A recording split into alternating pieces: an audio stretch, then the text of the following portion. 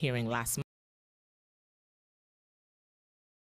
Year 2023-2024, 290 schools lacked certified art teachers.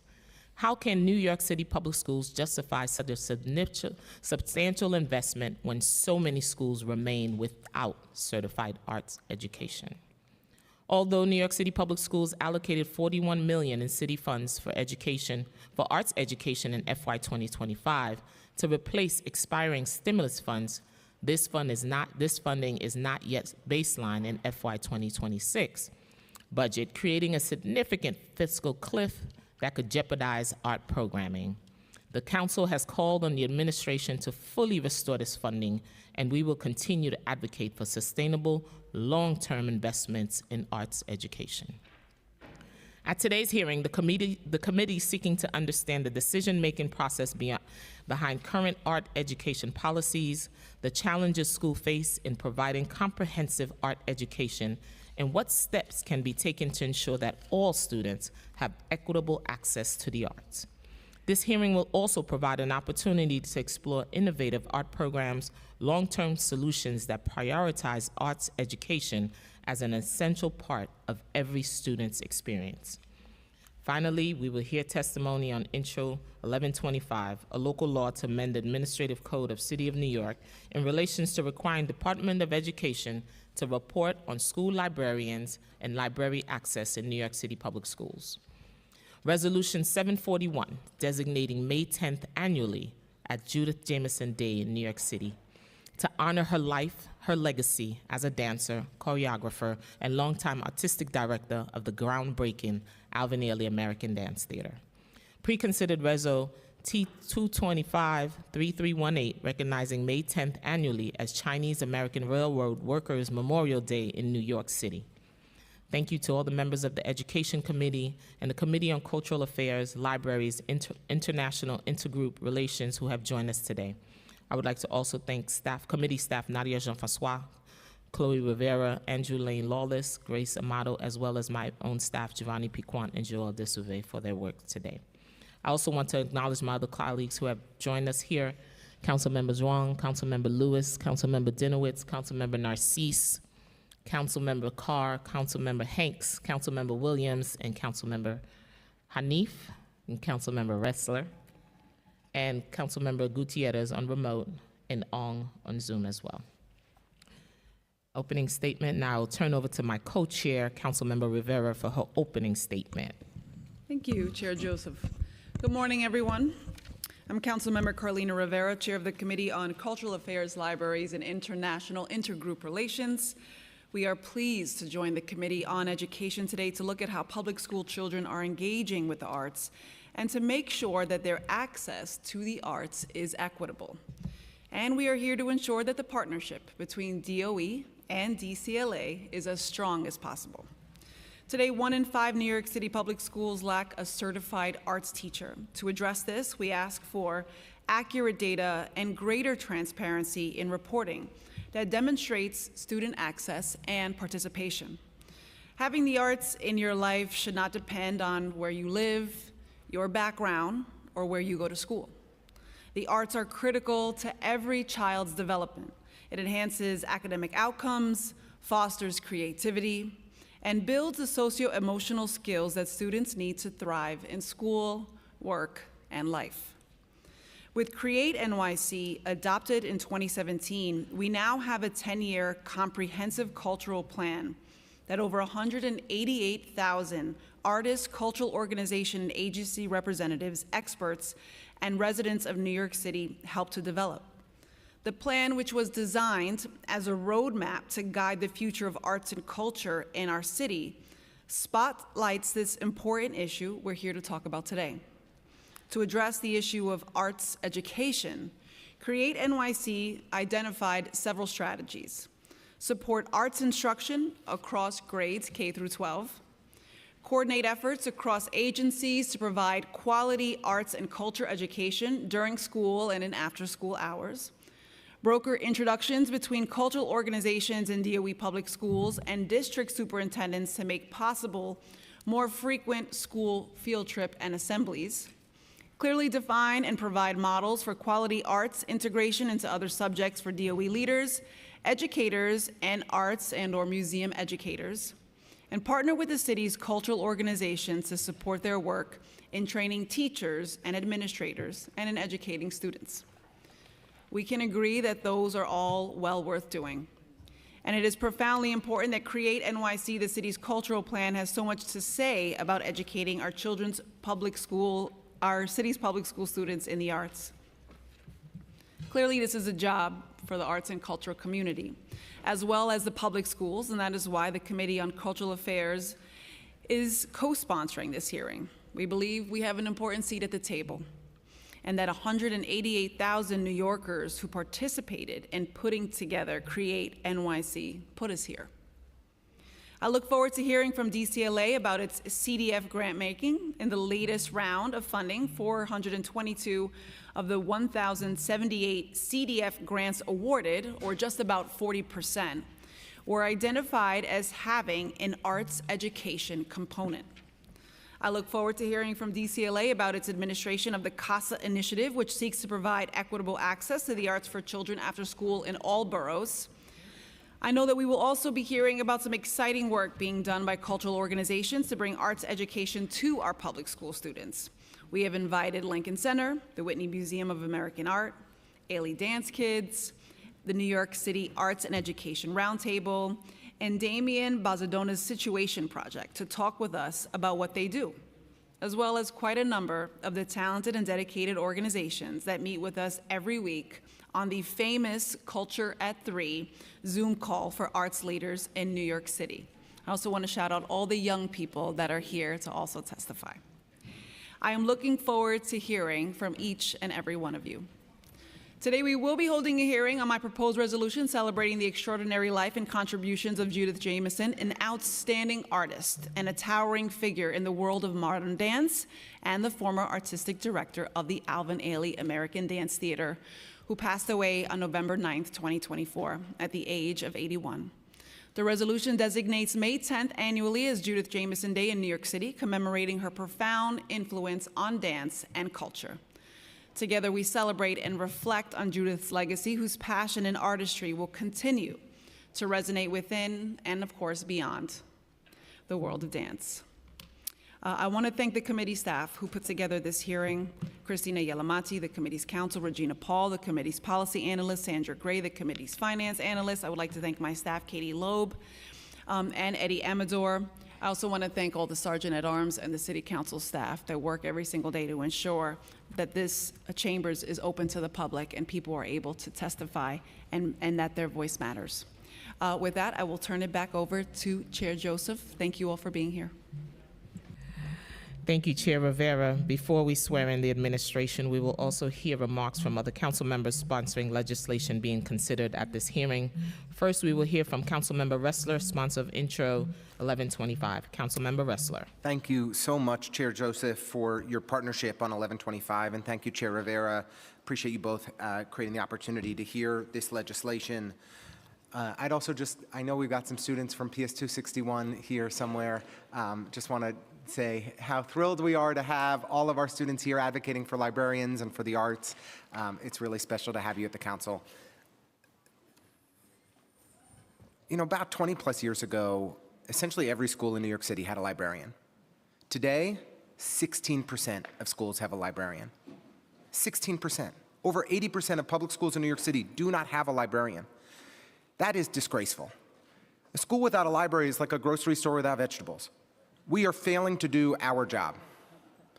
And you know what's even more shocking? 30% of public schools in New York City, 480 schools, don't have a library. Don't have a library.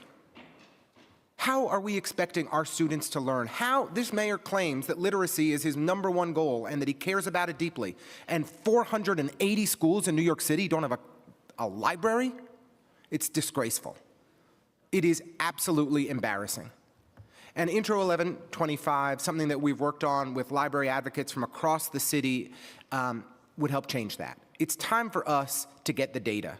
Chair Joseph and I and library advocates have sat across the table from DOE multiple times We've asked for real data on what's going on with school librarians, what's the plan to actually expand the presence of librarians in our schools, and we haven't gotten one. So we had no choice but to legislate. It's time for the DOE to provide real-time data to all of us so that we can understand what schools have librarians, what schools have libraries, what access to libraries our students have, because we all know that when libraries are present in our school, when librarians are present in our schools, it boosts literacy, it improves access to information, it improves research skills, it improves test scores. Librarians and libraries make a transformational difference. It did in my life. I imagine it did in the lives of every single council member that's up on this dais today, and too many of our students are being deprived of it. I really am grateful for the opportunity for the hearing on 1125, and hopefully we can get it passed into law very soon. Thank you. Thank you, Councilmember Ressler. Next, we will hear from Councilmember Zhuang, sponsor of Preconsidered Reso T 2025-338. Councilmember Zhuang. Thank you, chairs. Today I'm here to talk about American history. Part of our history was missing in most textbooks and our society. Most workers who built the transcontinental railroad across the East Coast and the West Coast are Chinese. But you will not see any Chinese railroad workers in the group photo making the completion of Continental Railroad in 1869, 100 years later. But then we find something about Chinese railroad workers. Nearly 2,000 pounds of bones from Chinese workers were found from the desert of the Central Pacific Railroad sections. Under each railroad sleeper, there is a skeleton of a Chinese railroad worker. The most dangerous part of the railroad was completed with the blood and the sweat of Chinese railroad workers. Right here in our city, my team actually found an article here from Brooklyn Daily Times in 1876, wrote, 250 Chinese railroad workers arrived to Brooklyn to work on Rockaway branch of Long Island Railroad. Even today, the original railroad they built was still used. Leland Stanford was one of the 4 businessmen to make a lot of money from the Central Pacific Railroad, which was built with Chinese railroad workers. He used that wealth to co-found Stanford University, which is a good thing. After the railroad completed, less than 20 years later, despite the money he made off the Chinese railroad workers, he endorsed the Chinese Exclusion Act. The federal law prohibited immigrants of Chinese and other Asians labors for 10 years and denied their residents already in the US and become citizens. It was the first major US law to restrict immigration based on national origin and race. This day will not only memorialize the brave and the commitment of Chinese Americans, but all the immigrants who built the railroad that connected the world. We cannot erase the contribution of immigrants who give everything to our country. Chinese culture is about community. We work together even without a common dialect. We find ways to help each other. That's what we all need to do as New Yorkers. Let's not forget our collective history, which involves people of all culture. We cannot create a version of America that erases history. Our history needs to be cherished and respected. I'm grateful to be here to share the forgotten history of America and push to make May 10th the Chinese American Railroad Workers Memorial Day. I want to thank Councilmember Holden to give me his resolution, and I want to thank all my colleagues who co-sponsored this resolution. Thank you. Thank you, Councilmember Zhuang. Finally, I'd like to remind everyone who wishes to testify in person that you must fill out a witness slip, which is located on the desk of the Sergeant at Arms near the entrance of this room. Please fill out the slip, even if you're already registered in advance that you'll be testifying in person today. Also note that we will not be voting on any legislations today. To allow as many people as possible to testify, testimony will be limited to 3 minutes per person, whether you're testifying in person or on Zoom. I'm also going to ask my colleagues to limit their questions and comments to 5 minutes. Witnesses who are here in person will testify before those who are signed into Zoom webinar. I will now turn it over to Committee Counsel Nadia Jean-Francois to administer the oath. Thank you, Chair. Good morning. Now, in accordance with the rules of the council, I would administer the affirmation to the witnesses from the mayoral administration. I would call on each of you individually for a response. Please raise your right hands. Thank you. Do you affirm to tell the truth, the whole truth, and nothing but the truth before these committees, and to respond honestly to council member questions? Paul Thompson? I do. Cordelia Veve? I do. Hannah Burson? I do. Melissa Jacobs? I do. Audrey Sinclair? I do. Lance Pallavi? I do.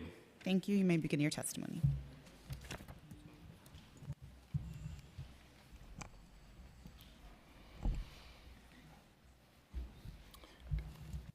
Good morning, Chair Joseph, Chair Rivera, and all the members of the Education Cultural Committees here today. I am Paul Thompson, the Executive Director of the New York City Public School Arts Office. I am joined today by Cordelia Veve, Chief of Curriculum and Instruction for the Division of School Leadership at the New York City Department of Education, Hannah Burson, our Deputy Executive Director of the Arts Office, and other New York City public school colleagues. We are honored to be here today with you to discuss the important topic of arts education in New York City public schools. This administration is dedicated to ensuring that all students receive a well-rounded, culturally responsive education with arts education as a key focus. Dance, digital media, music, theater arts, and visual arts aren't just extras. They're vital parts of a complete education that enables students to thrive.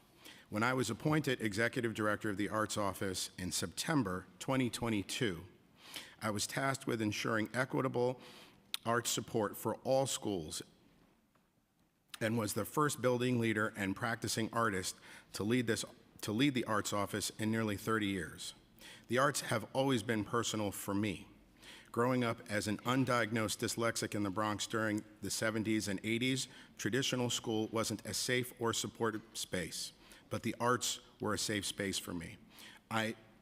Immersed in the emerging art forms of hip-hop, I discovered discipline, the ability to tackle complex challenges, and the life-affirming power of self-expression, ultimately leading to a Master's of Musical Arts degree and a career in music, which most recently included being featured on the 2025 Grammy Award-winning No More Water, The Gospel of James Baldwin by Michelle Ndegeocello. As an educator, in 2005, I founded the Urban Assembly School of Music and Art, a general education arts high school for students who struggled in traditional settings, which I led for 18 years. In joining the Arts Office in 2002, I brought with me a wealth of experience and a deep belief in the arts as a tool for equity and transformation. Since then, I have focused on aligning our work for greater collaboration and impact, ensuring that every student has access to safe, creative spaces where they can thrive.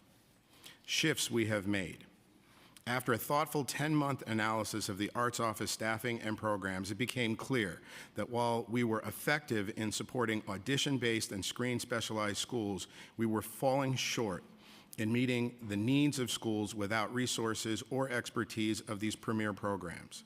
To address these gaps, we developed a new logic model focused on expanding our reach and better supporting the arts aspirations of all New York City public school students, especially those in historically underserved schools.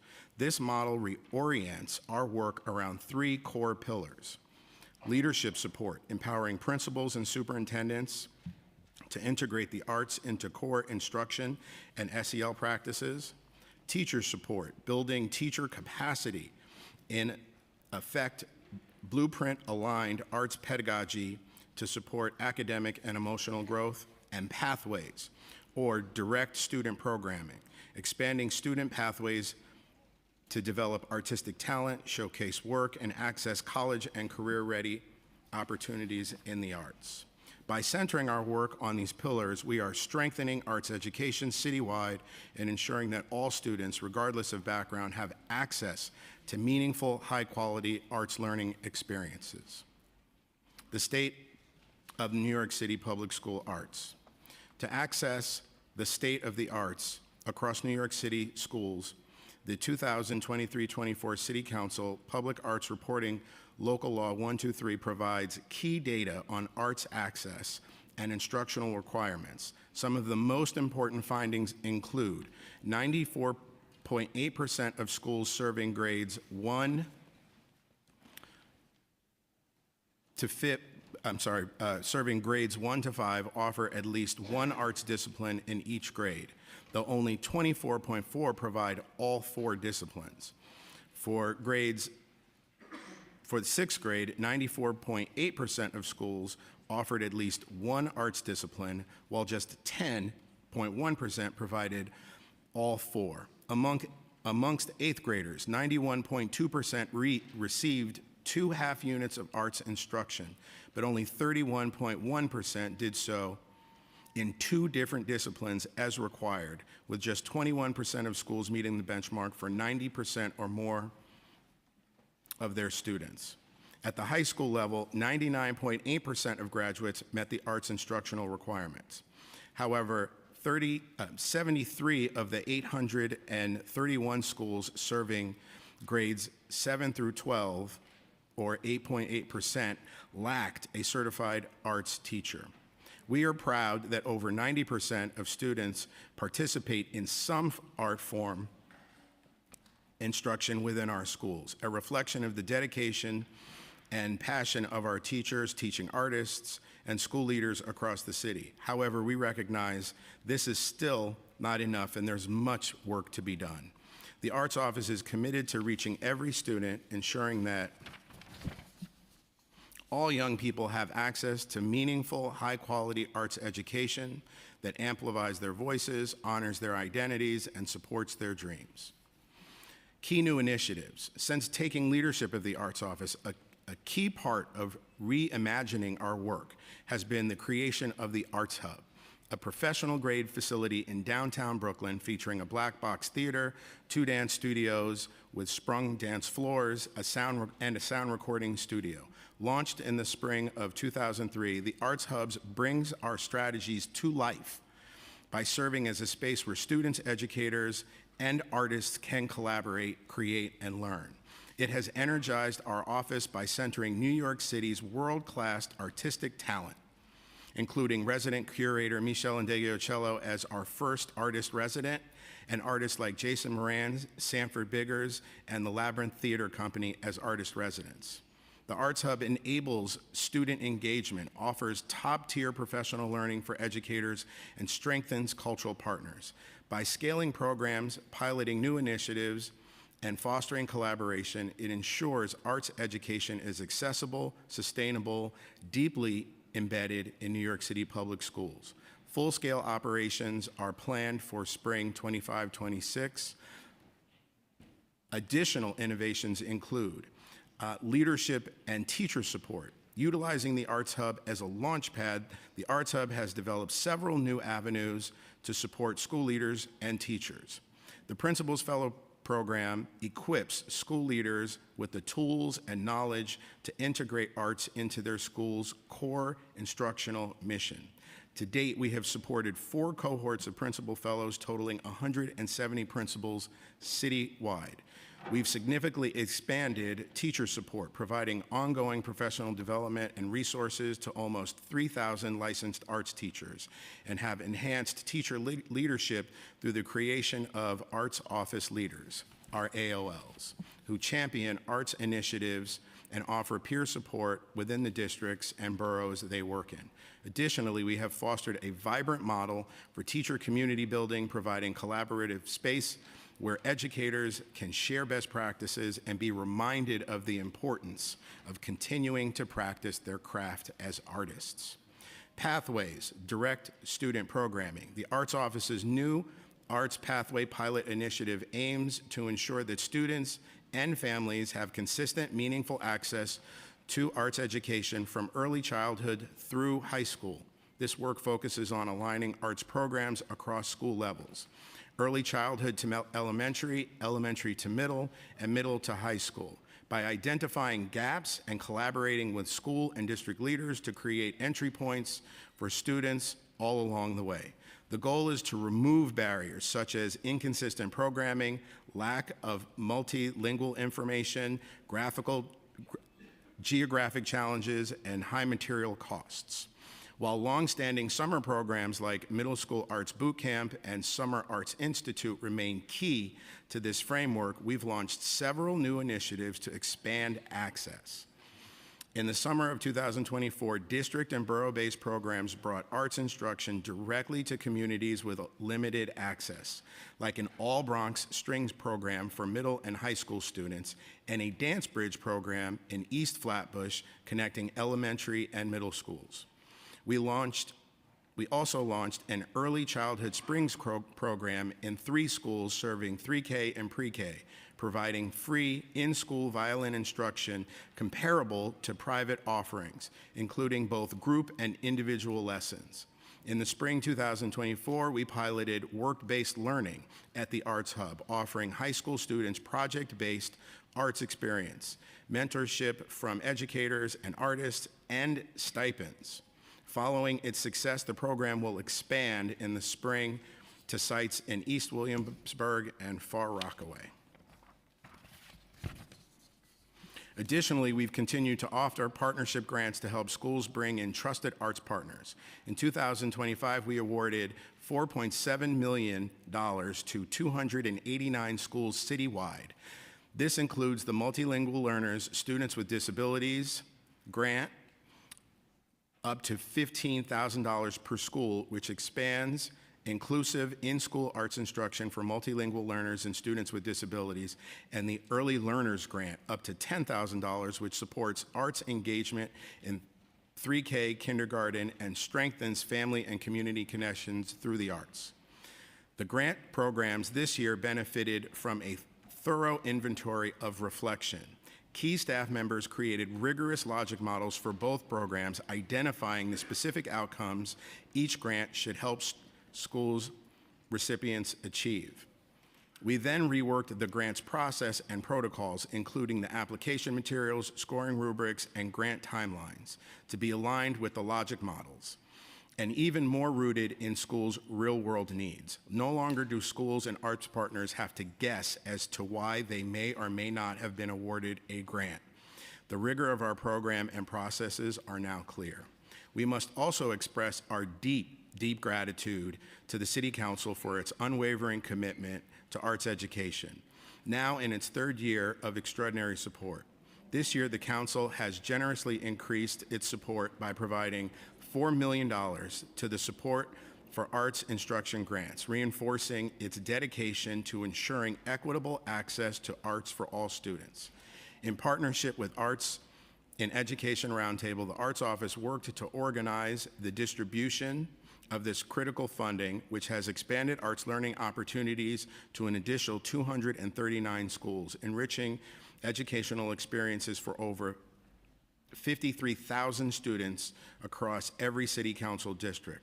These students have had the invaluable opportunity to engage in meaningful, hands-on collaboration with the city's esteemed cultural partners, experiences that not only nurture their artistic talents, but also foster creative confidence and a lifelong appreciation for the arts.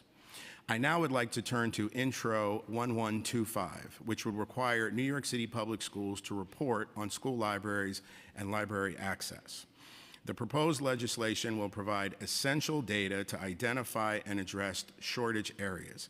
Literacy remains a major priority for us, and we recognize the value of ensuring that every student has access to high-quality library materials, whether it's in the digital library, the classroom, or the school. We are actively recruiting new libraries through our homegrown school librarian, New York State Education Department Certified Training Pipeline, Teacher to Librarian. Though there is still much work to be done in our school buildings, we are proud that over 2 million books have been borrowed from our digital libraries just this year alone. We also recognize there are some gaps in what data can be collected in our systems and look forward to working with the Council to be able to accurately report on libraries. In conclusion, as we look forward to the future, the arts will continue to play a crucial role in shaping not just the cultural vibrancy of New York City, but also its economic growth. The arts offer critical social-emotional learning opportunities, helping students process emotions, build resilience, and develop empathy. Reimagining the Arts Office is essential to creating a more expansive and equitable arts ecosystem, ensuring that our programs meet today's needs and lay a foundation for the future. We are developing data-driven systems to measure progress, assess impact, and distribute resources equitably. These systems support responsive and sustainable initiatives, such as the Arts Hub and teacher development programs. Our vision is to provide every student, regardless of background, access to high-quality arts education and clear pathways to creative growth. Achieving this mission requires bold thinking, sustained investment, and a commitment to breaking down barriers, embedding the arts as a core element of education for the future success of our students and the prosperity of New York City. I thank you for the opportunity to testify today and look forward to answering your questions. Thank you. I'd like to recognize Councilmember Shaker, Councilmember Lee, and Councilmember Ariola. Good morning, Chairs Joseph and Rivera and members of the committees. I am Audrey St. Clair, Assistant Commissioner for Program Services at the New York City Department of Cultural Affairs, here to testify in regard to today's topic, ensuring equity and access in arts education. First, to introduce myself, I came to my role at DCLA in February of this year after serving for 7 years in New York City Public Schools Arts Office, where I was a member of Paul Thompson's incredible team of professionals. So today's topic is something that's very close to my heart. Most recently, I served as the Arts Office's Director of Arts Partnerships, where among other things, I co-facilitated the Support for Arts Instruction initiative in collaboration with the New York City Arts and Education Roundtable and the New York City Council. I also oversaw all aspects of Arts Partnership Grants, a program that administers millions of dollars in grant funding to hundreds of schools across the city to bring programming from cultural nonprofits into the classroom. This experience has made for a great transition to my new position at DCLA, where I can continue to foster partnerships between our amazing cultural sector and the city's public schools. NYC is home to one of the world's most remarkable cultural communities. This is a resource that our students deserve to be connected with, to learn from, and to engage with. One study found that former art students are 55% more likely to have completed post-secondary coursework by adulthood and 29% more likely to earn a four-year college degree by age 32. The arts help young people to express themselves, to understand the world around them, to build confidence, and develop their creative thinking. That's why I've dedicated my career to supporting arts education, and I'm so proud of the work being done both at DOE and DCLA to foster accessible, equitable arts education opportunities across the city. At DCLA, we support arts education through several of our agency's funding programs. To start with my unit at the agency, Program Services, we support hundreds of arts groups doing this work each year. This support comes through programs like the Cultural Development Fund and through the City Council initiatives that we proudly collaborate with you to administer. For instance, in FY25, more than 420 CDF grantees proposed arts education projects. That's 400 nonprofits working across disciplines in all 5 boroughs to deliver high-quality arts programs to students in our city. A few examples of the arts education programming and organizations we're currently supporting through the CDF include Arts Connection, which offers comprehensive, innovative, classroom-based, and professional learning arts education programs and resources reaching over 25,000 New York City public school students and educators across the 5 boroughs. Programs facilitated by 115 expert teaching artists span disciplines, including music, dance, theater, media, visual arts, curatorial studies, and art criticism. Dancing Classrooms delivers social dance programs to more than 450 classrooms in 100+ Title I NYC metro area schools, serving at least 13,000 K-12 students in 2024-25. Activities include a 10-week social ballroom residency, 16-session Dancing with Rhythms and Stories, after-school social dance clubs, and adapted sensory steps for students with disabilities. Education Through Music, which provides school-wide curricular music programs for 20,000 students attending 55 under-resourced elementary, middle, pre-K through 8, and high schools in all 5 boroughs. ETM focuses on in-need schools located in low-income neighborhoods, primarily serving BIPOC children. Marquis Studio Partnership Program, which brings engaging arts learning to 10 high-need schools in all 5 boroughs. Partnership schools receive subsidized or no-cost residencies in an array of arts disciplines, and 4 of the 10 partnership schools are in NYC's Special Education District, District 75, which exclusively serves students with multiple or severe disabilities.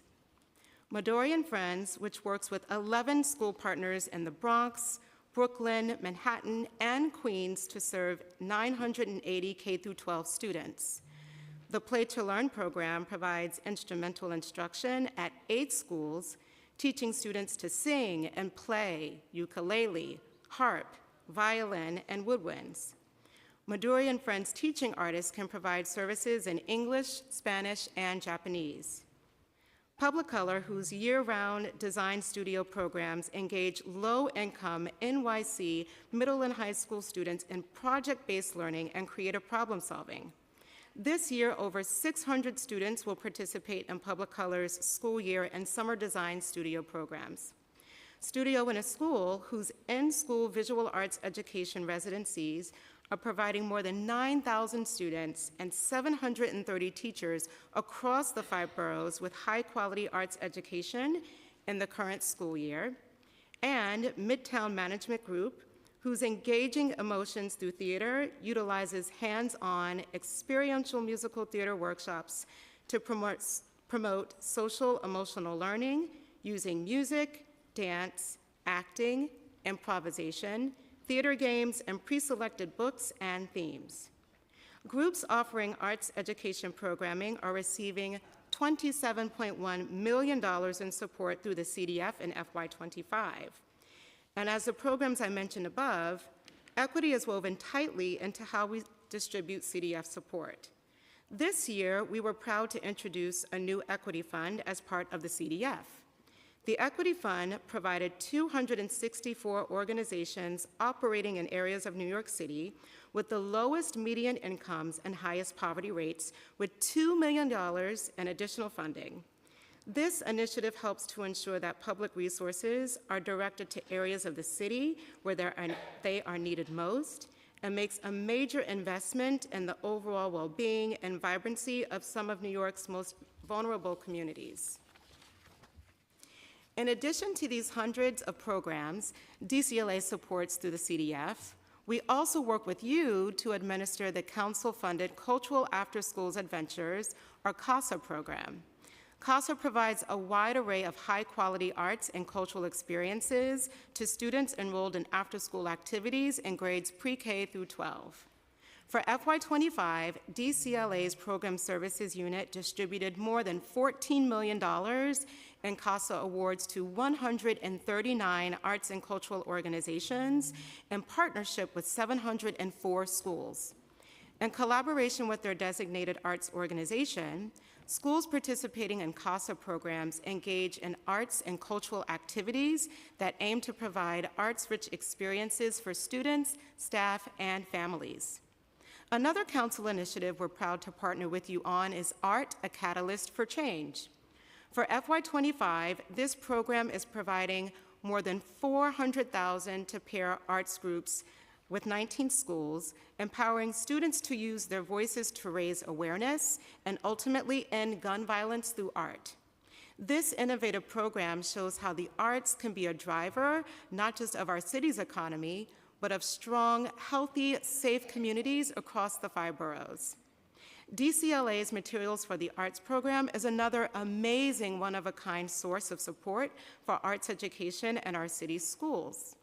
All 1,600 DOE schools are eligible to access MFTA's programs and warehouse, which offers a huge range of free supplies that art teachers can receive completely free of charge. Last year alone, nearly 700 schools received free supplies from MFTA, and the team in the MFTA Education Center works closely with DOE to make sure that teachers are aware of this remarkable resource and to train educators how to bring creative reuse into the classroom. For example, MFTA's field trip program brought over 6,000 students from schools serving low-income students to the warehouse for arts enrichment and education activities. This year, for the first time, thanks to support from a number of donors, these field trips were offered to hundreds of schools free of charge. MFTA's teacher training courses offer week-long intensives of 36 hours each for over 250 public school teachers, with 90 scholarships targeting educators from schools and low-income communities. MFTA's in-school residencies embed teaching artists in 20 schools across NYC, reaching over 8,000 more students and their teachers each year. In 2023, MFTA launched a new program called After Hours Teacher Shopping. One day a month, the MFTA warehouse is kept open late, specifically to accommodate the schedules of teachers. Along with off-site events co-hosted by MFTA and the DOE Arts Office to bring the warehouse directly to schools, MFTA has made a concerted effort to engage teachers and students in every corner of the city. And the high level of engagement from DOE teachers proves that it is paying off. Suffice it to say, MFTA is a major way that DCLA and DOE collaborate to bring innovative, sustainable, and affordable arts programming to city schools. DCLA's partnership with the 34 members of the Cultural Institution Group also provide our city students with a remarkable range of experiences in science, arts, and cultural engagement. The CIG, which includes museums, performing arts centers, zoos, and botanical gardens across the city, received over 1.3 million visits from students in the most recent year we have data for. Members of the CIG also have thoughtful, far-reaching education and youth engagement initiatives that involve young people deeply in their programming. For instance, the New York Botanical Garden, NYBG, runs school programs that see over 90,000 K-8 students participate annually, fostering a love for nature through hands-on learning.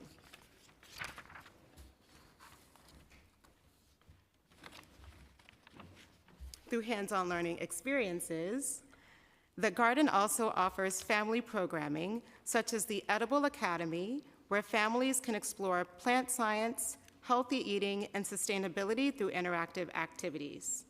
Snug Harbor Cultural Center has several programs for young people, including Youth Matters, Teen Ambassadors, a free month-long weekend career exploration program for high school students. During school breaks, they offer a variety of programs to engage students, such as Heritage Farm Heyday, Urban Wetlands Warriors, Forest Explorers, Garden Ecology, and Design. The Museum of the Moving Image offers a semester-long after-school animation course through the Cultural After-School Adventures, or CASA program, where approximately 160 6th through 8th grade students learn how to create their own animated films through a combination of critical viewing, project-based learning, and workshops on visual storytelling and narrative structure. Weeksville Heritage Center runs the STEAM Weeksville program an after-school enrichment initiative developed with local organization Divas for Social Justice and teaching artist Pamela Tate. The program highlights the history of Weeksville and its contemporary relevance through STEAM-based enrichment activities. The Public Theater's Teaching Teachers program is an annual series of professional development workshops for elementary, middle school, and high school teachers across New York City that trains them in dynamic, performance-based approaches to Shakespeare's works. Last but not least, DCLA's Percent for Art unit has worked closely with the school's construction authority for years to commission permanent works of public art that enrich our public education spaces across the 5 boroughs. 251 projects have been completed since the program started 40 years ago, with 36 installed in the last 3 years. Recent highlights include artist Tajay Muhammad's mural, Respect for All, installed in the Bronx's Aurelia Green Educational Campus, and artist Daniel Behar's A History of Us, an installation exploring U.S. history in the new Academy of American Studies in Queens. DCLA is proud to partner with the City Council, the DOE, and the arts and culture sector to bring robust arts partnerships to children, families, and communities in all 5 boroughs. Thank you, council members, for the opportunity to testify today. I am happy to answer any questions you might have. Thank you so much. First series of questions is for New York City Public Schools. Good morning. Still morning, right? Yeah, morning. What is New York City Public Schools' overarching strategy for ensuring equitable access to arts education across all public schools? Good morning. Good morning. I got that one, Paul. So I'm very happy to be sitting here as the Chief of Curriculum and Instruction. I get to work with all of the teams that provide academics and instructions to students across the city, arts just being one of the teams. And I think that's one of the pieces that we need to see as important. We see arts not as an enrichment opportunity, but part of the core academic experience that all students deserve to have. So therefore, our strategy is very similar to our strategy for all of our other content areas. We believe that in order for there to be a strong and enriching program for students across their academic experience, we need to provide schools with high quality instructional materials, tools, and experiences, and then also provide unprecedented amounts of support to educators. You heard Paul speak about what the Arts Office has re-envisioned in terms of their 3 pillars of support to schools and to superintendents. What they do is they support leadership, because we know that leaders are the ones who make decisions about how things show up in their schools. They also have to support teachers around high quality instructional practices. Those are grounded in the Blueprint for the Arts. And then also thinking about how are we expanding programs that we know are good for students. We know that we would want to just rush out and send those programs to all schools, but we know that if we want them to be sustained, they need to be phased and they need to be supported. That is what the Arts Office is doing. He spoke about a couple of those programs, the Strings program that's happening in the Bronx, dance programs that are happening. They're really thinking about how do we make sure that we're not just doing these for compliance or superficial reasons, but that these are going to be lasting experiences for all of our students. You said you include school leadership, teachers. Is there space to also engage parents in this space? I think absolutely. Speaking as a parent and also as a former school leader, I know that arts are one of the ways that are the best ways to bring parents into the school building and also to help them ensure that their students are having access to experiences that they know are fulfilling for them. And we gave instructions before we started. How do you evaluate the effectiveness of its arts education program, and what metrics are you use to assess students' engagement and outcome? Because, you know, a good educator always assess, make adjustments, and then. Absolutely. And so I think Paul spoke a little bit about the data that they use across the city and also thinking about district specific. But really the assessment of an instructional program lies in the hands of principals. And so their work with principals is critical to this, making sure that principals understand what does a high quality arts experience look like, and really a high quality arts experience is very similar to a high quality academic experience, right? We want to make sure that their standards aligned, we want to make sure that they're grade appropriate, and we want to make sure that they're inclusive and accessible to all students. And so that's just the baseline for any academic experience, and then building up the understanding for leaders around what does that look like in an arts discipline classroom. That's the work of the Arts Office, to work with the principals to think about how does that show up in the Blueprint for the Arts and Danielson in your specific classrooms. And that's one of the domains for principals as well, having arts and being evaluated. And when you take that data, right, how do you make changes if you see any changes that are needed? What does that look like? So thinking about the citywide data, Yeah. so I think one of the things that the Arts Office has done with their data reporting is to disaggregate it by districts. Because again, this is a huge city. And superintendents are really the ones who are going to be able to make shifts and changes in their districts.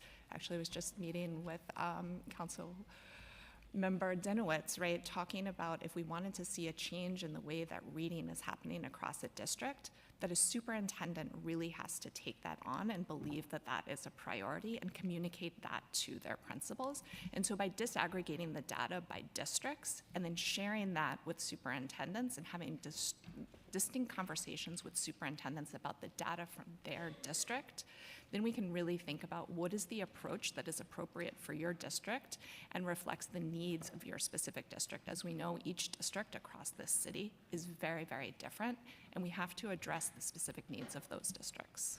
Of course, we don't expect a cookie cutter model, of course. But once they get that data and they apply the recommendations, have you seen any of the recommendations applied? I'm going to turn that over to Paul to speak about the specific work that they've done in districts. Yes, thank you. So one of the ways, and again, to reiterate, historically, the Arts Office was exceptional at supporting teachers. Right. One of the things that we brought in is a real focus on supporting principals. I can tell you from firsthand experience, in the 18 years of being a principal of an art school for unscreened, no audition students, I didn't have a relationship with the Arts Office, which to me was kind of crazy because I'm actually an artist. And so one of the things that we wanted to do was make sure that we emphasized the way we reimagined our office so that it actually worked within the model of how the bureaucracy works. And so of the 170 principal fellows that we have, an example of some direct work is we recently surveyed 170 of them, again, within 48 hours. 140 plus of them replied. And the thing that we were surveying was trying to understand how we could best support them with new facility upgrades. And so we are in the process right now of supporting all of those schools that replied to our survey with facility upgrades. And so, look, those are the real in-time ways in which we're using data to implement our practice. And that's real-time investments as well. Absolutely. So thank you for that. Does New York City Public Schools employ art educators in various ways, including through cultural arts organization, general education teachers? How do New York City School assess the quality of arts education when it's not delivered by certified art teachers? How do you measure that? So I would say baseline, it's the same as whether it is a certified teacher, right? If I'm a general education teacher and I am teaching an arts course and the principal is coming in and looking at my classroom, they are using the same lens that they would be using if it was a certified arts teacher. Same way, if there is a community-based organization that is providing arts instruction, we still want to make sure that it's standards aligned. We want to make sure that it's grade appropriate. We want to make sure that it is ensuring accessibility and inclusion for all students. And then also thinking about the arts blueprint and going back to making sure that It's ensuring that students are having opportunities to make art, that they're building their arts literacy, that all of those things are happening. And so while they may not be having the same sort of official evaluation as a teacher, we still want to be looking for the same elements that we would be looking if we were looking in a teacher's classroom. Thank you. Accountability. So in 2007, New York City Public Schools, you introduced Art Counts, a quality improvement accountability initiative. Could you provide an update on that initiative?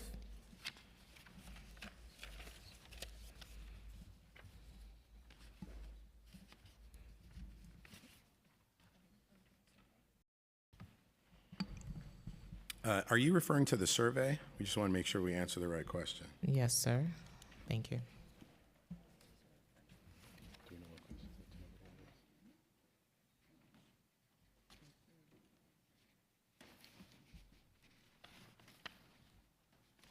Could you repeat that again, please? In 2007, New York City Public Schools introduced Art Counts, a quality improvement accountability initiative. Can you provide an update on that initiative?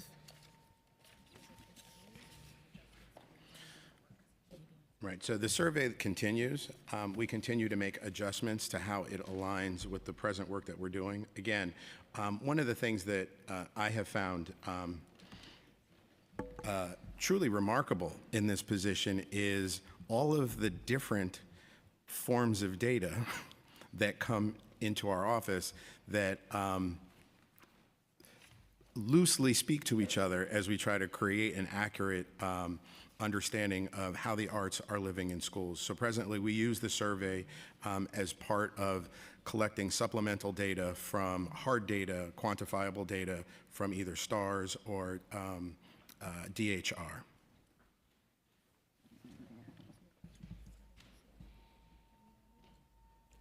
Yes, and so one of the things that we initiated as we've tried to reimagine how our art survey works are some SEL questions, which did not previously exist in our historical reporting. And so we're asking questions like percentage of schools reporting that the arts were central to their instructional mission, to their school's core instructional mission. These were not a focus area historically. Another question is the percentage reporting that the arts were a driver of school-wide SEL practices.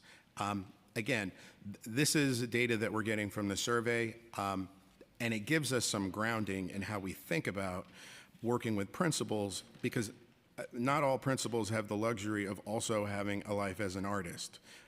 Many principals really understand, the running of their buildings, how to deal with compliance, making sure that all the babies in their building are taken care of. So we really emphasize working with principals and understanding just the liberating force of having the arts at the core of their school's instructional mission, creating that safe space for SEL practice to happen, because really without that safe space, you can't create the community where productive struggle takes place, which is the home of all learning. And we always say that SEL should not be separate. It should be incorporated in every aspect of the educational journey. So when we talk about principals, how do you hold them accountable for the amount of participation rate or quality of art learning in their school buildings? I know we do the Danielson, but what else do you do?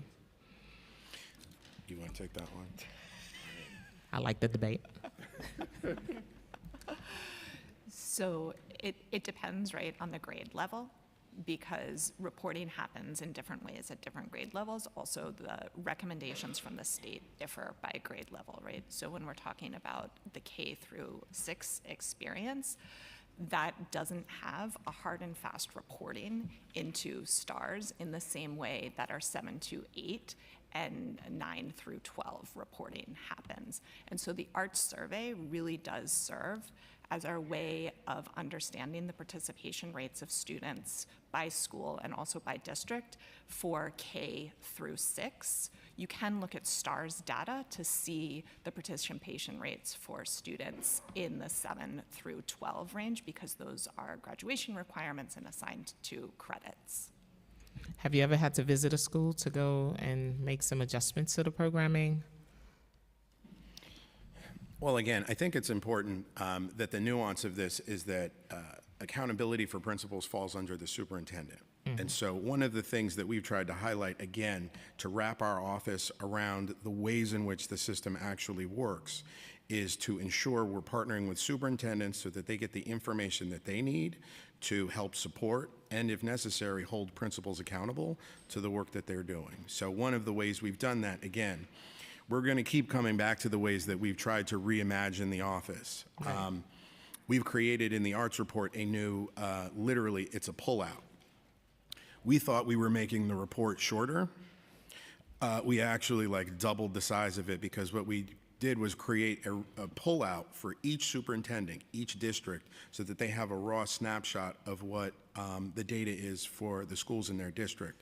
And primarily through that mechanism, we visit with superintendents throughout the year to help them calibrate understanding what the data is saying, and then absolutely members of the arts office visit schools. We have a band of members in our office that are borough arts directors. There are 7 of them. There are 1 in each borough, but there's 2 in Queens and 2 in Brooklyn, just given the size.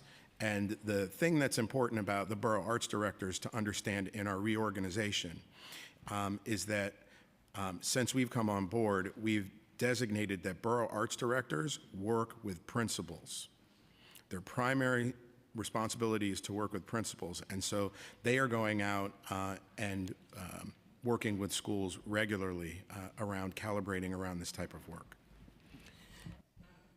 Have you set any goals to improve the amount of participation in quality of arts education in our schools at system-wide school districts, individual school levels?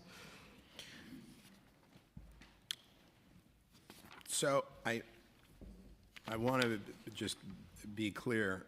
I want to just give you some numbers and then talk to you about sort of how we're thinking about it. And so when we think about schools in grades 1 through 5, because this is where, in understanding the arts recommendations from the state and how they're being employed, it can at times be a bit of a hairball. And so in grades 1 through 5, 92.5% of schools are serving at least one arts course, right? The ideal would be that they have access to all 4, which of that, only 24.4% are meeting that. But again, these are recommendations from the state. And so we like to really think about, through a data perspective, are schools meeting the state requirements? And if they are, how can we continue to support them so that they continue to do that work? And if they're not, how are we thinking about moving in and supporting them to either provide resources, professional development? Again, so much of this revolves around developing a new mindset within the principal community. No one hates the arts, but not everybody understands the exact value of what it does in creating safe space for students in your building. Correct. Not everybody understands the value. Everybody likes going to great theater, but they don't know the work that goes into it. Absolutely. What specific art education indicators are used to factor related to school progress, quality review, principals' annual performance reviews? And we talked about Danielson. Nano Domain 4 is one of them. Yes. So again, we predicate everything that we do around either Danielson for teacher support. So all of our, and that's either where we're working with principals or teachers. Again, because there's a good amount of calibration that you have to do to understand Danielson through an arts lens. The other thing that we do, again, is just use the blueprint for teaching in the arts as the baseline for what the best practices are. And so as we develop our programs, whether it's P-Fellows, whether it's the 3 large sort of citywide experiences, PD experiences that we provide for teachers annually, where we get upwards of 3,000 teachers showing up at our PDs, or the much smaller borough-based PDs that we do for teachers, we try to ground all of our work in Danielson and the blueprint. And those PDs, are they taking place in cultural institutions or taking place in regular buildings? If we really want our school leaders to really be part of that world, we got to make sure they're also in that environment. I always tell my superintendent every PD for her principal should take place in a cultural institution, at a zoo, at the botanical garden, somewhere, some form of art should be involved in her PD. So yes, yes, and yes. You know, we have the unique distinction of, I would argue, living in the cultural arts capital of the world.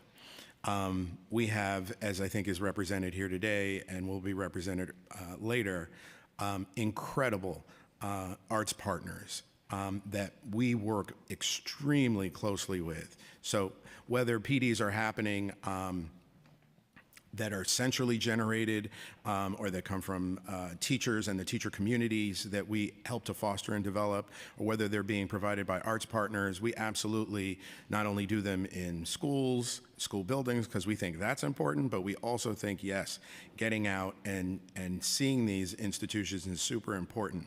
I would just add, that is one of the reasons why we created the Arts Hub. So this is the first time where artists that call New York City home have been invited to come into a professional facility and have been asked to make art. And that art is then leveraged in how we provide professional development to leadership and or teachers, and the kinds of programs that we develop for students. And so we have incredible world-class talent like Michelle Ndegeocello providing very small, intimate concerts for 30 or 40 principal fellows at a time at the Arts Hub. It's like better than being at the Blue Note. And principals cannot believe that this is the core of the kind of professional development that we are offering. And if there's any question when they arrive, if they want to work with our office, because again, we're not statutory, right? So their working with us is a choice to some degree. After we provide the kinds of world-class experiences we do for them, there usually is never an upset customer. And that sets the framework for the new kind of relationship our office is trying to develop with those leaders. Thank you. I'm going to pass it over to Chair Rivera. Hello, thank you so much for your dedication, of course, to the city and of course to the students and families. I'll start with some questions on how DOE determines which schools receive the partnerships. So DOE reports that 81% of schools responding to the annual arts education survey partner with at least one cultural arts organization. And in both of your testimony, you really discussed how you work together. You touched on it as much as you could in the time that you were given. But how does DOE determine which schools receive these partnerships and what support is provided to schools that lack external arts partnerships, including how DOE supports schools that lack full-time certified arts teachers, particularly in the Bronx and Brooklyn, where there is a very, very low percentage? So thank you for that question. So again, to just get into the ecosystem, schools are free to use their budgets to bring in cultural partners that align with their school mission and the core values that they're trying to move forward. And so one of the things that we do as an arts office, again, you're going to get sick of me saying this, but this is why we work with principals, because principals are the people who control the budgets in schools and align the instructional vision. And so we support, just as a general, always trying to recommend different cultural partners to help supplement the work that principals are doing in their building and to help move their mission. And so that's just sort of a blanket way in which we try to support schools. Another way that we do directly is through the funding of our arts grants. So, you know, we support through multilingual learners and students with disabilities, and also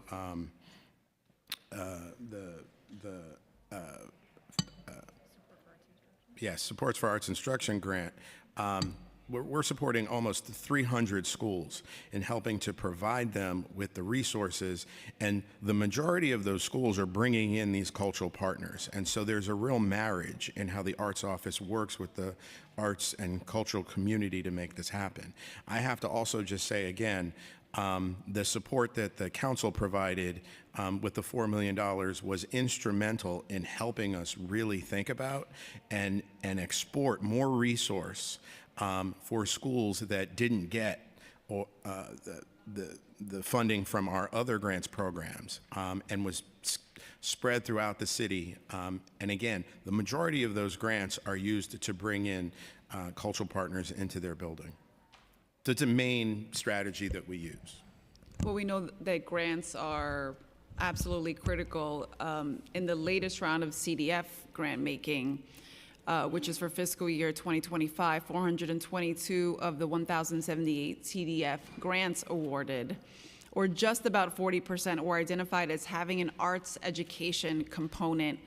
207 listed their type of education service as arts and education, 108 as art skills, and 107 as arts exposure. What was the total amount of funding they received? And can you explain those three types of education services: arts and education, art skills, and art exposure? So the FY25 CDF award total for the 422 organizations that offer arts education programming is $27,139,035.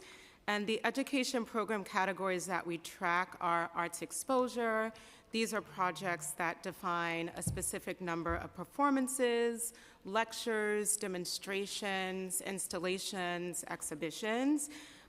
We also track art skills, which are projects that emphasize sustained and regular training, including developing mastering of skills and competencies in artistic disciplines, as well as arts and education.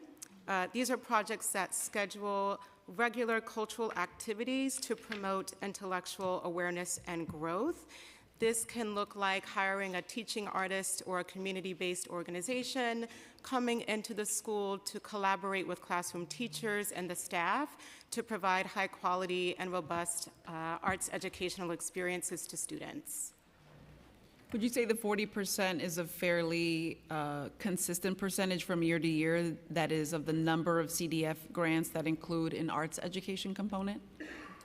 Yes. Over the last 3 years, that percentage is fairly steady, between 35 to 40%.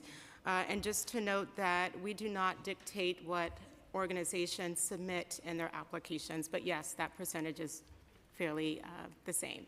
And would you say that providing arts programming in public schools is an important priority of CDF grant making? Absolutely. Equity is really the bedrock value of DCLA and is built into how we administer the CDF at every level. And so this year we were proud to include the new Equity Fund in our CDF awards. And through this fund, 264 organizations operating in areas of New York City with the lowest median incomes and highest poverty rates received $2 million in additional funding. And CASA is another great driver of equity. Every council member gets to make CASA designations in their communities, and no one knows their districts better than you do. So this ensures that these funds are reaching deep into NYC communities and neighborhoods. How do you ensure that students from underserved neighborhoods have equitable access to the arts? So again, through the Equity Fund, really having our arts and cultural organizations steward high-quality, robust experiences for children in low-income communities.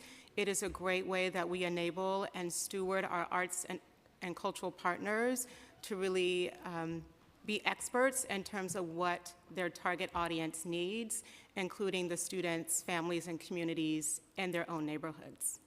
And what metrics do you use to track participation in and the success of the arts education program that you fund through CDF? And do you compile data from across the grants you fund to take a broader look at participation and success of the CDF grant making?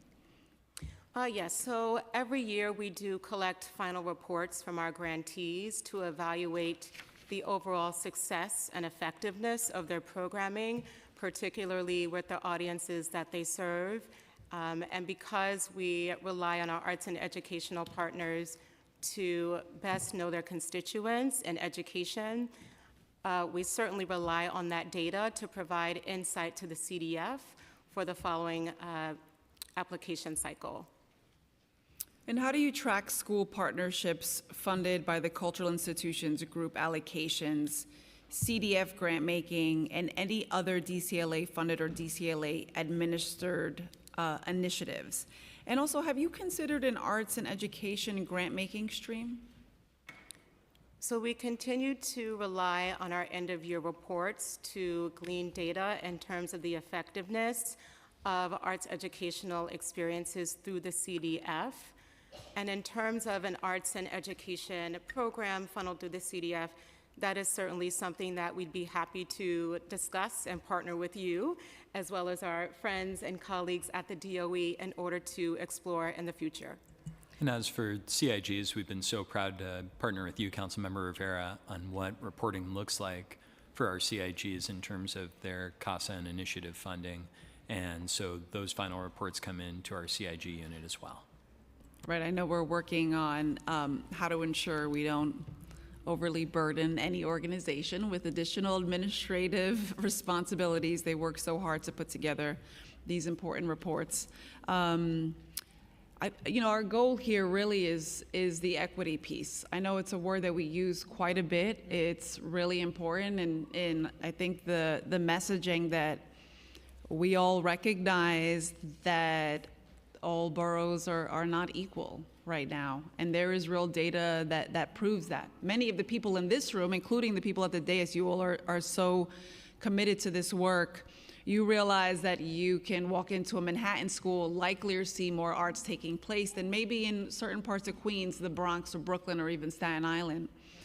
The Independent Budget Office is going to testify later in this hearing. The written testimony they released publicly this morning showed that 90% of Manhattan public schools worked with a CDF grantee in fiscal year 22, and we're looking forward to more data from your agency so we can have even more updated numbers.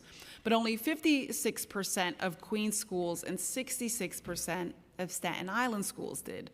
What do you think contributed to these considerable differences across the boroughs? That could be for a myriad of factors and reasons.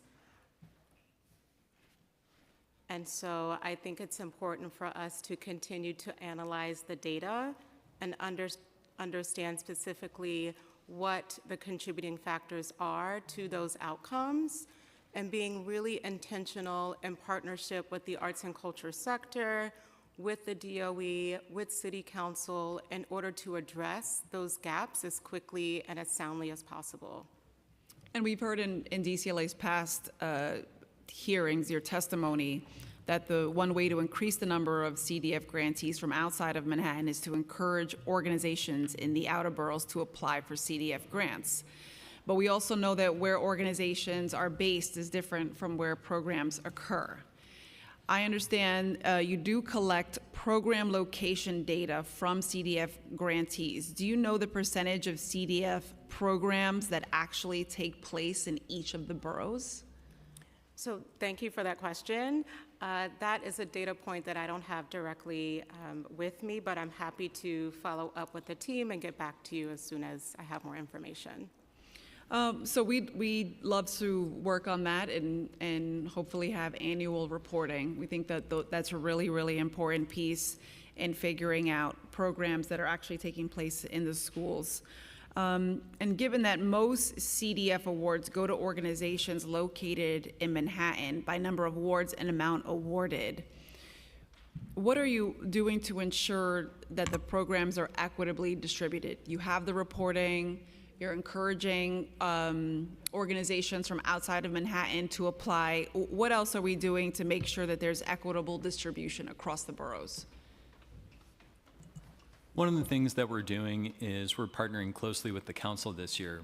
Our team has put together a package of materials that can go on social media, that can go out in your email blasts, and it was distributed to CED and to your office and all the council members so that they have this package of tools to reach out to groups and constituents to make sure that they know that the application is live, something that we spoke to you about during our last hearing that we were targeting by the end of March.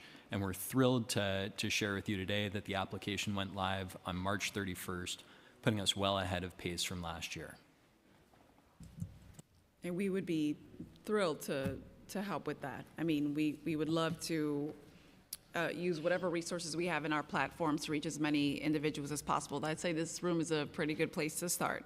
IBO's written testimony also mentions that the data set of CDF locations provided to them does not include any measure of the depth of engagement at each location. So for example, how many hours of arts engagement took place at the location over the year. Is that something that DCLA tracks? And I think if so, just as how? you mentioned in your earlier question, Councilmember Rivera, we're always trying to balance the benefit of additional data with the additional burden placed on our grantees. And we're happy to continue to think about what data we're receiving in our final reports from CDF grantees, and happy to connect with you and your office to make sure that we're getting that balance just right. So what have been some of your, I guess, challenges? Is there something the City Council can do to help your agencies meet those challenges and even reach some of the goals that you've set for future fiscal years? So we are actually really excited to partner with you to recruit panelists for the FY26 CDF application, which is currently live. We do know that last year we were fortunate to have the support of the council serving as panelists, but that is definitely a way that we want to continue our partnership in order to ensure that all voices are at the table and have an influence on the overall outcomes of the awards. Well, thank you. And I know we're also working on the timeline of our panels to ensure that we're really, really aligning with the fiscal year so that people can make sure that they can plan their year with enough time, and of course, that they get their money as soon as possible. I want to thank you for your answers, for your partnership. I know we're going to go back to the chair and, of course, to my colleagues with questions. Thank you, Chair Rivera. Before we move forward, I'd like to acknowledge Cornelia Connolly Center. Where are you? You here? You here? Hi. Welcome to City Hall. Yay.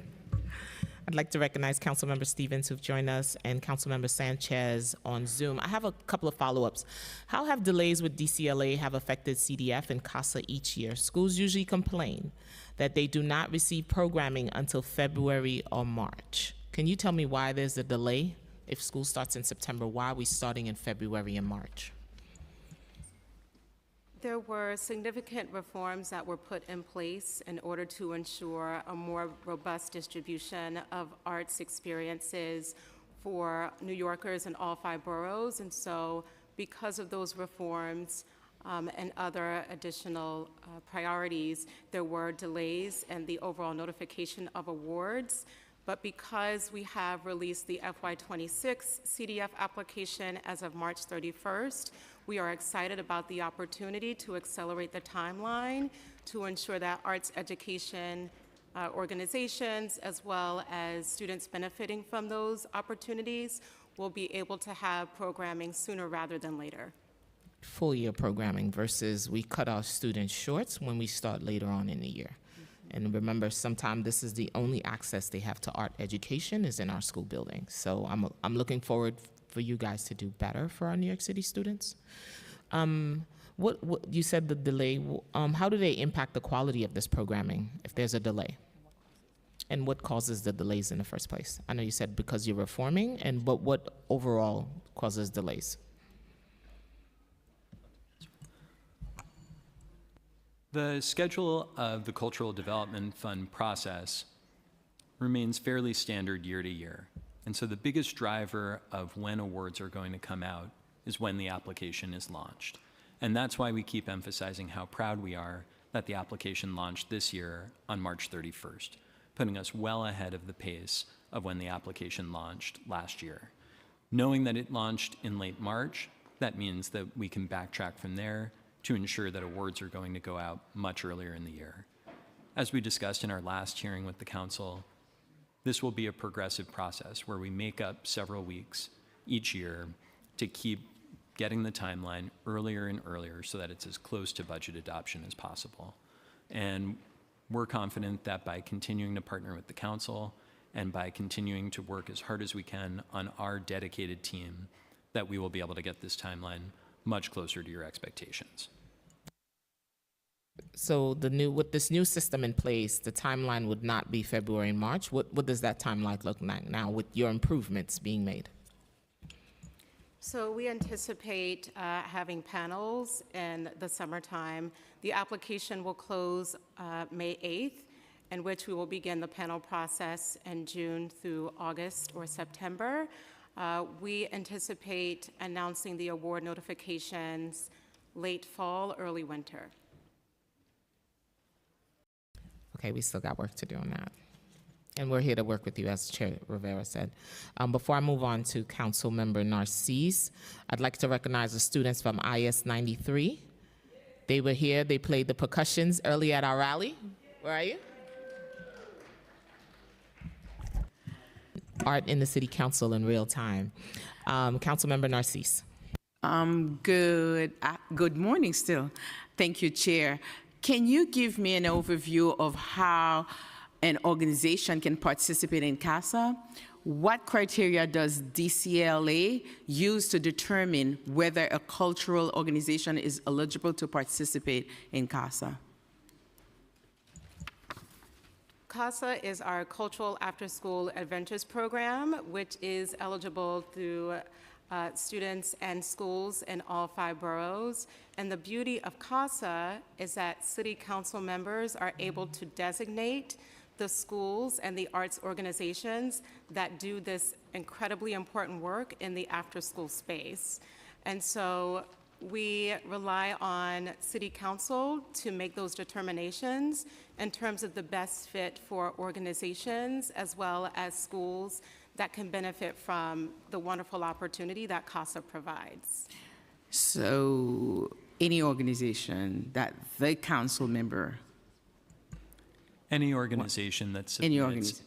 a complete application on time to the Department of Cultural Affairs is eligible for designation. What feedback mechanisms are in place to assess the success of CASA programs at different sites?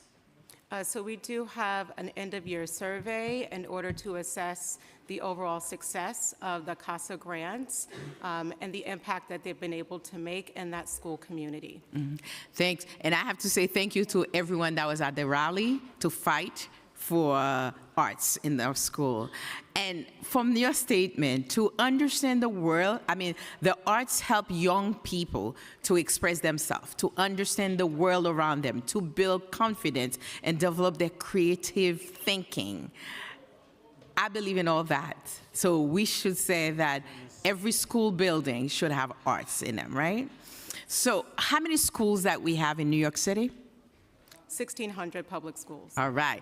So how many arts teachers that we have in New York City that's actually teaching? No, I'll defer to my colleagues at the DOE. And if I may add, since my time gonna go on, I want to know how many schools have arts. Some are like dance, you know, musical, any drama, whatever. So can you tell me if all our school buildings have that? Something going on.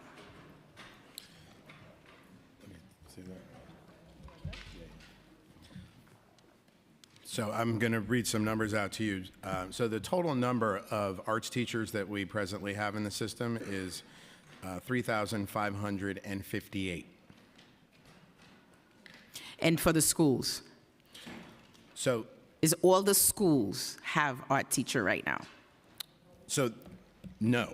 No. How many that don't have art teachers?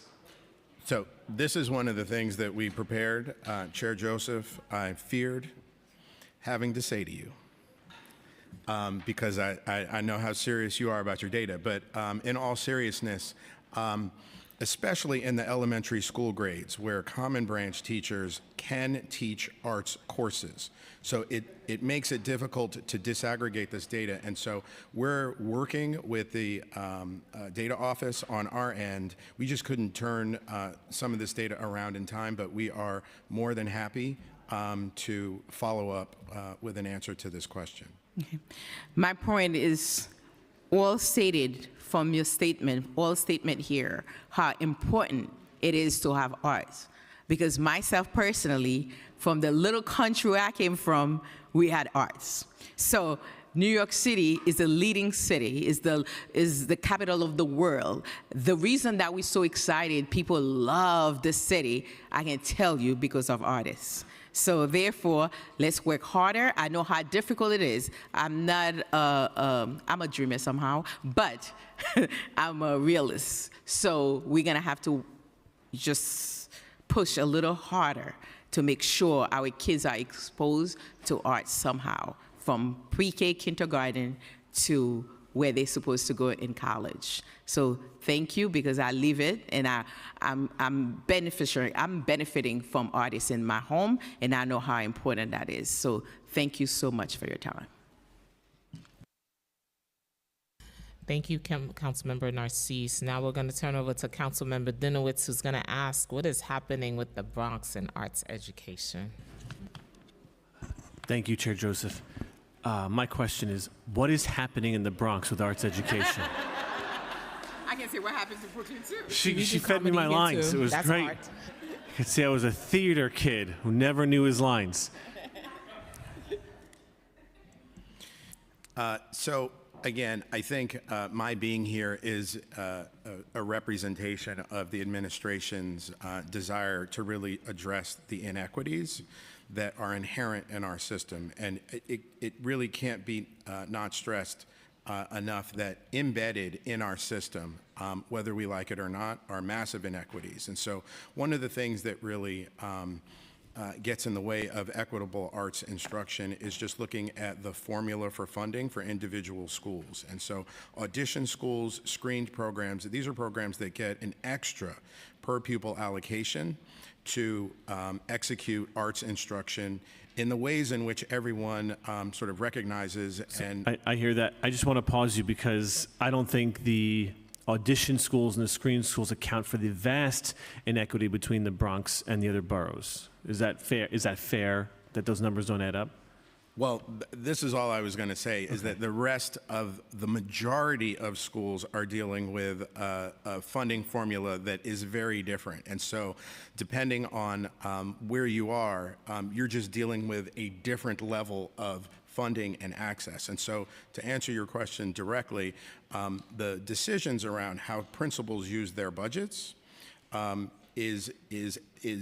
lives with the principal. And so one of the things that we do to ensure that we're supporting all schools, whether they're in the Bronx or Brooklyn or up in Washington Heights or out in Bushwick or Brownsville, which again, we are pointing all of our programs in these areas to ensure that we are doing the mindset shift with principals so that they understand how to put the core of the arts in their instructional vision, and then we also help them to understand how to resource their programs by. But I mean, I appreciate you telling principals that, but let's be real. Schools are evaluated based on criteria. Those criteria include Regent scores, and I'm talking high schools now, of course. Regent scores, credit accrual, attendance, other quantitative data, and then maybe there's like culture, like what's the school culture like? In any way, are the evaluation criteria for our schools and our principals being looked at so that they're actually incentivized to incorporate the arts into the curriculum beyond, well, this is a nice thing to do, and we encourage you to do it? So I'm going to be frank with you. As a principal for 18 years in an unscreened, no audition school, the priority was not to make sure we had arts and culture. The priority was to graduate our students and meet the state graduation requirements. I'm here to tell you that with the students that we served, we would not have been successful if we had not used the arts as a core space for students to exercise their voice. Many of the students that we got as ninth graders were functionally illiterate. And for a 15 or 14 or 16-year-old to admit at that late stage that they have difficulty reading is in many ways an impossibility. So for us, I can tell you, we proved this because we had graduation rates that were in the 80 percentile. The arts were the thing that enabled students to feel safe because they were able to exercise their voice and create community. And so one of the things that we're doing is making sure that we are doing a wholesale mindset shift. Right? This is not just let's throw some money at this and all of a sudden like arts are going to solve this. This is really about how the arts are implemented to push SEL work so that students feel safe to admit, I don't know how to do this thing. And we then can get into the work of the productive struggle that all students must enter to learn how to do something like. You know, I appreciate that, and that's sort of the exact type of leadership we want in our schools. But unfortunately, it's not the leadership we're seeing as system-wide. You taught the arts, I taught in an art school. And I have the experience of having a superintendent come to my school, the theater school, where 3 days in a row, the theater teacher said to her, would you like to see the theater class in this theater school? And the superintendent was like, nah, freshman Regents algebra, freshman Regents ELA, that's it. And so I'm sure for every story you give, there are as many stories like mine, where the principals maybe want to do the right thing, maybe believe to their core that incorporating the arts is the right thing, is academically the smart thing. It's the right thing by our children, because I think you're right. One of the biggest struggles our children have is just simply saying, I need help, here's what I need, whether it's academic, social, emotional. And so the question isn't just, are you encouraging it? Are you providing resources? But how are evaluation criteria being changed? How is the mindset being changed, not just through your division, but through the entire teaching division at the DOE? And we can appreciate those stories and still recognize that it doesn't feel like these inequities are being met, especially when you also see academic outcomes in the Bronx are poorer than other boroughs. And then the principals are faced with a decision. Do I take heat from my superintendent, or do I fill this other gap with the arts? We know that the arts and the academic subjects are intertwined, that they support one another. But I do not believe that the DOE, outside of you and the people on this table, see it that way. What strides are being made with the DOE as a whole to recognize what you and I both know to be true? I think there are strides being made, right? I think even in light of stimulus funding sunsetting, there was a commitment to continuing funding into the fiscal year 25. And so I think, often we put money where our mouth is. And so that is a first step, right? And then I think, Paul is talking about how do we change mindsets. I do not think that there are superintendents that are saying, no, don't spend money on arts, but they're saying we have a level of priorities, right? And so our work is to think about how does the arts fit in to those priorities. Well, I recommend, because the principles, like teachers, like students, like any human, is going to go based on incentives. And if you include the arts in your measures of student outcome, just like the ELA and math credits are, I think you're going to see a lot more investment in the arts, and you're going to see a lot more principals like you who incorporate the arts into their curriculum, which I can tell you, having been a teacher, you can tell me after teaching, being a principal for 18 years, bolsters the academics. It makes them better in every subject. But it sounds like there is still not movement being made to include the arts in the measures of student outcome, just like we measure math, and English and other academic subjects. If I'm wrong, tell me I'm wrong, but with that, I want to thank the chairs and hand it back to them. Thank you, Chair Dinowitz. As you mentioned, arts is a way that students found their voices as well. And you mentioned that students will come and say, I can't read. But through that medium, they were able to find their voice. So I think there's something there for us to explore. How do we continue to integrate them together so we can have better outcomes? Councilmember Ressler. Great. Thank you so much. I am getting myself organized. I was just at a concession and park opening, so I have some baked goods if anybody wants them. I can't eat them all myself because it may be more than the allotted amount, but if I share them, it's legal. So it's from Bread's Bakery. It's the first opening of Bread's in Brooklyn. It's for anyone who needs one, I got you. So I want to talk about libraries. I know that that's a shock. School libraries. So currently how many certified librarians do we have operating in New York City Public Schools, and how many functional libraries do we have in New York City Public Schools? Take your choice. Bring over more. Enough? You want? Eric gets the babka. Eric, come on. We gotta get. Eric gets the babka. All right. Sorry. We're focused. I'm focused. I'm sorry. This is important.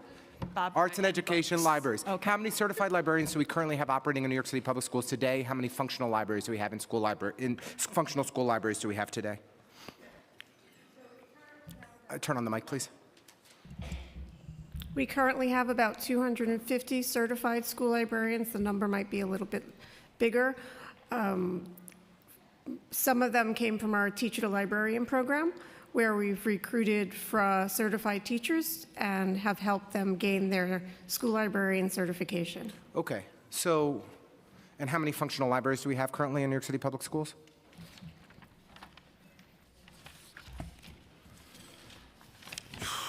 By functional libraries, we have over 1,000 buildings with libraries, and from those facilities being a standpoint, space planning stated that 1,039 school buildings with libraries, but they may not all have a functioning library program. Okay, why don't we try it a different way? How many schools don't have libraries? With Chalkbeat reported 480, is that number accurate? So I don't think that we have a full count of the schools that do not have functioning libraries. I think we've spoken about how there are lots of different data systems that we use to collect. And so we use school space planning to identify the space that exists. Okay. And then we're able to use DHR data to find out how many certified librarians that we have. And then we have to cross-reference with the number of schools that are co-located. So right now we don't have a final number on that. Okay, so I just want to be clear, showed up to a hearing on a bill that's all about tracking how many librarians and how many libraries we have functioning in our schools, and we can't answer the basic question of how many schools in New York City don't have a library. The Department of Education cannot answer the question of how many schools in New York City don't have a library. Do you want to try again? Is the Chalkbeat article that reported 480 schools in New York City that don't have a library, is that accurate? We can get back to you on. But come on, I don't want to be getting back. I don't want people coming back to me. We have a hearing where we have a bill where we are going to ask the most basic questions, and you don't come prepared. It's frustrating. I understand that, and I agree. This is literally the most elementary question for this bill, and you don't have an answer. We agree that having libraries is incredibly important. But you don't have data on how many schools don't have libraries. It's reported that 30% of schools in New York City don't have libraries. That's an embarrassment, but you don't even have the data to show it, which is why we need to pass this bill. Let's come back to the lack of librarians in our schools. So state law requires that every middle school and every high school with at least 700 children has a school librarian. Is that right? Yes, that's correct. And yet we're totally failing that and not in compliance with state law. Is that correct? We are working. Yes or no? We're working towards improving that number and have started. Okay, so let's go back on the data. So there's 250 certified school librarians today. How many certified school librarians were there at the beginning of the Adams administration? Roughly the same amount. Okay, It so you has say that we're increased improving. slightly because of retirements. Increased or decreased slightly? Decreased. Decreased Well, slightly. it stayed the same. So a moment ago, you said that we're improving the number of, and we're making efforts and progress on this, but in fact, we haven't. We've made zero progress on this and just about everything else in the Adams administration in terms of the number of actual certified librarians in our schools. So let's go back a little further. 20 plus years ago, we had just about a certified librarian in every single school. Is that right? Basically. So what has happened in 20 years where we've decided it no longer matters for us to have librarians in schools? I agree with you that this is a place that we need to improve. Can you explain why we have suffered a devastating loss of librarians in our schools over the last 20 years and see no improvement whatsoever in under Mayor Adams? I think there's a national shortage of school librarians across the country, and that we have created a pipeline to increase the number of certified school librarians. We've sought funding to pay for that and have worked to reach principals to help them develop school library programs. Could I just do one more topic, if that's okay? Literacy. I think we would say that the mayor's top priority at the DOE in his 3+ years has been literacy. Is that right? Is that a fair characterization? That is. That is, okay. And we would all agree that the presence of librarians in our schools improves our literacy outcomes. Is that right? We agree. Great. So why, okay. So we agree that literacy is the mayor's #1 priority, that presence of librarians in schools improves literacy outcomes. Why has there been no improvement in the actual presence of librarians in our schools over these 3 years? And then I'll go a level further.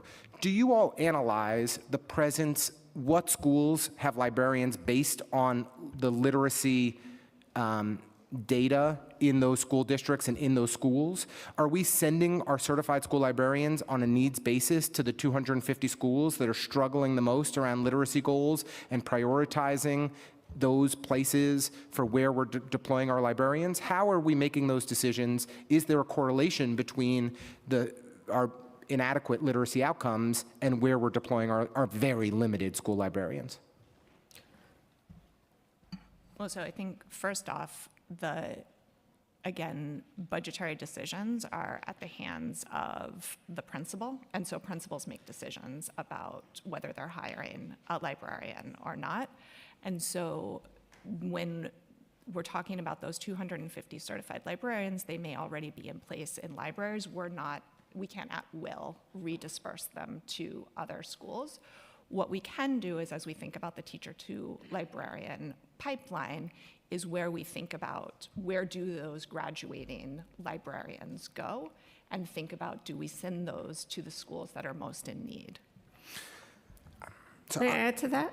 please. In addition to that, we've developed the citywide digital library on Sora, and every student in New York City Public Schools has access to the collection of over 50,000 titles with millions of copies of materials. And we've circulated over 2 million titles just in this school year alone. Yeah, look, I imagine you're two of the people in the Department of Education who most want more librarians in our schools and care about this and are advocating for it, and you're probably annoyed that I'm badgering you and being a jerk. You're the people who are sent up here to represent the administration, and we're disappointed by the outcomes in the administration. I'm disappointed. I'll speak from a first-person single. I'm disappointed by the outcomes in this administration and the lack of the presence of librarians in our schools. It's not personal. I apologize if it came across that way. I just want to be clear. The outcomes are deeply problematic, and they're not it's like a serious problem, and we need to bring attention to this issue. We need more librarians in our schools. We need to make an effort on hiring. We need to dedicate the necessary resources. We're out of compliance with state law. We need the state education department to start stepping up and stepping in and forcing the DOE to do its job, which is to ensure that we have a librarian in every single school. Thank you very much. I'll just say, we are in support of the bill.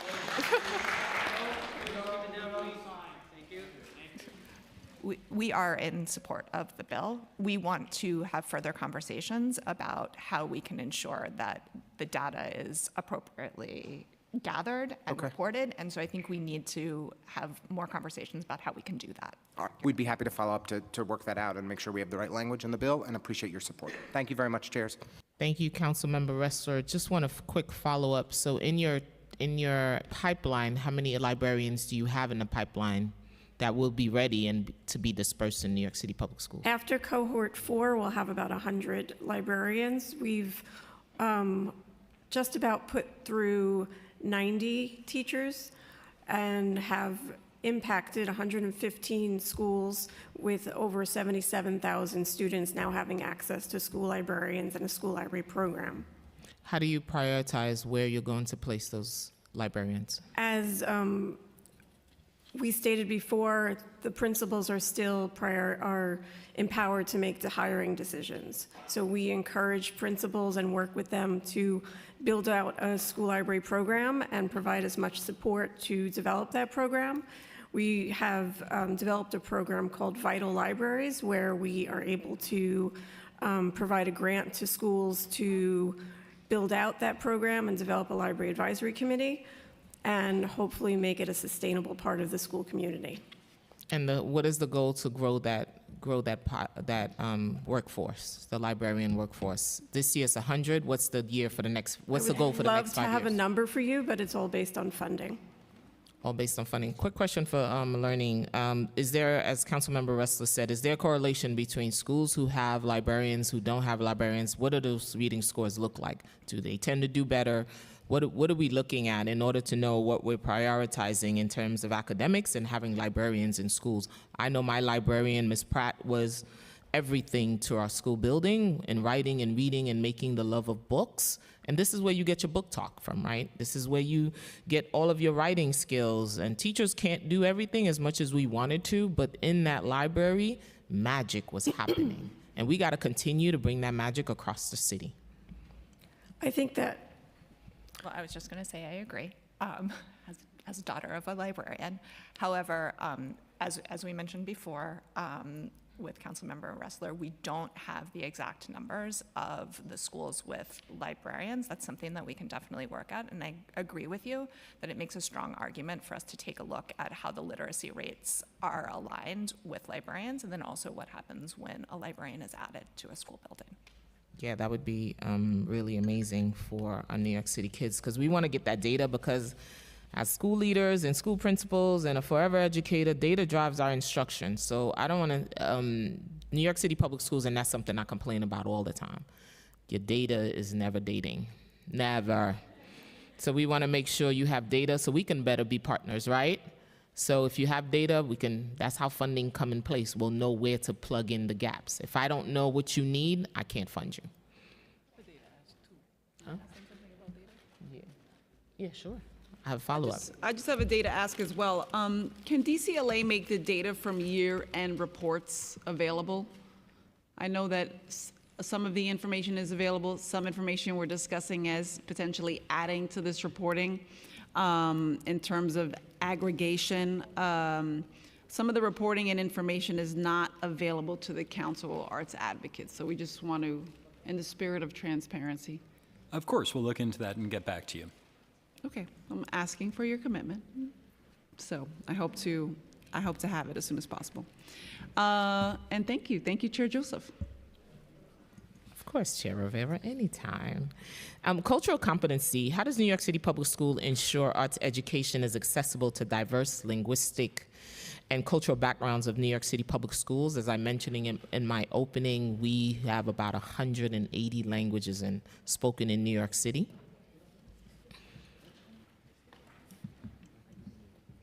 So I know that the Arts Office partners with the Office of Multilingual Learners, and they provide additional professional learning for arts teachers that is grounded in ensuring accessibility for multilingual learners in their classrooms. And I know Paul can talk with more specificity about what those actual professional learning offerings look like, as well as the arts grants that they make that are targeted towards multilingual learners. And that includes ESL teachers being at those trainings as well, right? Or bilingual teachers as well? So one of the things that we do, again, to support teachers throughout the year is we have 3 large grounding full-day professional development experiences, along with a full annual calendar of professional development that we provide in the boroughs, embedded in all of our practices, because we believe good MML practices are good for all students, in the same way good SWD practices are good for all students, because you just don't know from any given moment who's in your classroom because students that aren't actually diagnosed with an IEP really may benefit from the supports that are provided by embedding these kinds of practices in all professional development. So embedded in what we do with all arts teachers are these practices. There's also, we have someone on the art staff that specifically is tasked with helping to partner and think through the best SWD and MML practices. And so one of the things that we are working on right now, in fact, we just allocated the funding for it, is a web presence, a website that will be able to provide specific resources for students, for teachers in supporting students with MML needs.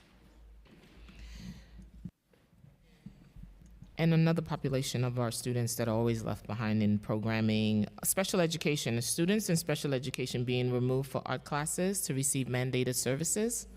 How is that incorporated? Sure.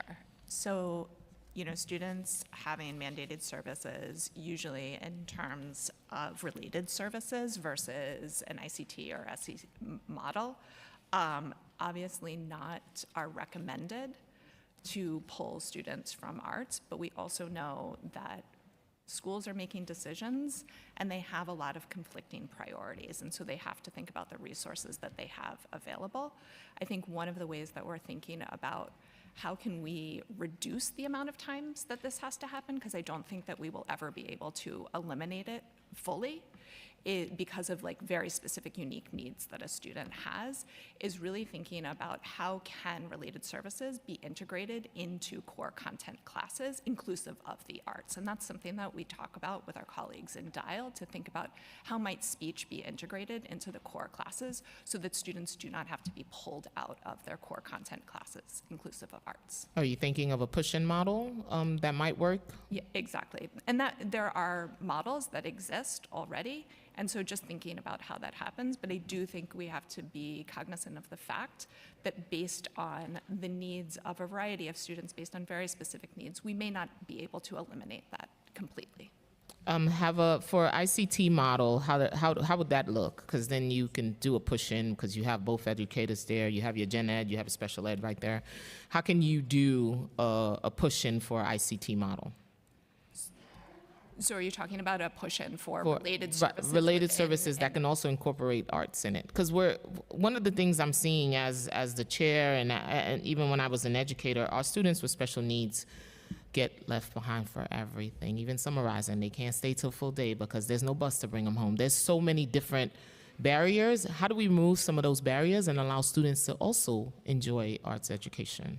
So what I would say is, if we're talking just about either a special class or an ICT model, I don't think that that removes students from arts programming, right? Those classes then follow the regular program of a school.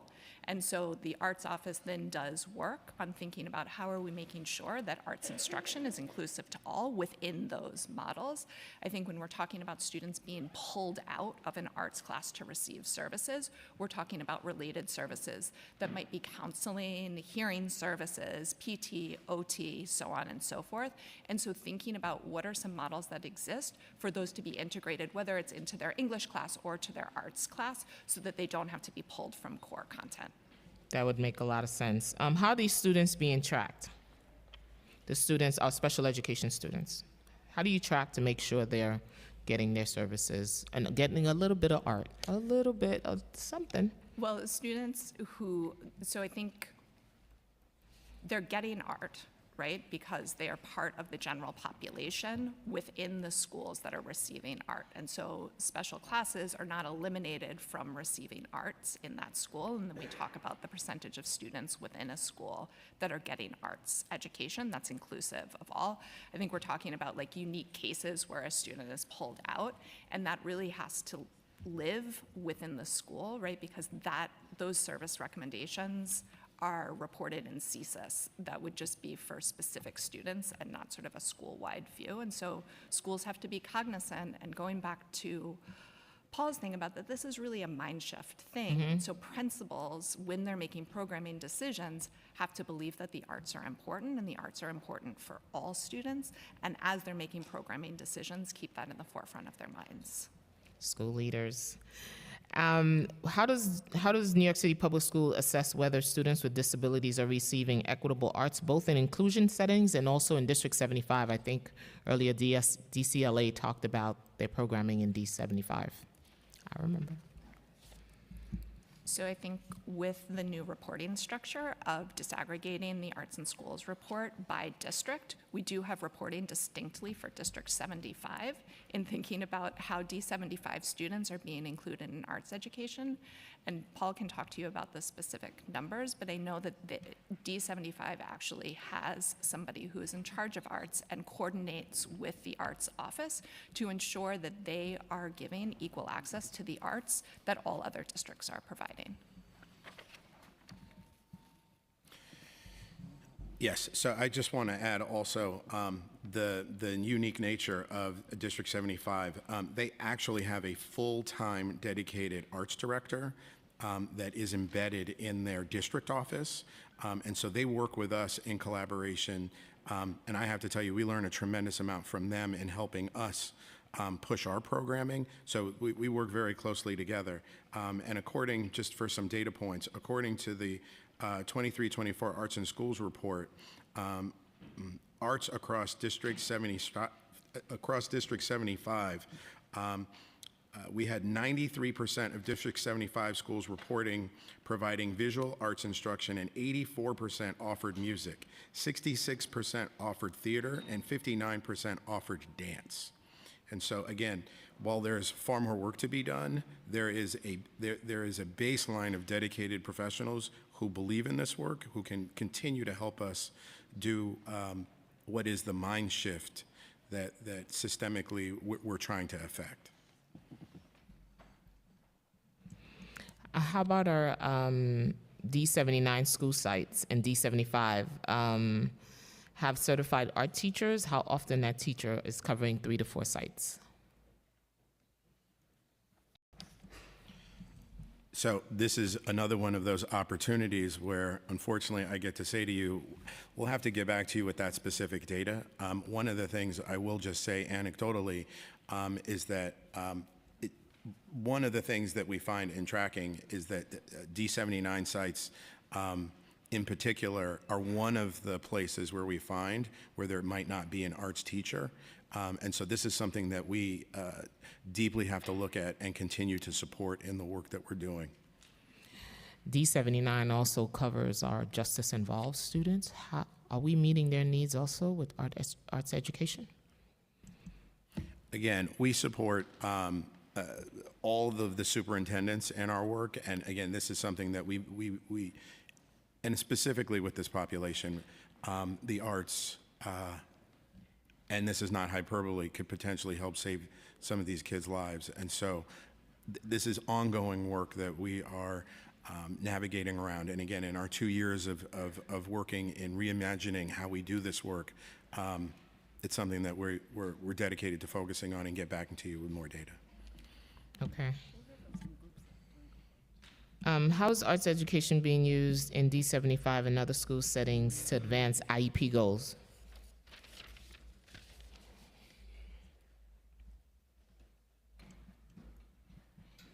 Can't speak specifically to students' IEP goals, but I think what we see with the dedication in D75 to integrating the arts, that definitely has to be part of their belief that being a part of the arts will help benefit the IEP goals. I think we can turn to our colleagues in Dial to find out more about what those IEP goals look like aligned to arts education. And I've been getting calls about this class size. With the implementation of class size reduction mandates, how is New York City Public School ensuring that dedicated art space, such as music rooms, dance, and visual art classrooms are preserved and maintained for intended use?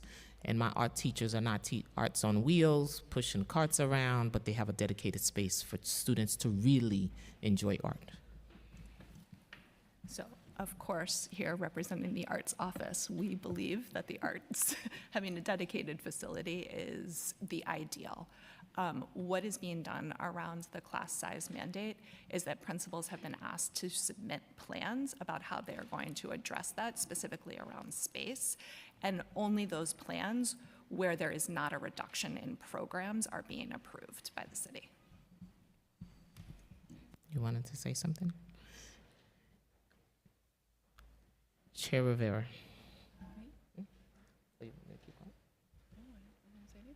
Oh, okay. Art facilities. The Arts in School report found that 52% of schools do not have dedicated art classrooms. What impacts does that have on the instruction quality? And are there any plans to expand art facilities in schools that currently lack dedicated space for art instruction? So what we were able to pull from the school year 24-25 from the School Construction Authority reporting is that there are 1,222 school buildings with arts rooms, and there are 4,081 arts rooms throughout the city. This averages out to about 3.34 art spaces per building. And so, look, ideally, we are dedicated and believe in having standalone arts classrooms to help support, you know, the basis of undergirding arts instruction. However, the current reality is that in many spaces, schools are sharing buildings, and so this is a very a difficult thing that is challenging for us. But one of the things that we as an arts office are trying to do, again, by working with principals who make the decisions around how their offices, how their buildings are utilized. With our principal fellows alone, again, we have over 140 that we targeted. And again, we represented this as if you come to the arts office and you work with us and the unique kind of professional development that we will provide, we were able to then leverage through this administration, ensuring that the plans that we develop with them at putting the arts at the core of their instructional vision, we were then able to come in and help do facility upgrades for them. So we are looking forward to making sure that those facility upgrades are completed by the end of this school year, and we look forward to our next cohort of 70-plus principals for next year, where we can also hopefully provide this kind of opportunity. How many do you have? Total principal fellows, we have 170. And the dedicated spaces that you're building out, how many are you building out? We had 140. We had 140 principal fellows able to avail themselves of this opportunity. It is to both build out new art spaces as well as to refurbish those that already exist. So things like paint jobs, new furniture, providing dumpsters for the really glamorous work of emptying out rooms that need to be repurposed for arts usage, things of that nature. Thank you.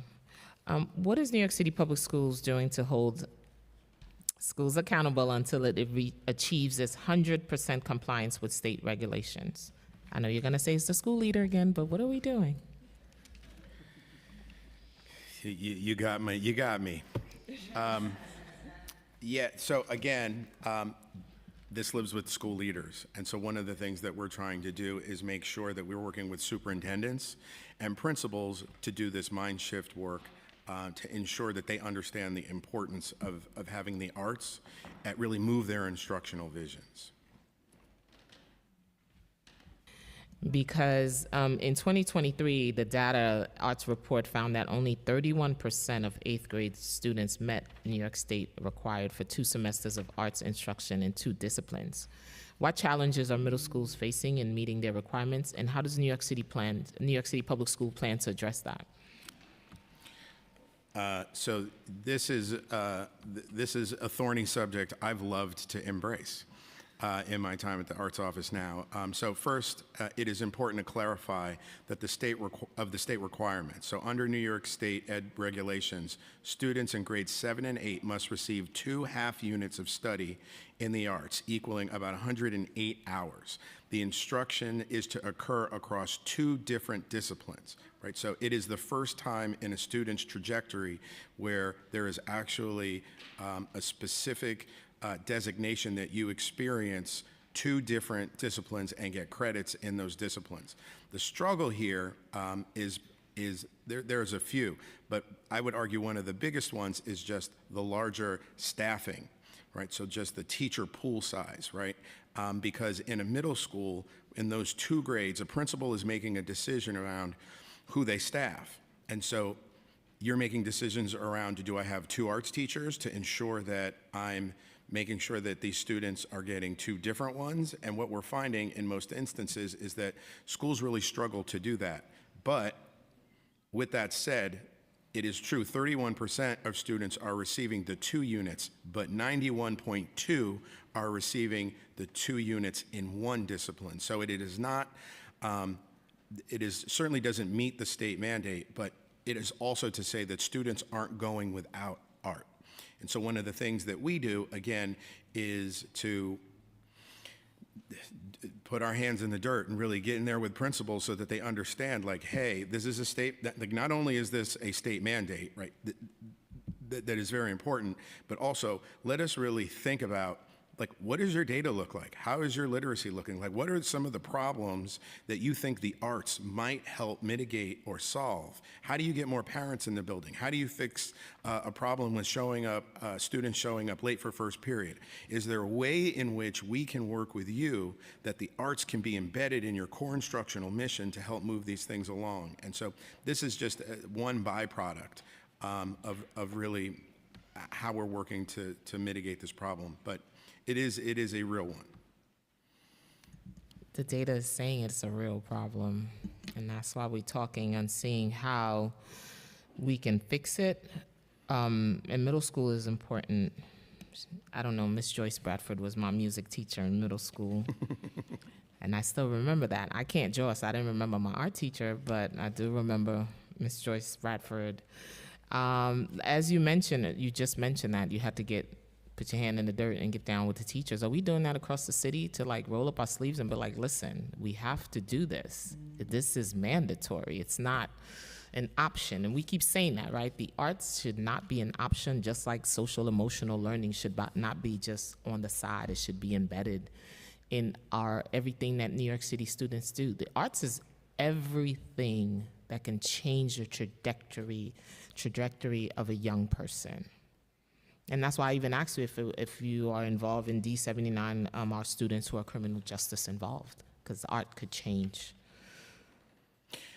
Absolutely, and I sit here as evidence of that. My own life story is really centered in this idea of what the arts can do for someone. So I'm in full agreement with what you're saying. But how do we meet the law? Because we're not meeting the mandate of the law. So how do we meet that law? How do we comply with the state law? Again, I think it's working with principals to understand the importance. It's working with superintendents so that they understand the nature of what the law is requiring. And I also think it's about us thinking through the teacher pipeline issue. So, one of the things that is super important for us, and one of the things that we work very closely in supporting is there are 2 organizations that are really exceptional at supporting teacher pipeline work. One is the Arnhold Graduate Education Program at Hunter College. The other is the Arthur Miller Foundation Scholars Program at City College. And these are both public-private partnerships that have transformed the number of dance and theater teachers in our system. And so not only are teachers supported while they do their classwork, they're also supported once they graduate and land in a school with stipends and specific professional development that we work with these partners to help provide. And so these are some strategies that we believe are concrete, that obviously they don't live in our ability to mandate, but they do speak to the rigor with which we're trying to align our office to how the culture of our bureaucracy actually works.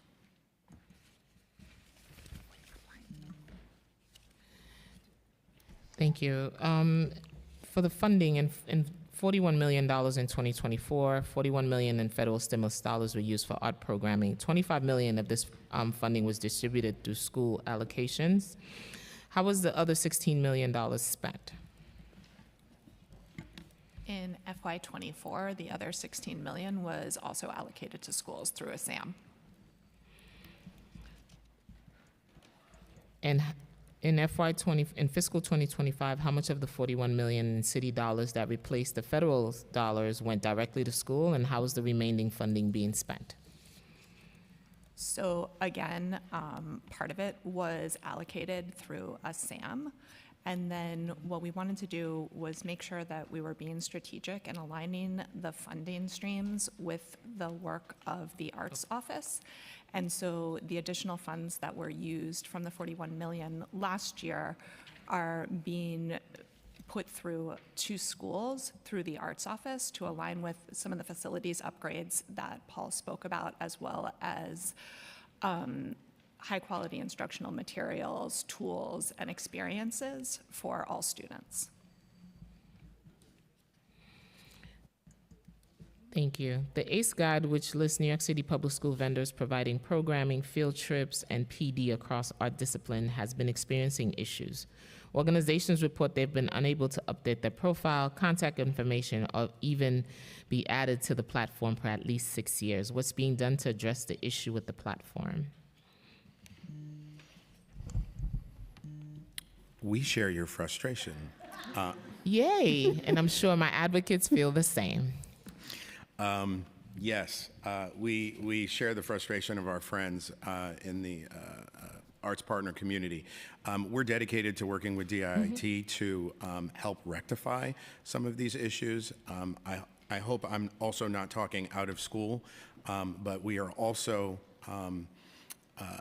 in the beginning conversations of developing an online platform that would provide a heat map. We have a public and private partnership that would enable us to do this. Right now, it is being negotiated through legal to make sure that the capacity for us to do this is actually there.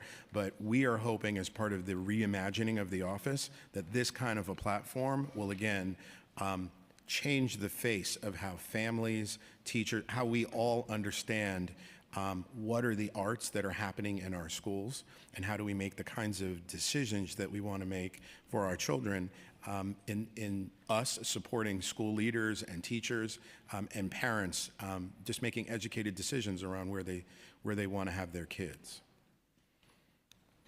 Thank you. The art world wants to know, what can the arts community expect for the tool to be back online? When are you going to be back online?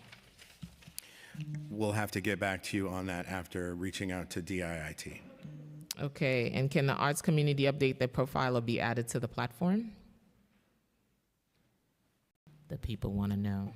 I know they do. We do too. But as we're in this kind of transition moment where we hope to be pivoting from the traditional ACES guide into this new kind of 21st century version, which is the online map platform that Paul just spoke to, we are just thinking through kind of what we can have as an interim resource for everyone that is accurate and up to date, while not putting so much of the time and resource into that while we're trying to pivot to this new model. Were the partners notified of this change, or it was a surprise? It should not have been a surprise. It was announced at our Arts and Schools report release in December of 2024. What is New York City's plan for ensuring that the list is more representative of the 700 plus arts and cultural organizations that it says partners with schools last year? So I think, again, the answer to that question really lies at the core of how we're trying to reimagine building this heat map, because building the heat map would completely transform the ways in which arts partners are included in being represented in that ecosystem, along with schools, being able to represent what schools have, from the DOE perspective, what courses are they offering, what kind of connected pathways from, elementary to middle to high. If you want to be able to go for an audition track, that will be able to be articulated for you if you want to be able to stay in your home community. And so all of that is at the core stages of the things that we're beginning to plan right now. I'm sure that the arts community will be very happy. In compliance, what percentage of New York City public schools currently meet the state arts education by grades 1 to 3, 4 to 6, 7 to 8, and 9 to 12?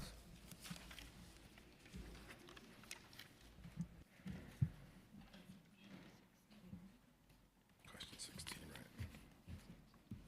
I think we're talking about teachers as a process, like compliance, yeah, 92.5. Yes.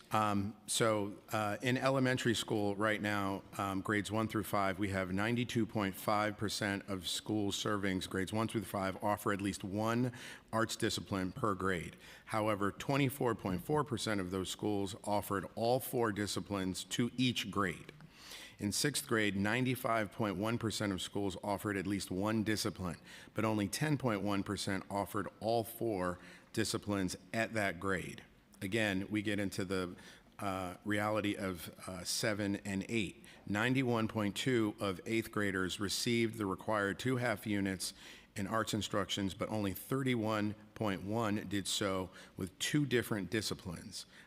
Additionally, only 21% of schools met this benchmark for 90% or more of their students. High school, 99.8% of high school graduates met the state mandated arts instruction requirement. What school year is that? This is 23-24. Yeah, it's not what you're offering. I was looking to see who's meeting the standards. And for this year.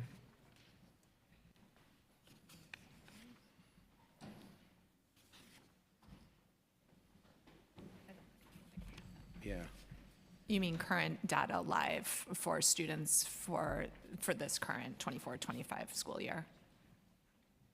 And you'll get this to us? I know that's what you're going to say, right? See, I know what you were going to say. You're going to Then get I back won't to say me? it. I'll get back to you. I'll own it. Yep. Oh, yeah.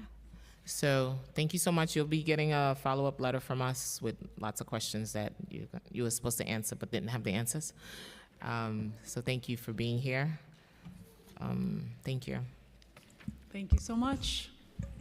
Thank you very much. We really appreciate your support. And of course, we always encourage you to stay and listen to the many, many groups that have signed up to testify. They're doing Yes. incredible work.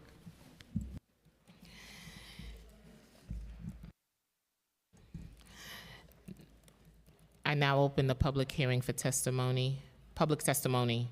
I remind members of the public this is a government proceeding and that decorum shall be observed at all times.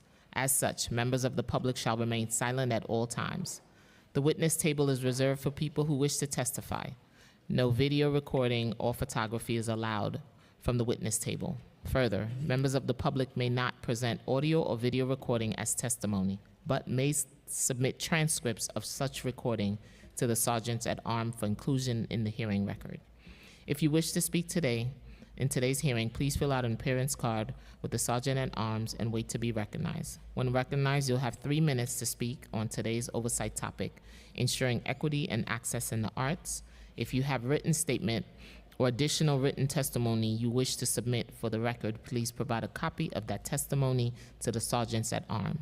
You may also email testimony to testimony@council.nyc.gov within 72 hours of this hearing. Audio and video recordings will not be accepted. I will now call the first panel. Arden Brewster. If I butchered your name, I'm sorry. Ibia.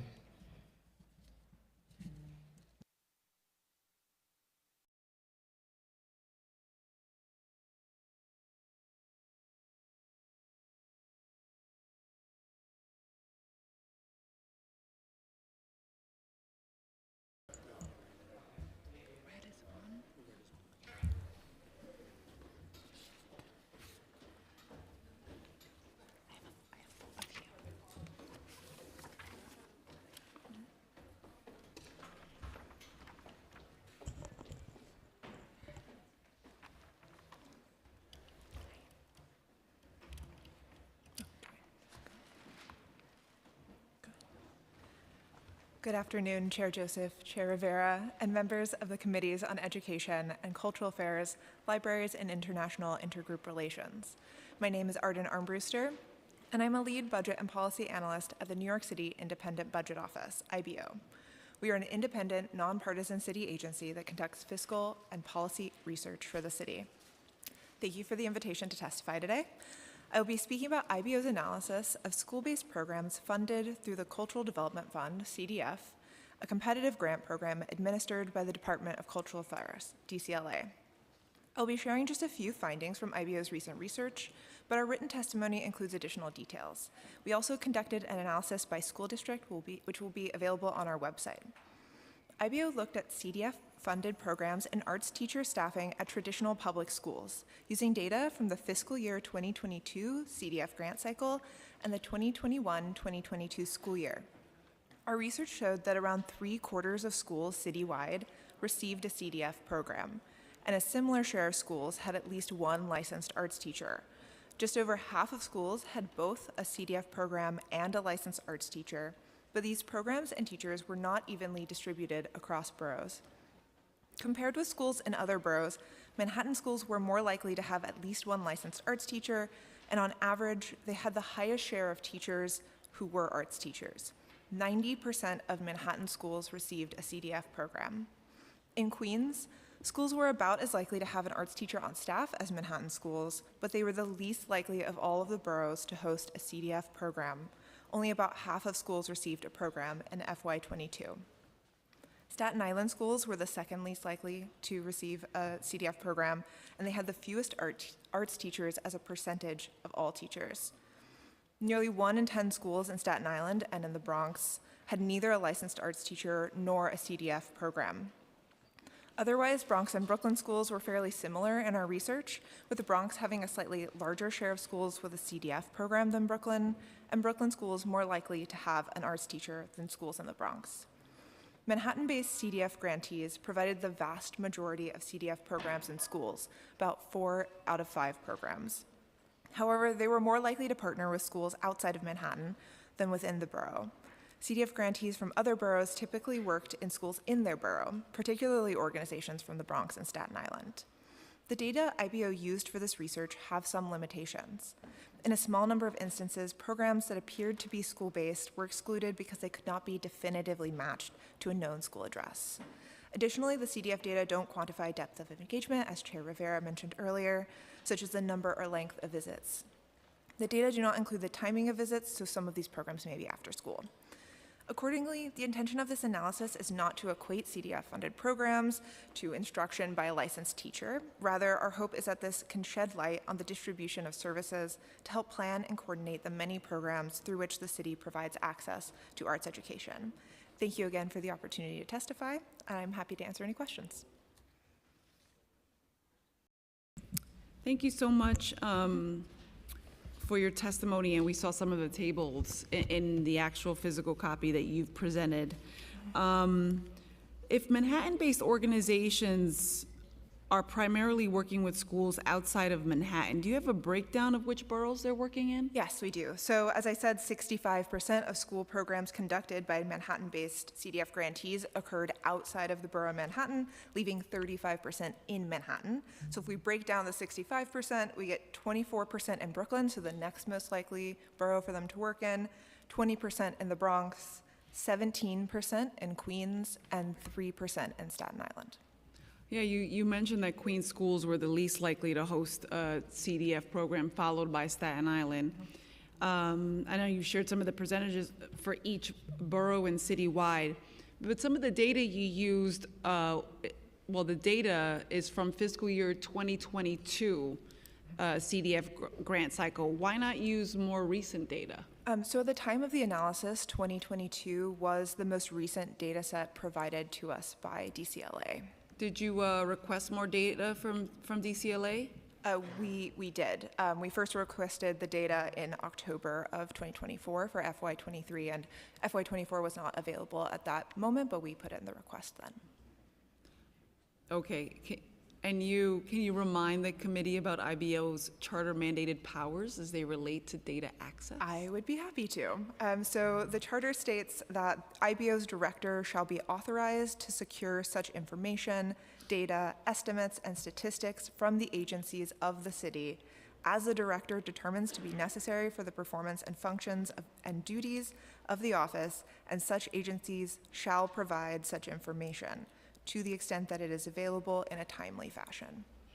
And if you could just tell us very briefly, you talked a little bit about it, but how the research was conducted and how easy would it be to replicate it for other years? Sure. So I think on its face, it's pretty straightforward. You want to know how many schools had a CDF program. We're matching the location address information for the CDF grantees that is produced as part of the end of year reporting to addresses of traditional public schools in this case. So we used District 1 through 32 and District 75. But we did run into a few challenges that we were able to, I think, satisfactorily address. One of them is the DCLA addresses aren't sort of validated, so you'll have spelling errors and things like that we need to clean up to be able to match to the DOE addresses, which are maintained by our education team and quality checked. And then you have the co-located schools. Schools are on a campus where you might have 5 schools at one address, and then if you're matching to the CDF data, then you might have sort of 5 programs at 5 different schools. So we had to go through manually and sort of assign programs based on a description and the CDF data. And then the last thing I'll mention on the sort of challenges front is that the District 75 schools, where you do have schools that have multiple sites, we did see a couple of instances where there was a D75 school, or it appeared to be a D75 school, and we had to sort of assign it back to the main location to make sure that we were sort of capturing that that school. But those, both the campus issue and the D75 issue, a really small number of programs that we weren't ultimately able to sort of assign to a school and include in the data. Sort of saying all of that, having undertaken this once, I think that I have some ideas for how we might do it faster in the future. And then one thing I wanted to mention, sort of from the perspective of an analyst, that would reduce the amount of time needed to conduct an analysis like this and also improve the quality of sort of the matches that we're talking about, is to include a school ID in the CDF reporting data. I know this is something the council does for some of its reporting. These are called DBNs, district borough numbers, and it would allow us to match directly on that DBN instead of on an address where you might have just an accidental flipping of numbers in address or avenue with 2 Vs that can complicate the research process. So I think that would improve the quality of the match. Brilliant. Thank you. All right. Well, I want to thank you. The analysis, the information is incredible, how you've put it together and really sort of highlighted what a lot of us knew already, which is great that we have Manhattan organizations going outside of Manhattan, but we also want to ensure that the organizations actually rooted in these communities are being supported. So also improving the process and the reporting itself, we'd certainly want to work with you on that and ensure that all of our charter mandated responsibilities are fulfilled. So thank you for your research and for your dedication. Thank you. Thank you very much.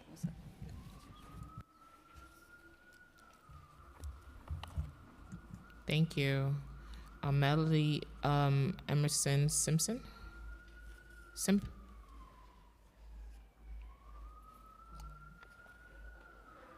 Melody Emerson?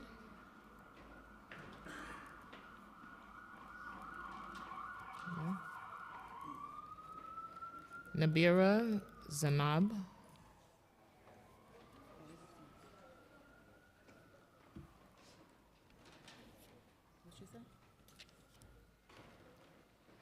Ashley Marquez? Shima Zayira?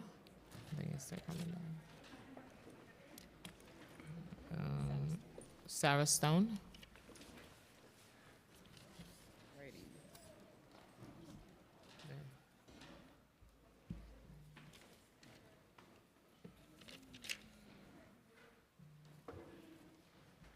Abby Emerson?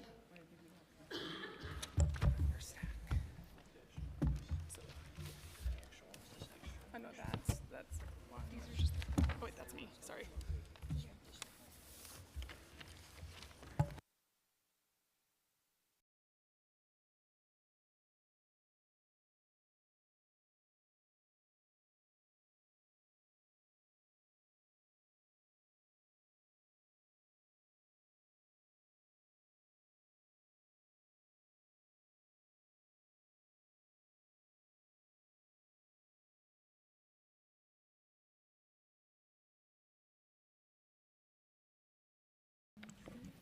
I would like to thank Councilmember Ressler for supporting the bill 1125-2024. Good morning, everyone. My name is Nabira Zainab, and I'm a senior at the Urban Assembly School for Leadership and Empowerment in Brooklyn, New York.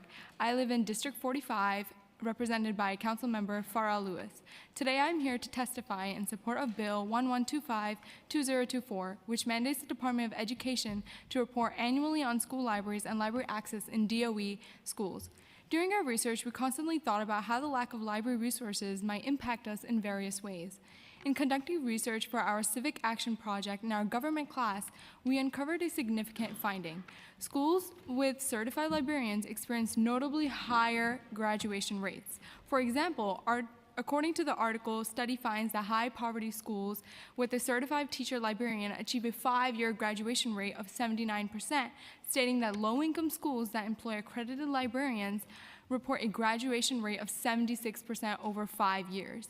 In stark contrast, the schools without certified librarians show a graduation rate of only 43%.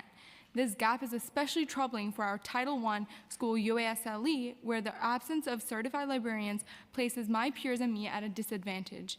Our extensive research clearly demonstrates that students in schools with certified librarians perform better academically. Enthusiastic librarians not only inspire a joy of reading, but also help students cultivate essential research and media literacy skills.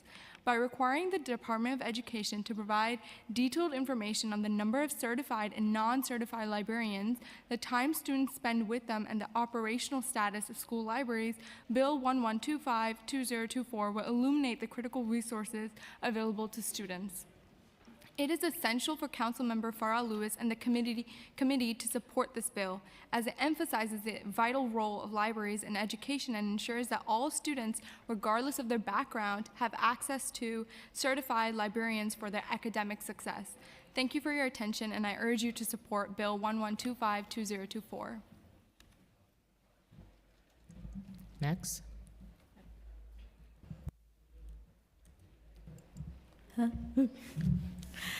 Good morning, my name is Ashley Marquez and I am 17 years old. I live in Borough Park in District 44 and my council member is Simha Felder. I am currently a senior at USLE in Borough Park. I am testifying today to support the bill to require the Department of Education to report on school librarians and library access in New York City public schools. Libraries and librarians are essential to student success, and I know this from personal experience. I used to attend High School of Telecommunication, where we had an amazing library. It was a safe, quiet place where I could focus and learn. The library had books, computers, and printers, but more importantly, it had a librarian who was always ready to help. I still remember asking about life during the American Revolution. The librarian took the time to help me understand by providing resources, not just memorizing facts. Now at my current school, we don't have a library. When I have questions, my teachers try to help me, but they are often busy. There's no quiet place to study, and at home, it's easy to get distracted. I really miss having a librarian and someone dedicated to support my learning. Every student deserves access to a student library and a librarian. I hope you'll support the bill so that all students in New York City can have the same opportunities as I once did. Thank you.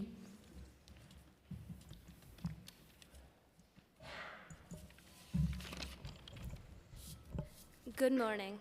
My name is Shima Zaira, a high school senior at the Urban Assembly School for Leadership and Empowerment in Brooklyn, New York. I live in District 40 with Rita Joseph as my council member representative. Today, I am here to represent the 495 students in my school, as well as all New York City students who understand the urgency of the library's count bill. I testify in support of the 1125-2024 bill to require the Department of Education to record the accessibility of libraries in schools. Not only is this issue detrimental to the college readiness and academic success of students, but is also in violation of pre-existing laws. According to the New York State Law on School Libraries, Section 91.1 states that a library has to be established and maintained in every school, and there should be a minimum number of books based on school size. Section 91.2 mentions that each school district has to have a certified library media specialist unless an alternative arrangement is approved of. Clearly, not every New York City school is complying with these state laws, and recognizing the severity of this issue is not possible without data collection. It is alarming to my peers and I that the New York City Department of Education does not already have data on the accessibility of libraries. This bill will not only strengthen pre-existing laws, but hold New York City schools accountable for their violation of state laws. Yes, it will take time and planning, but passing this bill will be monumental because the students in the city need more transparency and need more clarity from the Department of Education. I attend a Title I school with a majority immigrant student body that does not have access to a library. This means that my peers and I do not have a designated space to work on our assignments or the support of a librarian for research projects and finding books to read. Is it truly equitable for our city to continue accepting the disparity between public schools, or is it time to reform our education system to serve the students? Because when you improve the lives of students, you improve the lives of all citizens in the city. We highly advise you to move forward with this bill. Thank you for your time and consideration. Hello, my name is Sarah Stone, and I have the privilege of teaching 12th graders at the Urban Assembly School for Leadership and Empowerment, a Title I DOE school located in City Council District 44 and Community School District 20. Thank you to all the City Council members who have responded to our students' advocacy emails and invitations to speak at our school. In our 12th grade participation in government course, students chose a civic action issue to focus on, and the lack of library access at our school resonated with many students and teachers, as you can tell. I'm joining my students here today in support of Bill 1125. Transparency in data is a first step towards ensuring that all New York City public school students have access to the comfort, imagination, resources, research opportunities, and learning experiences provided by school libraries staffed by a certified school librarian. As a government teacher in the age of social media, fake news, increased polarization, and parallel web universes, digital literacy is obviously a critical skill for our students. I often find they don't have the time or the resources to adequately build those critical skills. Librarians can serve as resources to students and teachers alike in identifying and utilizing credible sources, which our students need to navigate our ever-changing and often hostile world. Libraries are an incredible hub of information, and librarians are an incredible resource to support students in building research and critical thinking skills, so necessary for their next steps beyond graduation. In order to build young advocates able to not only navigate the world as it is, but to advocate and create a better future, students need access to libraries in school. In order to create a more just and inclusive world, we first need to be able to imagine the world as it could be. Books allow that imagination to grow. Libraries provide windows of opportunity and imagination to students as they dream of the world they deserve to live in. Every New York City public school student, especially these three right here, deserve access to a school library to expose them to the possibilities beyond our school brick walls and to provide them with the 21st century skills necessary to achieve those possibilities. Thank you for supporting the passage of this bill. Hello, thank you for having me here today. 10 years ago, I was a 5th grade teacher at a school on the Lower East Side, and that had a fabulous library and wonderful librarian. And while I had a relatively robust classroom library in my own room, nothing compares to having a fully functioning, organized, high-interest current supply of books for students. The ability to send kids to get books they were excited about on an ongoing basis was critical to my reading instruction. Our librarian also welcomed families in the morning, and younger siblings were able to access books as well. We also partnered with her to work on research projects. She taught lessons related to digital literacy, research skills, tech skills, and the like. The library also served the 2 co-located schools within our building, and so it served as an important bridge between 2 very different and frankly very segregated schools. I'm here today to speak in strong support of Intro 1125. My name is Dr. Abby Emerson. I'm a former elementary school teacher and now current education professor and parent of 3 children in DOE schools. I was really surprised to learn that the DOE doesn't track library data already, and this seems like one small but highly necessary step to getting libraries into our schools. I had some figures here about, this number of libraries and whatnot, but frankly, today I've heard a lot of different numbers between the rally outside and in here, and I think that's kind of the point, is we aren't really clear on what is going on, and then it makes it really hard to advocate as necessary, so we need that. The science of reading is a hot topic in education these days, and there are a number of benefits to the practices in the NYC Reads program. Phonics instruction is coming back, and that's great, but I have heard concerns from educators that sometimes there's too much emphasis on phonics without also providing high-interest books that kids want and choose to read, and it's that balance that we absolutely need. So a strong phonics program must be accompanied by access to quality text that a school library would do. Years ago, I worked at another New York City school that had a book room, and teachers could access the books, but without a librarian, it quickly devolved. And busy teachers couldn't maintain it. Books would obviously disappear into classrooms, not returned. So the librarian is what makes it functional. And another thing I was thinking about that I heard today is that for my daughter's school, my children's school, building space is a key issue. I'm sure everyone in our school community would love to have a library, but frankly, I can't even advocate for it because there's literally nowhere in the building for it to go. So it kind of, we're at a stall there. We've heard today a lot about the research, test scores, graduation rates, morale. All of these things go up when a librarian is employed. So I encourage us all to think about this and support 1125 as a critical step to ensuring all New York City students have access to some amazing benefits. Thank you. Hello, my name is Melody Emerson Simpson, and I live in Brooklyn, District 36. I'm 7 years old, and I'm in second grade at the Brooklyn Brownstone School. I am here today to try help get a library in my school. My school doesn't have a library, and I would really like one. My favorite books right now are the Chronicles of Narnia and the Real Pigeon series. When I read books at the library, I feel like I'm going to a different world, just like Lucy, Peter, Edmund, and Susan in the most famous book of the Chronicles of Narnia. I would love libraries, could practice my computer and research skills. Please support intro in 1125 so that I can have a library in my school and all schools. Thank you for your time. Thank you so much. I'm currently reading Diary of a Wimpy Kid, Big Mess. That's my favorite graphic novel series. I even have a copy autographed by the author. So thank you for that. And we'll keep fighting for libraries. All right? Chair Rivera and I, we got you. Thank you. The next panel is Shantae Take. On Zoom, Kimberly Olson, Aria Henry, and Damien Bazanda. Am I saying it wrong? If I am, forgive me. You may begin on Zoom. Yes, Shantae Take is on Zoom. Yes, hello. Hi, everyone. Sorry to not be there in person. Good morning, members of the committees. My name is Shanta Thake, the Aaron Krantz Chief Artistic Officer for Lincoln Center at the Performing Arts.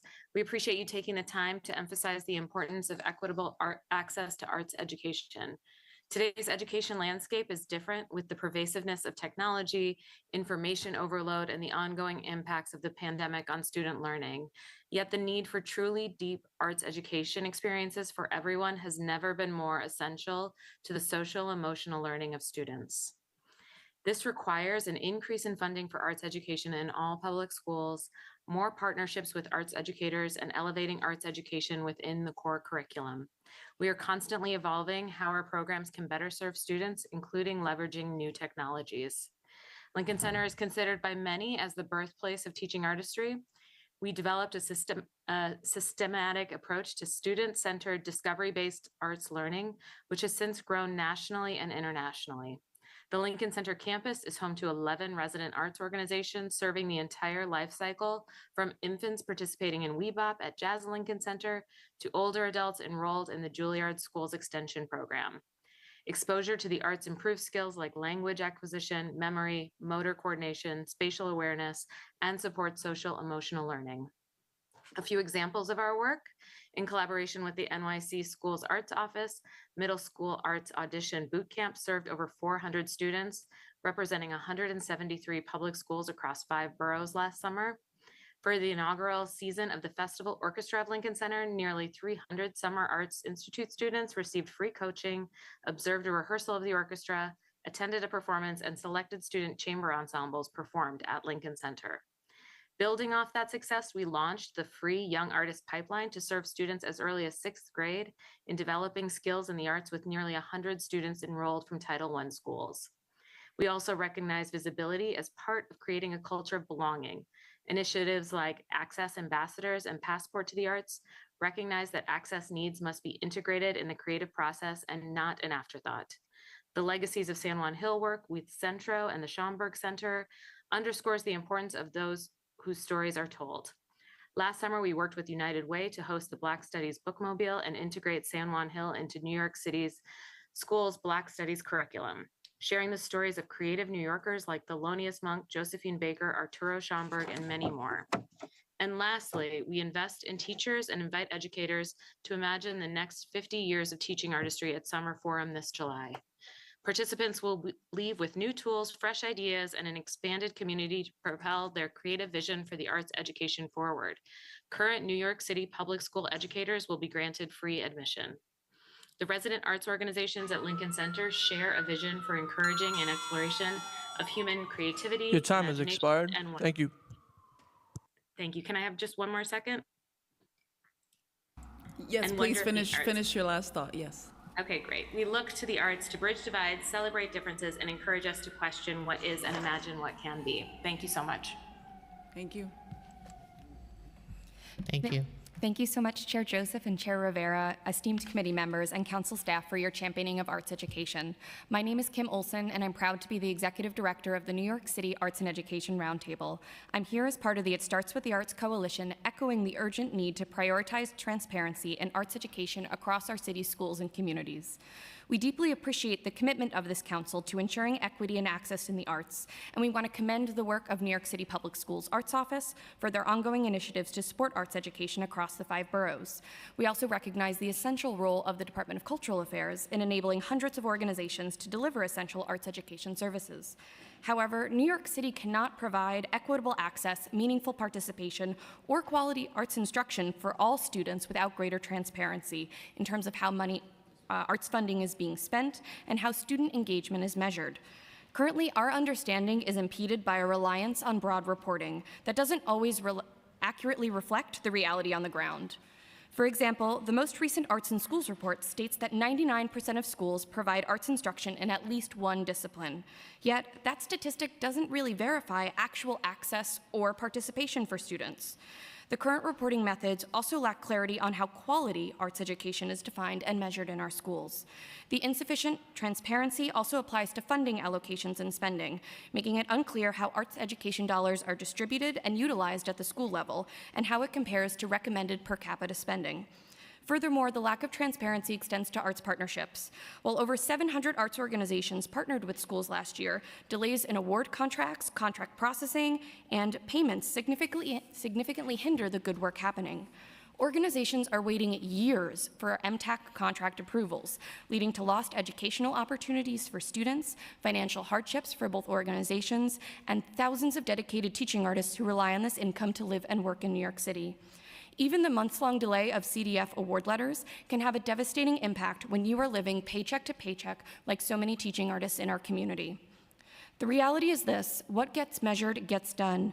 We need a clear, comprehensive, and publicly accessible understanding of the current state of arts education in every school, and accountability on the cross-agency plan to move towards universal access. This includes data on access across all art forms, student participation, enrollment rates, the number of certified arts teachers and cultural partners per school, resources being allocated at the individual school level, alongside clear benchmarks for goal setting and measuring success.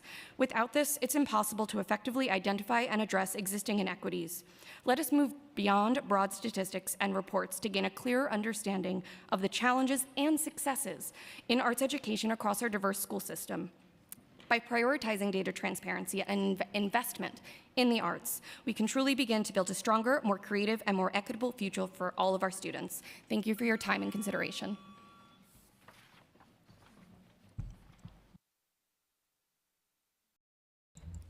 Good morning. Thank you, Chair Rivera, Chair Joseph, and members of the committee for the opportunity to speak about the Whitney Museum of American Art's work providing arts education in New York City schools.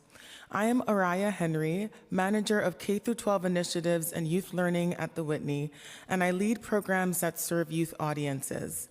These programs include our teen program, Youth Insights, our school visits, which are free for New York City public schools, online lessons, school partnership programs, and a teacher training program called Teacher Exchange.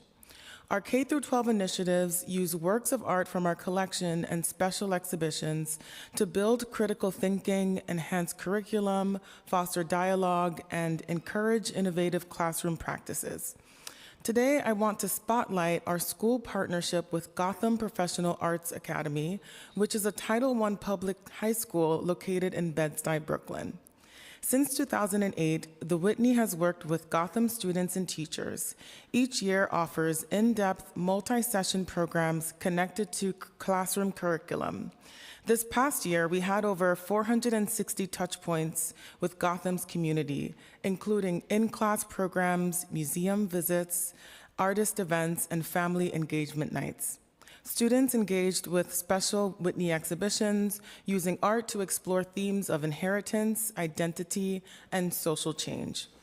The Whitney also recognizes the critical need for arts programming that meets schools where they are. This spring, we are piloting a new partnership at Ellis Prep Academy, a public transfer high school in the Bronx, serving newly arrived immigrant students.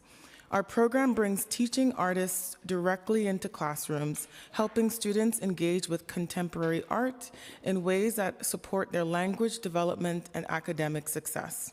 Partnerships like those at Gotham and Ellis are only possible with continued investment. Arts education raises academic achievement, supports social-emotional learning, and builds stronger communities. Thank you for your leadership and commitment to ensuring equity and access in the arts. Hi, I'm Damian Bazadana. I'm founder of Situation Project, and thank you for having me. This has just been a remarkable experience, surrounding myself around all the amazing work that's happening in the arts and cultural community. It's a little bit of imposter syndrome for me because this is a little bit outside of my normal lane of work. Last 20 years, I've spent running a marketing agency where my job is to bring audiences in to arts and cultural experiences. We're in the cultural capital of the world. There's some remarkable cultural experiences, and my entire job is about filling those seats. One of the truths that happened that I've recognized over the past 20 years is that there is consistently, year after year, millions of seats that go empty. And that's millions, every single year, predictably.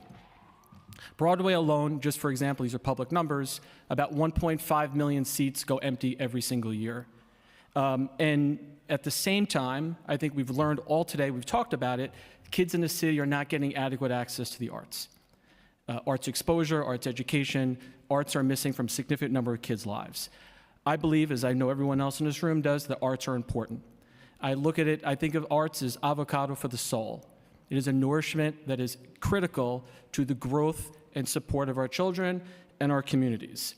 And so when I look at the millions of empty seats that are happening throughout the year in the cultural capital of the world, I wanted to do something about it. So in 2011, I founded Situation Project, which was my for-profit company creating a nonprofit institution that enabled us to open doors to live shows where we saw open inventory. In addition, we opened up career opportunities, so for the kids to realize all the amazing jobs that are in the arts and culture community, which I don't think gets talked about enough. High-paying jobs in the arts and cultural community that we're going to need for the city to thrive. In addition, taking them on school tours to understand higher education and how you can continue to advance your career in the arts if you choose to do so. We've done a lot with a little. My for-profit company, where I've made personal investments in this, we cover the overhead and the operating costs. Any ounce of money that comes in goes 100% to programming. Since we've launched the organization, we've reached over 100,000 students. That's a number that we've broken recently that I'm extremely proud of. My executive director, Samara Berger, is here. Eliza Palter, a lot of other people are a big part of this, but this is truly a project of passion, money that I've personally put in, and we've raised by private donations of people who support this. But as proud as we are of 100,000 students, I think that's just a small dent over the 13 years we've been doing it. It's like skimming rocks in the ocean. One of the primary reason I want to come today is provide testimony that I think that there is hundreds of millions of dollars of untapped equity right around us right now. There will be 3 to 5 million empty seats this year in the cultural capital of the world. And if you put a value on those tickets, it comes out to a significant number. I think there is an opportunity for private and public partnerships to be discussed, move forward. At Situation Project, we are committed to continue to do that, and I personally will do whatever I can to help support that. Thank you for having me. Thank you.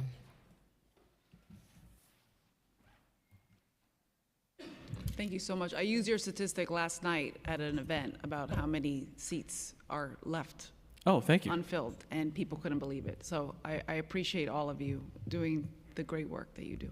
Thank you for all that you do. And we do talk about career pathways in the theater world. That's an untapped resource, and New York City Public Schools should create a pipeline. I know they are. They do have a Future Ready program that taps into that. Maybe we need to expand to make sure these are great union jobs. Yeah. And this is where equity will come in and access. Thank you all. Thank you.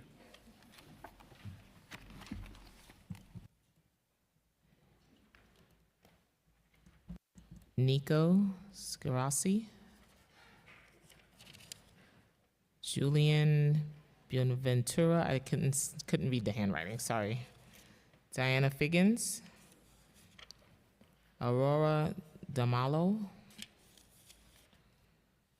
Maddie Ditterline. Oh. Ava Emhoff. And Daria Ashkamonia. Hope I did.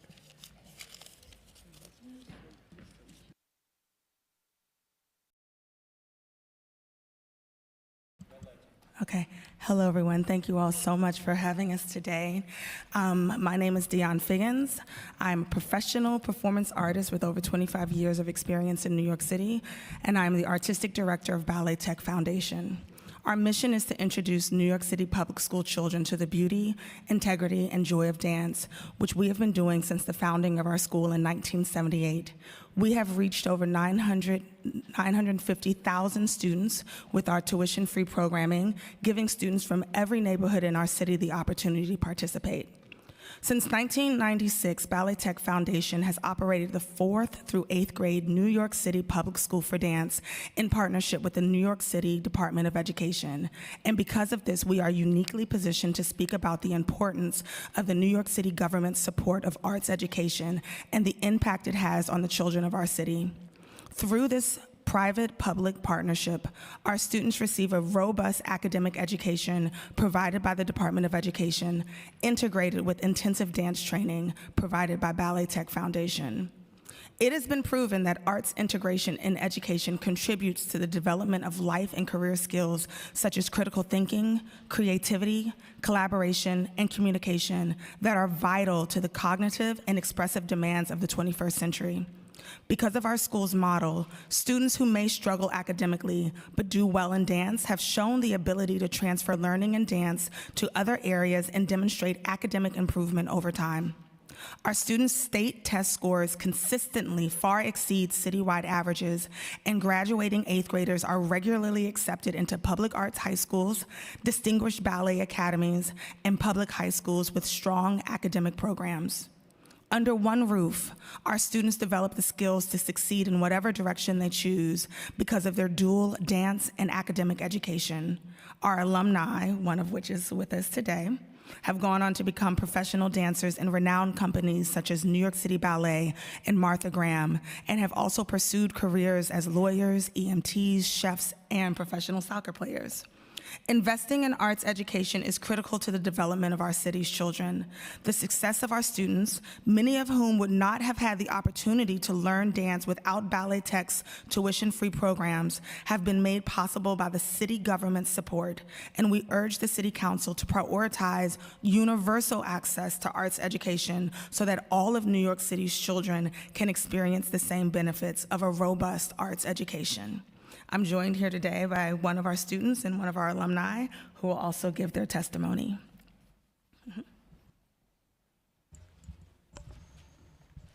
Hello, my name is Nico, and I'm a 7th grade student at Ballet Tech, and I'm honored to be here representing Ballet Tech. Every day at my school, I spend half of my day in academic classes and the other half in dance. I love being a student at Ballet Tech because we all share a common interest in dance, and it helps create a strong, close-knit community. Learning dance teaches me discipline and persistence, which influences other areas in my life, physically, mentally, and emotionally. If I'm ever frustrated in my academic classes, the skills I've learned in dance helps me to reset and center myself. This persistence helps me to improve and learn more in my classes. Dance is a big part of my life and is something I prioritize both at school and home. I hope to be a dancer and a choreographer when I grow up because I love sharing my technique with others. Ballet Tech is helping me to achieve this goal because I get a glimpse at the professional side of being a dancer. Getting to experience a daily rehearsal schedule and performances like performing at the Joyce Theater helps me set up for success. I think it is important that other students have the chance to learn dance or another art form because it is something that anyone can do. Dance brings so much joy to my life, and I want to share that joy with other people. Dance also has the power to shape someone's future. So many professionals became who they are because of the exposure of the arts when they were young. Learning dance has taught me that I can be whatever I want to be if I put my mind to it, and I think that it is important that all students in New York City have the same opportunity. Thank you. Good afternoon, everyone. My name is Julianne Buenaventura. I'm an immigrant from the Philippines and raised in Jackson Heights, Queens. And I am a proud product of the magic created at Ballet Tech. I joined the school in 4th grade and graduated middle school in 2016. Back in 2010, a team from Ballet Tech visited my public school in Queens to audition 3rd grade students for their Introduction to Ballet program. I was one of 3 students from my school who participated in a weekly field trip program to take beginner ballet classes on site with transportation, dance clothing, and shoes provided. At the time, I was already taking ballet classes at my local studio in Queens, but transferring to Ballet Tech's full-time school was a game changer for myself and my family. To have access to high-level training from esteemed professionals in the field in a historic building for the arts, completely free of cost, was an immense privilege, perhaps one that I didn't realize until I grew up. Last May, I graduated from SUNY Purchase with a major in dance. I'm currently choreographing and teaching around New York City, and I'm a teacher here at Ballet Tech, including the program that brought me to Ballet Tech in the first place. I can confidently attribute many of my professional skills to my time here at Ballet Tech. Self-discipline, organization, expressing myself and leading my life with passion, and being able to connect with my peers with nuance, to name a few. I see now, in my 20s, how lucky I was to have a school as eccentric as ours in such a formative period of my upbringing. New York City is a city where people make magic happen, a city where culture emerges and thrives. I owe it to my students and the larger New York City public school system to urge you to invest in the youth of New York City, to infuse their daily education with the arts, as they are the ones who grow up to make the city what it is, the arts capital of the world. It is my wish that all students in all boroughs of New York City will have access to the arts just like I did. Thank you for having me speak today. Have a wonderful day.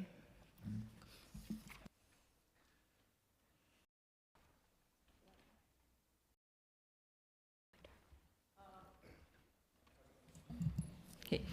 I'm an 11th grade student in Fiorello LaGuardia High School in New York City. My name is Daria, and I'm here to testify for the Bill 1125 about annual report on school libraries in NYC. So for an immigrant, this year is my second year in an American school. Coming from an educational and economical background in which libraries were not a part of school life, I never expected it to become a significant part of my social and academic experience in high school, but now I know how much of experience they make. When I think about it, a complex of my needs and interests became achievable because of the functioning library in our school. As a low-income student, the library is a place for me to access free resources for research papers, projects, and art references in my community from teachers who I personally know and trust. As an academic tutor, the library is a focused place to help students with their work, again, with all the needed resources. As the president of the Feminist Club in LaGuardia, the library is a connecting point between my club and the broader school community, a place to conduct meetings and promote our work. Without a working library and a librarian in our school, I would never be able to support such a broad range of interests. School libraries are not only about the academic support of students, but also about the trust bond between each individual student and the school community. So if the system of public schools in New York City is set up to give students a right to access a functioning library with a certified librarian, this right must be fulfilled. We encourage you to support the Bill 1125 to require reporting on school librarians and library access in New York City public schools. Thank you. Hello, my name is Ava Emhoff, and I'm a student at LaGuardia High School. I'm here to testify to the importance of libraries in schools. To talk about the importance of libraries and librarians, I first have to talk about lunch. I'm not a very social person. If I'm in a room with people I don't know, chances are I'm not saying a single word. Going into my sophomore year, I found myself in an odd social situation of not knowing where to eat lunch. My friends hated going outside, but I hated having to scavenge the school for 10 minutes trying to find an empty and quiet place for us to settle into. So, one day when I wandered into the school library and found everyone with headphones in, and many people sitting alone, I figured it was a good escape for the 40-minute period. Through those 40 minutes of me connecting with the library, I was also given the opportunity to bond with Miss Healy, our amazing librarian. From the small waves when I began entering, to my finally asking if I can volunteer, something she quickly accepted and started with teaching me the combination of library systems we utilize, I knew Ms. Healy as someone who truly loves LaGuardia community and our library. I've never seen someone light up the way she did when teaching me Dewey Decimal, and it made me so much more passionate about respecting the library and its contents. This has only strengthened as time passed. From the free book section that has saved my family hundreds from Barnes & Noble trips, to opportunities that get me places such as City Hall, a librarian who cares is someone that can make the biggest change in schools. Though over time my friends eventually began joining me, and now in my junior year I spend time connecting with my friends in the cafeteria, I will never forget what public libraries have done for me.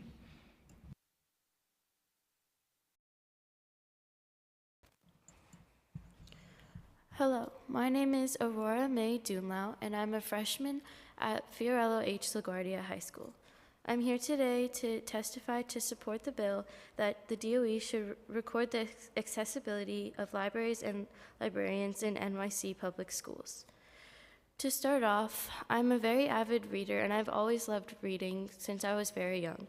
I started reading when I was 2, and I've always been a bookworm, reading over 10 books through a school year, and I find the library as a safe place where I can enjoy books and learn and grow with my other students. When I was looking through high schools and choosing which high schools to go to, I saw LaGuardia as a place with a lot of creativity, and I loved the library they had there. As a freshman this year, with a lunch period where not many of my friends are in it, I found the library as a safe place where I can study and do homework, use the resources, use the printer for my classes, and find different books that I would love to read. I find that a lot of my friends have stopped reading, or have, when I ask them about what books they like to read, have said, "Oh, I don't read." And when I inquired further, it's because they haven't found books that they're interested in. And the importance of a library and a librarian is that in libraries, they get to organize and represent different books. I find that Ms. Healy has put together different things on our Instagram and different mystery books to encourage students to read and encourage students to find books that they actually enjoy. And I feel that that's really important because I don't want all my friends to not just be reading. And through the librarian and through our library, they have found books that they're actually interested in, and it will help them grow as a reader. And also, we have different resources for music and plays and the different arts we have in our schools. And I was shocked to hear that a high percentage of schools don't have libraries and don't have these resources. We have different prep books and SHSAT or SAT books that we can use for students to get high grades, and it's a really important resource for students to be learning and growing. And overall, it's just such a welcome community, and I've found so much love from Ms. Healy and just like enjoyment when I go there in the library. And I think it's just really important to continue that and to have it in all the schools, in all the NYC public schools. So I urge you to support this bill. Thank you.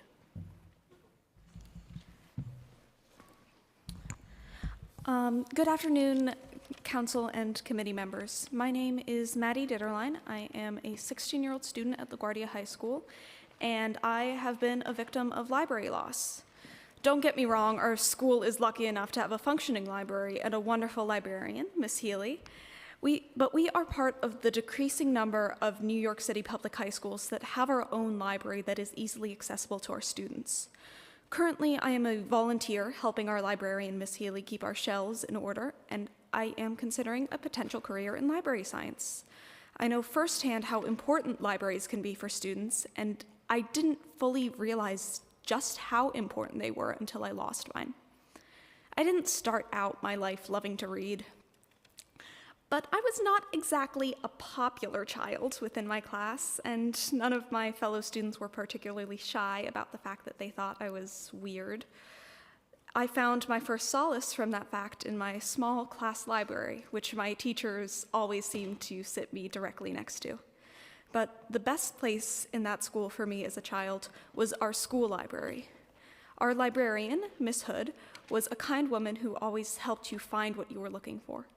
Nothing was better for me than burying my nose in a book and escaping from the world for a little while. When I eventually did make friends, they always knew to leave me alone when I was reading. By the age of 9, I prided myself on being able to finish a 400-page book over the span of a singular day. In 6th grade, when we were given access to clubs and the middle school section, I was so excited to finally sign up to help Miss Hood in the library. I had 2 books checked out in my 6th grade year when my classes all ended abruptly in March of 2020. I read those books for weeks. I bought discounted books online for me to continue my pursuit of reading. I read and reread every book I had throughout the entire pandemic. And when we finally got to go back to school, the thing I was most excited about was to go back to the library. However, as I learned during the pandemic, Miss Hood had retired, and the school would not hire her replacement for 3 years. And by that time, the damage had already been done. Since I had lost my access to free books, I stopped reading. And I found out one day that all of my favorite books were written for 12-year-olds, and I was not thrilled. Funnily enough, my comeback to reading came from a book from our school library that I had not returned for several months. It comforted me when I was having issues, and I have continued to read, and I'm back to being an avid reader. Who I am today is because of my experiences with school libraries, and I know how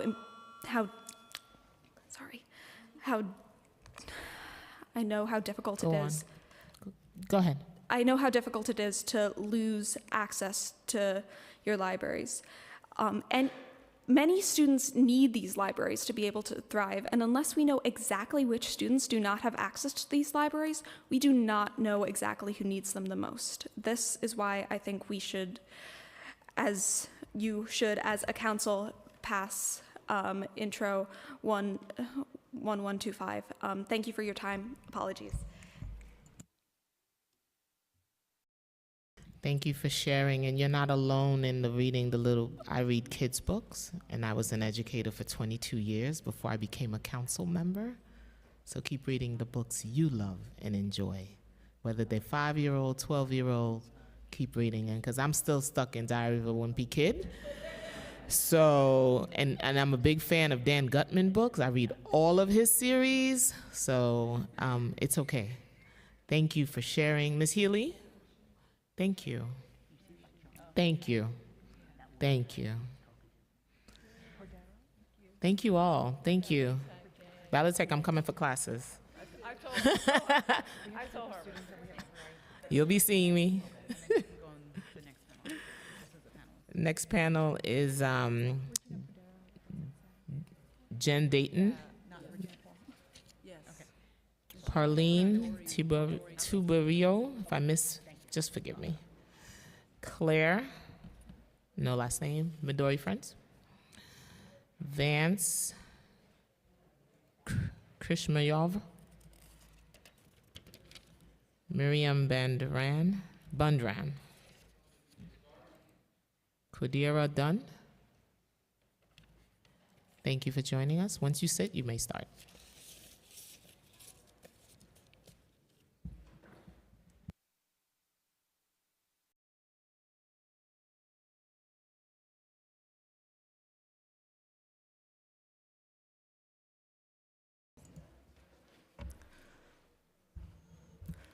Hello there, my name is Miriam, and I'm a bassist. That's how I almost always introduce myself now. I'm a high school senior currently participating in the Midori and Friends 2025 Next Gen program, and I'm honored to be here today. Sometime in the past few years, I no longer was someone who just plays bass guitar, but a bassist. It's become a part of who I am, and I most certainly would have never become half the person I am today if it weren't for music. Specifically, I would have never become who I am today if it weren't for music education. Music class changed my life. Before, there was no way I would ever ask to speak here. I was, and still am in many ways, very shy and kept into my shell. But music has a way with uncovering our true selves. Music moves our souls and shows us parts of ourselves that we didn't even know existed. For me, it helped me find my voice and express myself through the strings of the bass, and for others, it has done so much more. When I'm playing music with others, we speak in a language that only musicians can understand, and it is a wonderful language. We speak through reality, pain, and even school's on that list, which is why I want to help others learn this musical language. I'm lucky to have an amazing teacher, Mr. Anderson, who has always believed in me and my classmates. Throughout rough times in school, he helps us express our emotions and gives us a safe space to be ourselves and be loud and take space in the world for ourselves. But again, I'm lucky. Many people don't have that. Many people don't even have music class or any art class at their school. To quote John Keating in the Dead Poets Society, "We don't read and write poetry because it's cute. We read and write poetry because we are members of the human race, and the human race is filled with passion." I'd like to generalize this a little bit. We don't make art because it's cute. We make art because we are members of the human race, and the human race is filled with passion. Imagine all the kids who could have grown up to be the next Bowie or Da Vinci, but never had the chance to find their passion. We need education in the arts. We need our freedom. That's why I urge City Council to protect and expand arts education in all New York City schools, fund programs like Midori and Friends, support music teachers, and make sure every student, no matter where they live, has access to the arts. Because we aren't just shaping future artists, we're helping young people find their voices, their purpose, and their place in the world. Thank you.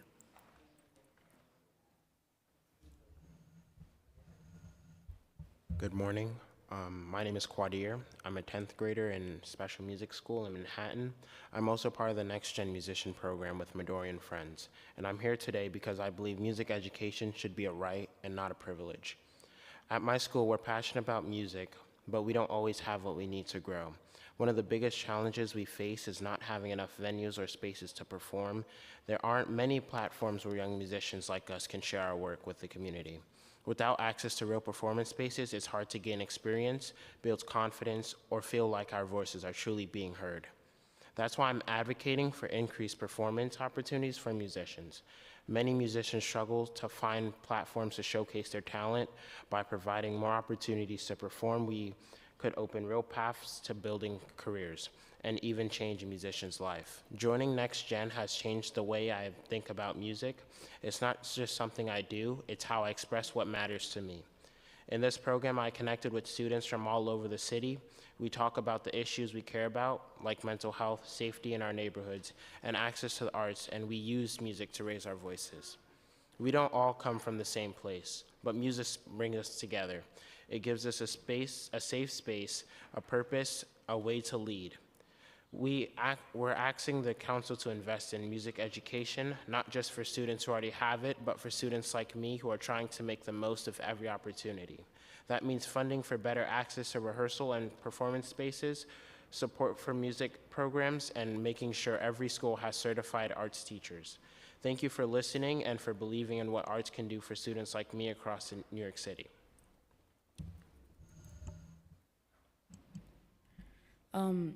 Hi, my name is Parker Tiburcio. I am a freshman at SUNY Purchase, and I am also an alum at Theater Arts Production Company and Midori Next Gen Musician Program. I have been a member of Midori and Friends for about 2 years now, and I've seen them do tremendous work when it comes to bringing groups from different backgrounds together to make something beautiful. In times like these where mental health is declining and things are starting to feel less hopeful, it's such a beautiful thing to see a community come together and make something as powerful as music. Music is something we sometimes take for granted.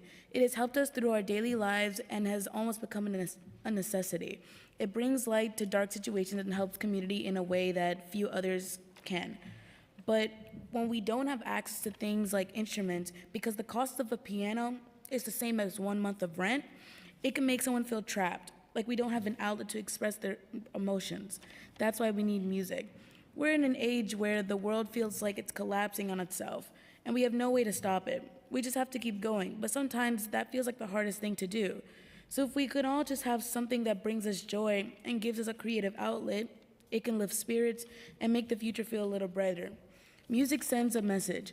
It brings people together. That's why we need it, and that's why we need to be able to afford it, so we can keep creating something beautiful, not just for ourselves, but for our communities. I urge City Council to invest in accessible, equitable arts education across New York City, to fund programs like Midori and Friends so that every student, no matter where they come from or what they can afford, has the chance to experience the power of music, because when we invest in music, we invest in healing and connection and the future of our city. Thank you for listening.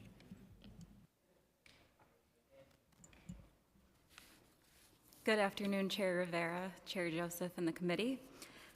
Thank you for being here with me today, and thank you for hosting this panel. My name is Jen Dayton. I'm the Director of Education at Midori and Friends, and I've been working in arts education for over the last decade across multiple cultural institutions across the city. It's my honor to be with the students who are here with me today. There were more, but they had to make it to their after-school commitments. And I'm here to share what we do at Midori and Friends and to advocate for the arts alongside my colleagues. For 33 years, our organization has serviced over 300,000 students, many who would not receive music education or instrumental programs at their schools. One of our flagship programs is Next Gen Musician. It's a citywide youth advocacy and leadership fellowship for high school students across all the boroughs. Next Gen is more than a music program. It's a way for high school students to come together across backgrounds, identities, and boroughs to speak about what they care about, what matters to them, and the change they wish to see or support to be continued. Whether it's mental health, immigration, access, equity, and education, each student chooses an issue that personally affects them and then creates an original music advocacy campaign inspired by that cause. They meet with local officials, they speak with their peers, they attend rallies and speak at the rallies, and they advocate for arts education within their districts, communities, and schools. They're here today and they've chosen to be here to get an excusal from school to speak on behalf of their communities because they believe in the power of the arts. Music education is not a luxury, it's a right. It's essential, it's a safe space where students find their voice, they learn to listen to others, they see what's possible, even when the world outside their classroom might tell them otherwise. Nearly 300 schools in our city lack a certified arts teacher. I've heard stories myself of music educators who have left or gone to different districts that have completely changed a student's life due to funding cuts. Many schools have little to no instruments, or if they have them, they need significant repairs or are in a closet not being used. Students travel long distances to make it to these music education programs. Despite these challenges, they show up, they create, they advocate, they connect.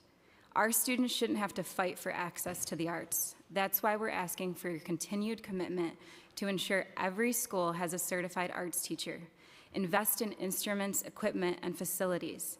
Address transportation and access barriers.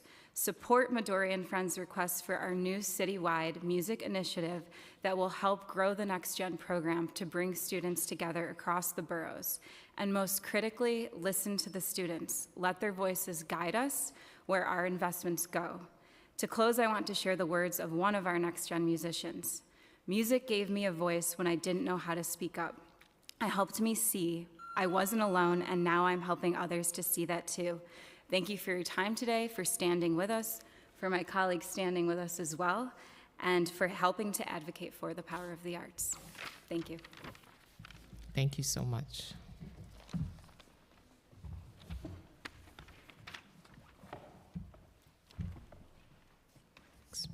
Next panel, David Frudenthal, Lucy Sexton, Judith Insel, Sky Kowalewski, just can't read it, Martha's Neighborhood.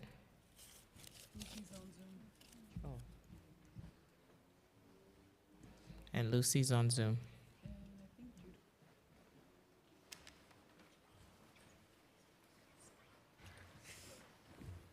Thank you.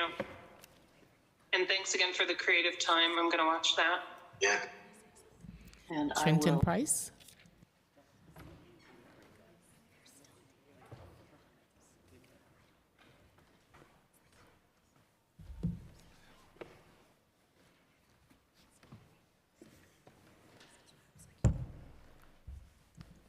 You may begin.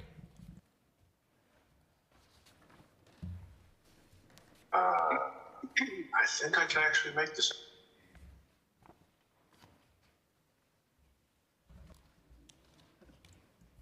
Lucy, you can go ahead. Okay with you? Perfect. Okay. Thank you. Thanks for holding this. Thank you both for listening to my agitated self. Thank you for being here. Bye, Lucy. Let's go. Absolutely. See you guys. Take care.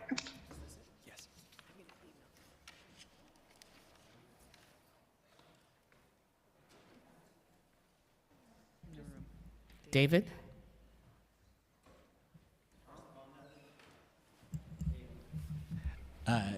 Hi, Chair Joseph.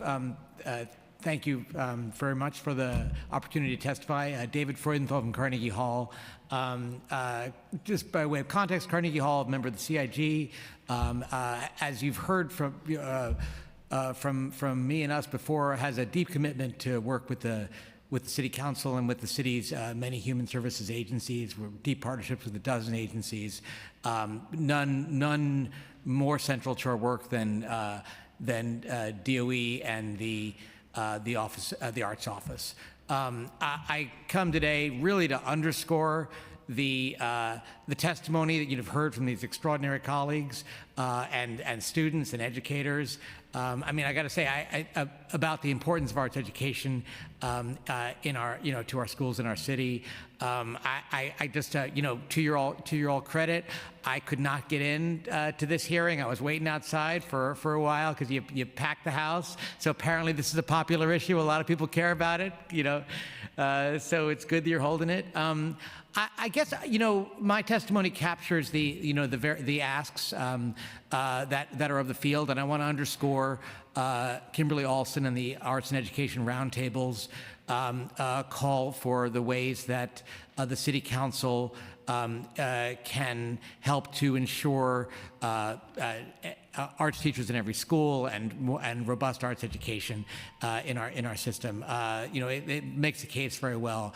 I just note from the testimony you heard today, I think it really calls to how unique New York's ecosystem is. What other city has this many private cultural partners with this deep commitment to our public school system? I mean, no one else has this. And we're all raising private money and doing all we can. It's a massive private investment in our city schools that is incentivized and needs the public support for this to occur. Carnegie Hall is spending $10 million a year on this. The city's not putting in anything near what we're raising on this work. We're serving like 54,000 students. We're in 350 schools, 550 educators. I mean, just some numbers on on what we're doing, but all of our partners, are all across the city are doing extraordinary work in this space. And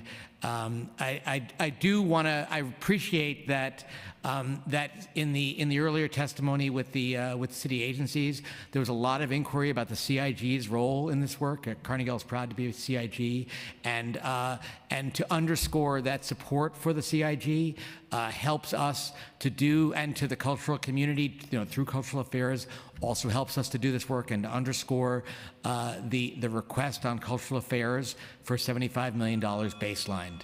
And I used my time. Thank you all very much.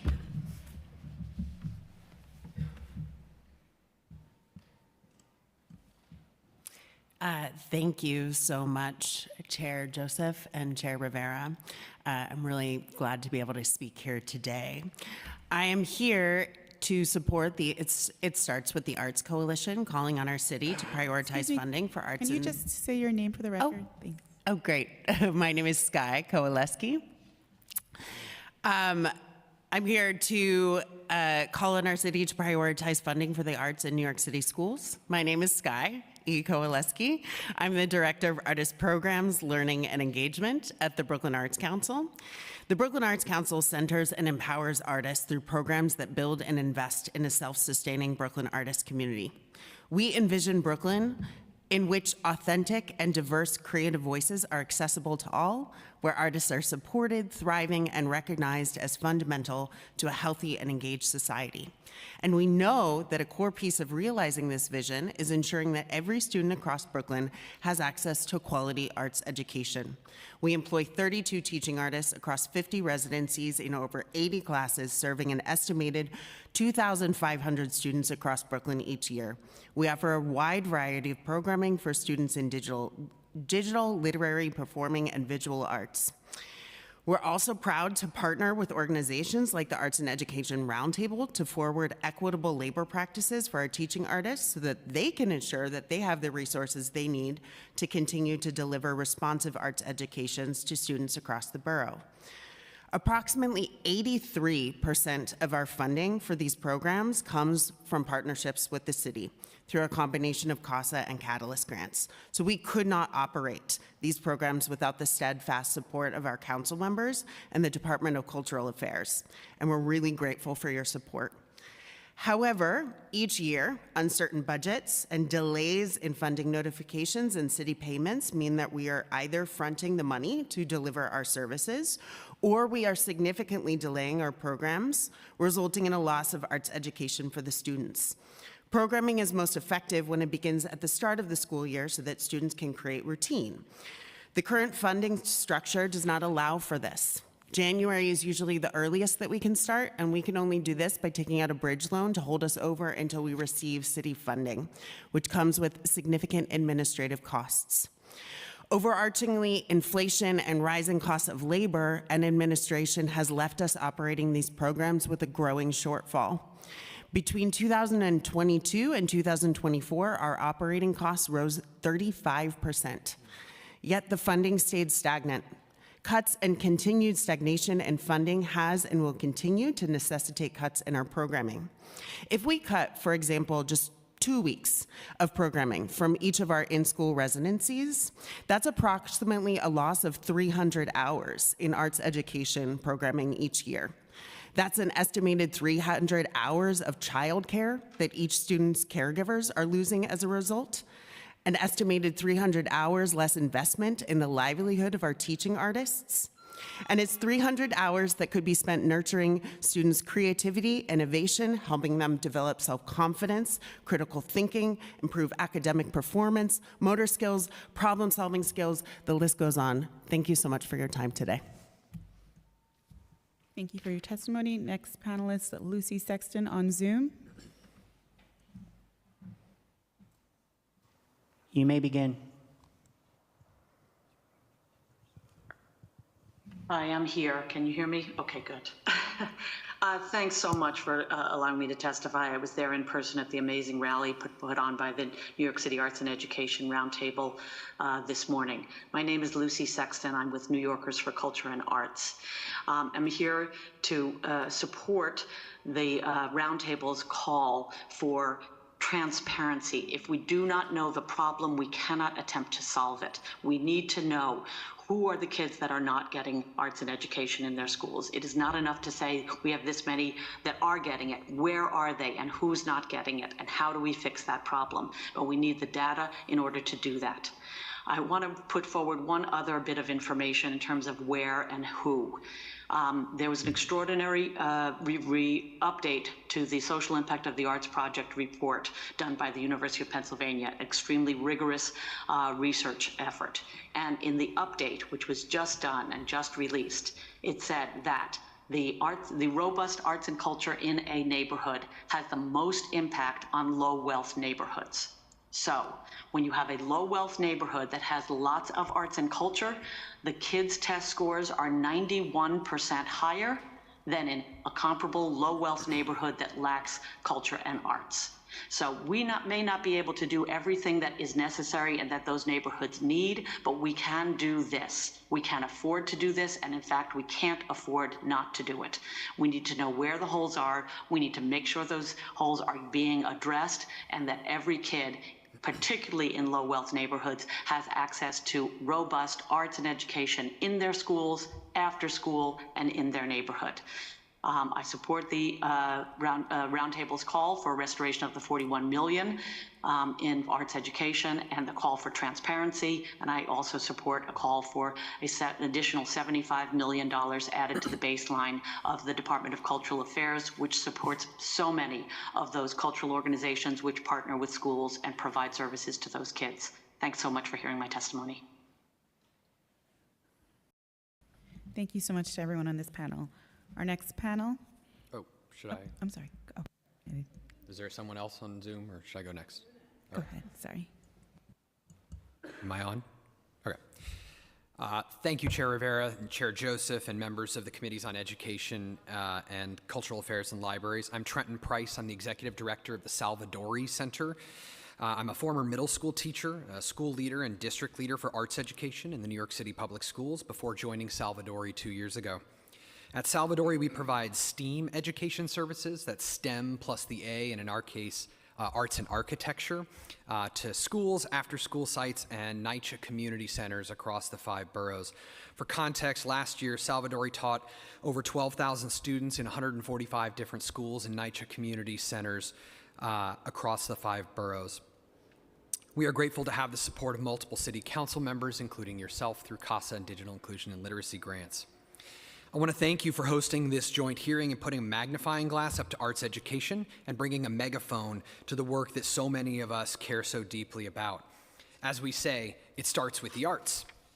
At Salvadori, we have seen firsthand the impact that investment on arts education can have.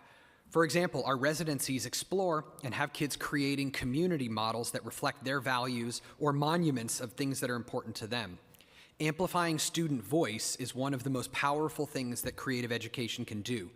In East New York and in Astoria last summer, middle school students learned about design and then applied that learning to their NYCHA community centers. In the fall, we were able to then realize those renovations, bringing the young people's visions to life. That's the type of authentic design and arts education that every child deserves. Having worked in arts education for many years, I know it is one of the first things that can get cut when funding gets tight. But to the contrary, schools and cities that know the true value of arts education know that tight times are when we need to double down on the arts. A recent study with NYU showed that Salvadori elementary school students showed increased self-efficacy up to a year after our residency. What could be more important than an individual's belief in their ability to succeed, which impacts motivation, effort, and persistence? Investing in arts education is an investment in our future. I join my colleagues in urging the city to take action to ensure that students have access to high-quality arts education, including extend and baseline the at-risk arts education funding that was previously funded through federal stimulus, ensure every school has a certified arts teacher, restore and enhance support for arts education initiative, increase and restrict the DOE arts funding to be spent on the arts, ensure nonprofit providers have contracts and payments from DYCD in a timely manner, restore and increase baseline funding for the Department of Cultural Affairs, improve data transparency and accountability from the public schools about arts education access at each school, and expand CASA and digital inclusion and literacy grants, which have remained flat for years. I thank you for facilitating this joint hearing. We are grateful to be of service to New York City's children, and we stand ready to do more. Thank you. Thank you. Jeremy Grant, Sophia Guerra, Giovanni Stahl, are you still? IS 93, are you still here? They left? Thank you. Lauren Comito, Jenny Fox, Mansa, Migda, and Cecilia, Salma, and Rachel Cohen. Okay. And a quick public service announcement is Shia Hawkins still here from Urban Assembly Maker Academy? No, okay. We found the ID. We'll turn it into the sergeant. Thank you.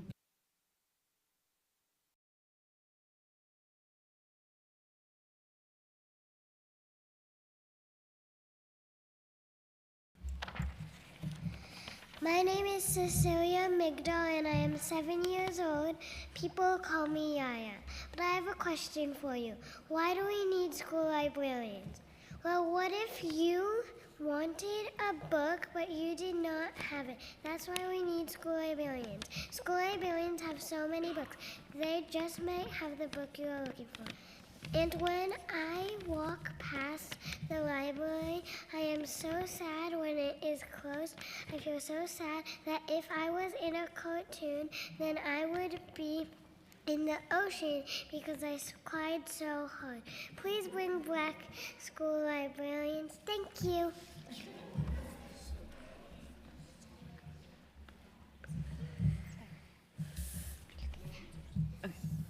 Hi, my name is Marissa Migdal, and I'm a proud public school parent of Yaya. Thank you, Yaya. And Genevieve. And a student of the Library Science program at CUNY Queens. And I urge you to pass Intro 1125. I want you all to take a moment and close your eyes. Now I want you to picture yourself as a kid in your school library. Can you remember that feeling? Can some of you even remember your librarian's name or face, or the book they handed you, the book you needed at just the right moment, the book that made you feel seen? When I talk to parents, grandparents, and even mayoral candidates, they all get the same sparkle in their eyes when thinking about that space and what it meant to them. And yet, we continue to deprive our kids of this same feeling. Our kids are growing up in a mediated world much different than the ones we grew up in, and yet, we are depriving them of media literacy they desperately need. We want our kids to read more, and we write articles about how they don't have reading stamina to finish books, and yet, we deprive them of book clubs, the joy of reading for pleasure, and a place that not only encourages that practice, but has an entire location dedicated to it. We go on about poor literacy scores, and yet, we deprive our kids of something proven by decades of research to increase not just reading scores and comprehension, but all academic standings. We want our kids to feel safe at school, and yet we deprive them of community and a third space where everyone feels welcome. Every single kid deserves a library and a certified school librarian. Our kids deserve better. These feelings should not be a privilege. And I just wanted to add that this shouldn't be down to the principals to have to make these choices, but it should be a citywide policy. Thank you for your time.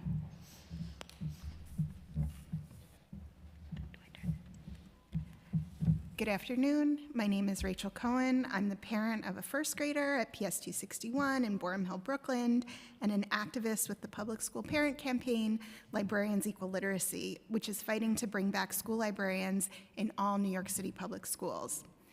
Before my daughter started kindergarten last year, I just assumed that the library in her school was staffed with a school librarian and she'd get to go there at least once a week, just like I did growing up as a public school student in a very small town in New Jersey.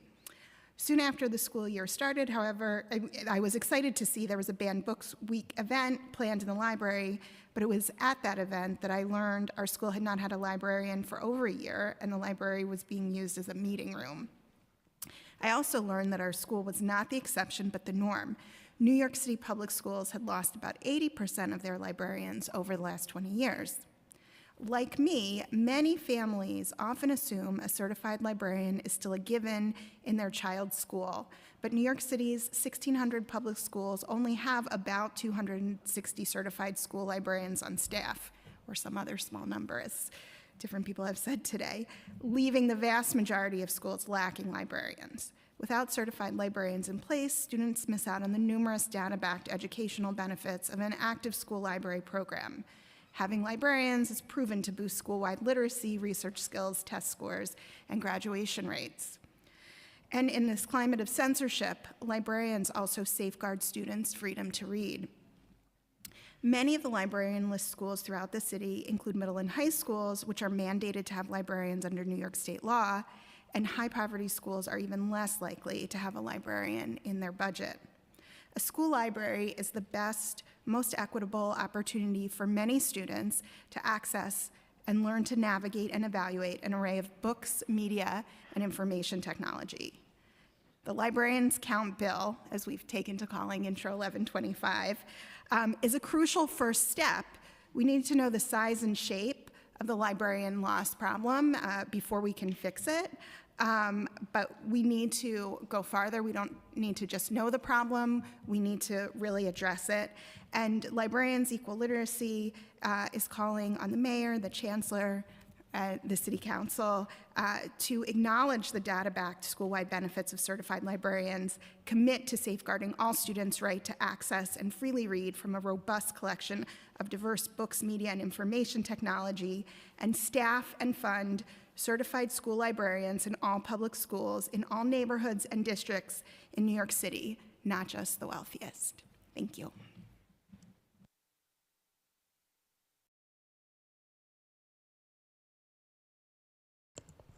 Good afternoon. It's afternoon at this point. Thank you to the committee chair and to the committee for giving me the opportunity to deliver testimony. My name is Salma Baksh, and for the past few months, I've had the privilege of working closely with Councilmember Joseph as I pursued my passion of ensuring that every single New York City school has a librarian and a library. This is included in op-ed in Chalkbeat, which you guys should totally check out, and a public awareness campaign.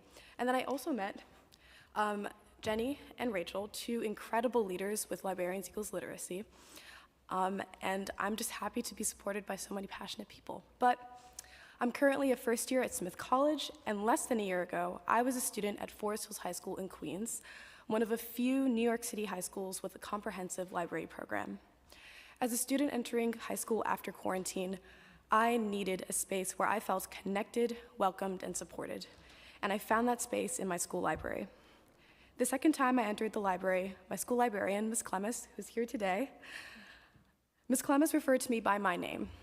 This was a big deal for me as a 15-year-old because I was one of thousands of students in a New York City high school.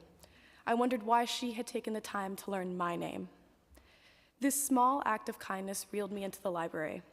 It was a space filled with diverse books, games, and crafting supplies. It was maintained by two passionate and hardworking librarians. At a time when many teens are struggling with isolation and mental health challenges, we need school libraries. For me and many others at my high school, the library was a third space and a safe haven. But this wouldn't have been possible without Ms. Clemes and Mr. Hedko. Librarians transform a room of books into spaces that foster community, socialization, and acceptance.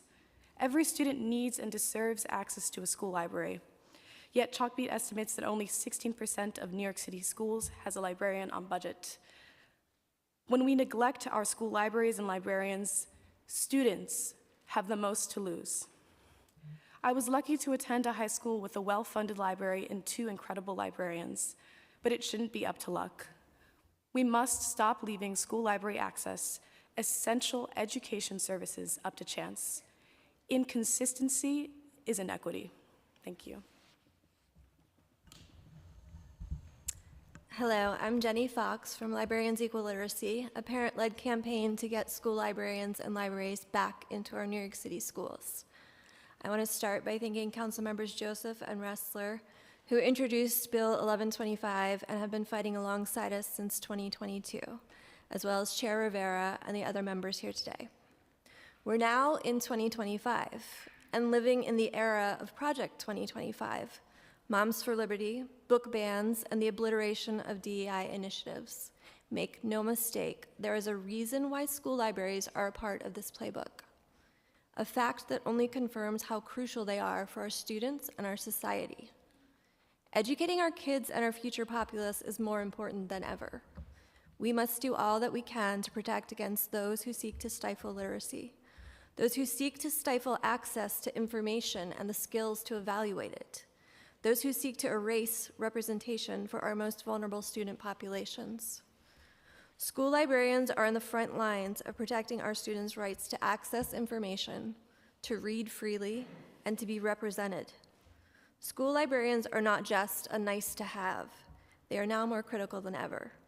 Sadly, New York City schools have lost an estimated 80% of certified librarians in the last 20 years, shuttering school libraries across the city. There are people sitting in Washington right now who would like nothing better than an ignorant, illiterate New York City populace. Are we going to give them what they want?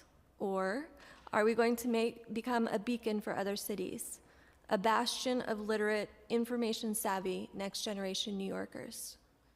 Intro 1125 is a first step in solving the school librarian loss problem, a first step. Pass this bill, but don't take your foot off the gas. Pass this bill, double down and go harder. Ensure that our schools are meeting every literacy need of every student, not just those in the wealthiest neighborhoods. Make New York City schools models of literacy, intellectual freedom, equity, and representation. Give them librarians and libraries. Thank you.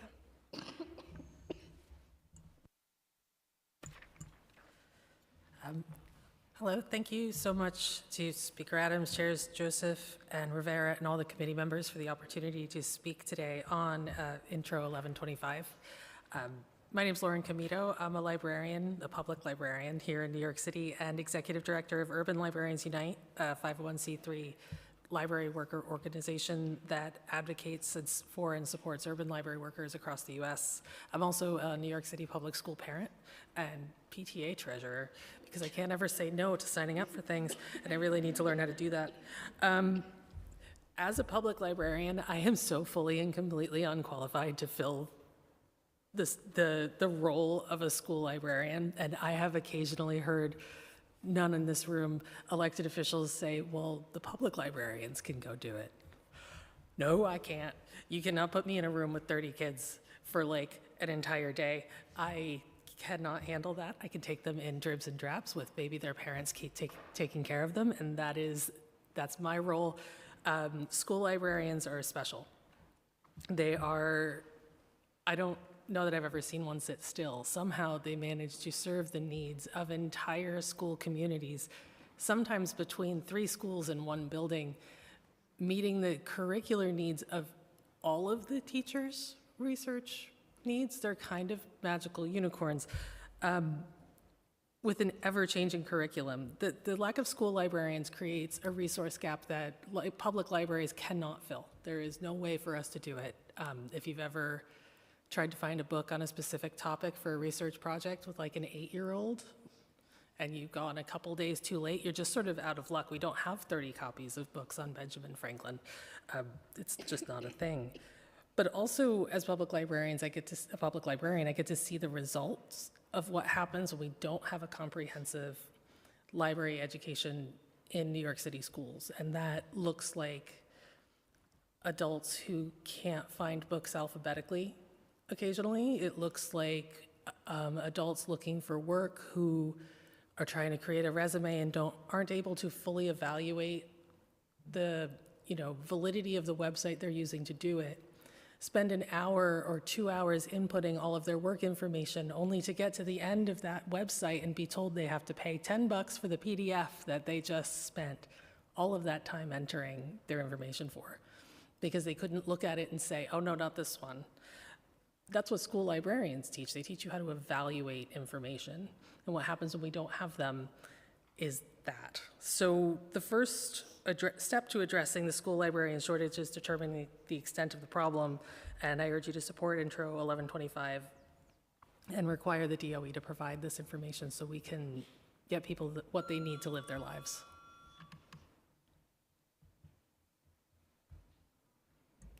Thank you so much. Thanks. Tia Powell Harris, Rachel Watts, Eric Edwards.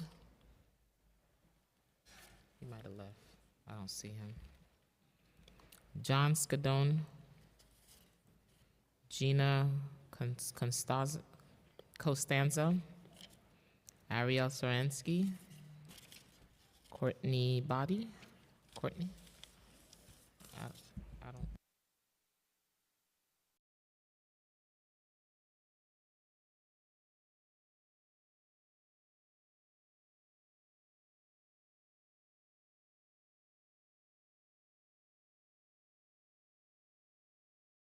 Roy Rosewood. I'm trying to fill.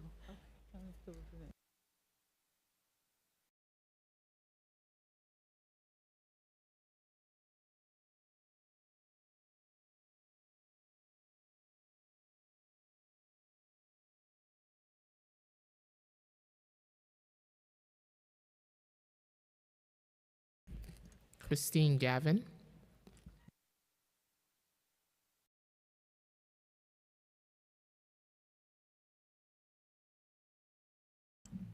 Good afternoon.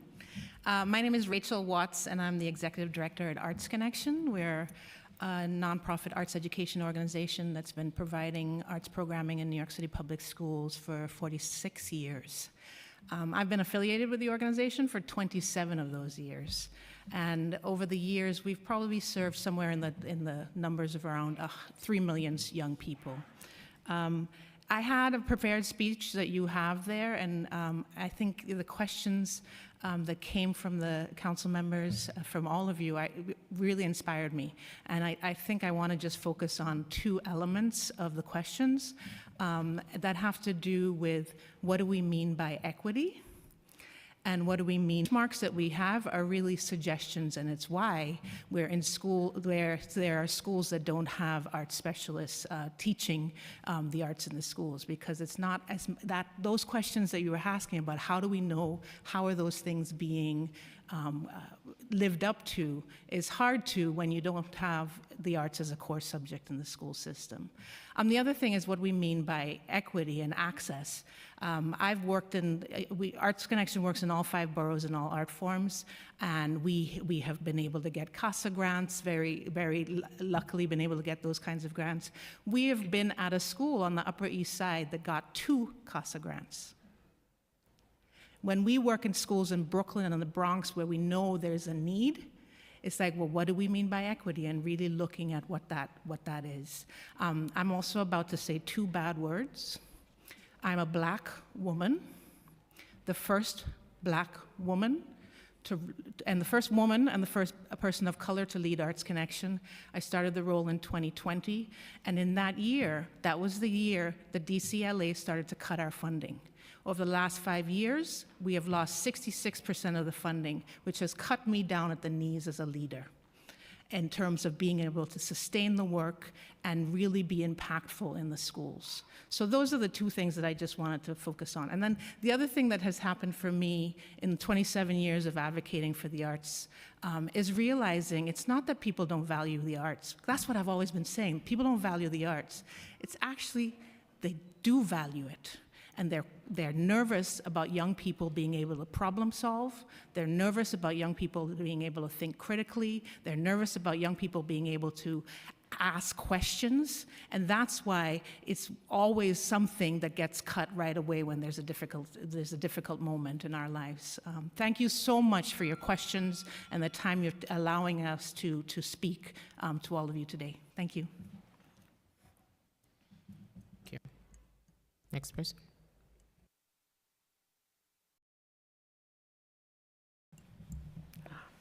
Thank you.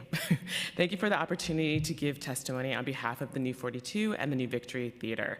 My name is Courtney J. Body, Vice President of Education and School Engagement at New 42. Additionally, I am the co-chair for the Arts Committee, advocating for arts access to the Mayor's Panel for Educational Policy. I'm a constituent of Chair Rita Joseph's district, and I'm also the daughter of an educator and a librarian, so I'm very pleased to be here. At the New 42, we take deep pride in fulfilling our mission to make extraordinary performing arts a vital part of everyone's life from the earliest years onward. Research has proven that quality early arts exposure can have a positive impact on social emotional development of young people. Through the New Victory Education Program, we engage our school partners in neighborhoods throughout the 5 boroughs to create accessible, more authentic pathways to pre-K through 12th grade students to experience transformative power of the arts amongst their peers. The education program is underwritten by $2 million and is one of the largest and most expansive providers of live performing arts for kids in New York City, bringing affordable, dynamic arts education programming to 130 to 150 school partners each year. 76% of these school partners represent New York City public schools. 70% are classified as Title I, serving students living in low-wealth neighborhoods. And a handful, or quite a few numbers actually, of our partner schools are District 75, serving students with disabilities, and some D79 schools, particularly one in East New York that we partner specifically with their librarian. This year, our 138 school partners have access to deeply subsidized $2 tickets to school time performances at our historic New Victory Theater. Free in-classroom workshops led by our trained teaching artists to deepen the experience of the live presentations and provide a creative space for innovative play, meaning making. We also provide free summer dance programming and arts-based resources for educators to implement the arts in their classroom. And our Bring Your Family program provides over 1,000 free performance tickets annually to families living in NYCHA housing. Access for All is a core tenet of our organization, and we hear time and time again that often coming to the New Victory is their students' first time going to a theater, being on the train for a field trip, and generally feeling radically welcomed. We positively impact up to 19,000 New York City students each year. And beyond improvements in writing, achievement, school engagement, and higher education aspirations, New 42's own quantitative research proves that exposure to live performing arts strengthens collaborative skills, nurtures self-confidence, and optimism. And I just want to close with a quote from one of our New 42 Youth Corps ushers and a Queens College student, Augustin Romeo. New 42's work is important because it reaches a lot of different people. It gives young people the opportunity to have a deep love for arts, and adults the chance to connect with their inner child. And that's the kind of organization and city I want to be a part of. We thank you for striving to activate equitable arts access for all New York students, and I and New 42 are proud to be partners with the city. Thank you.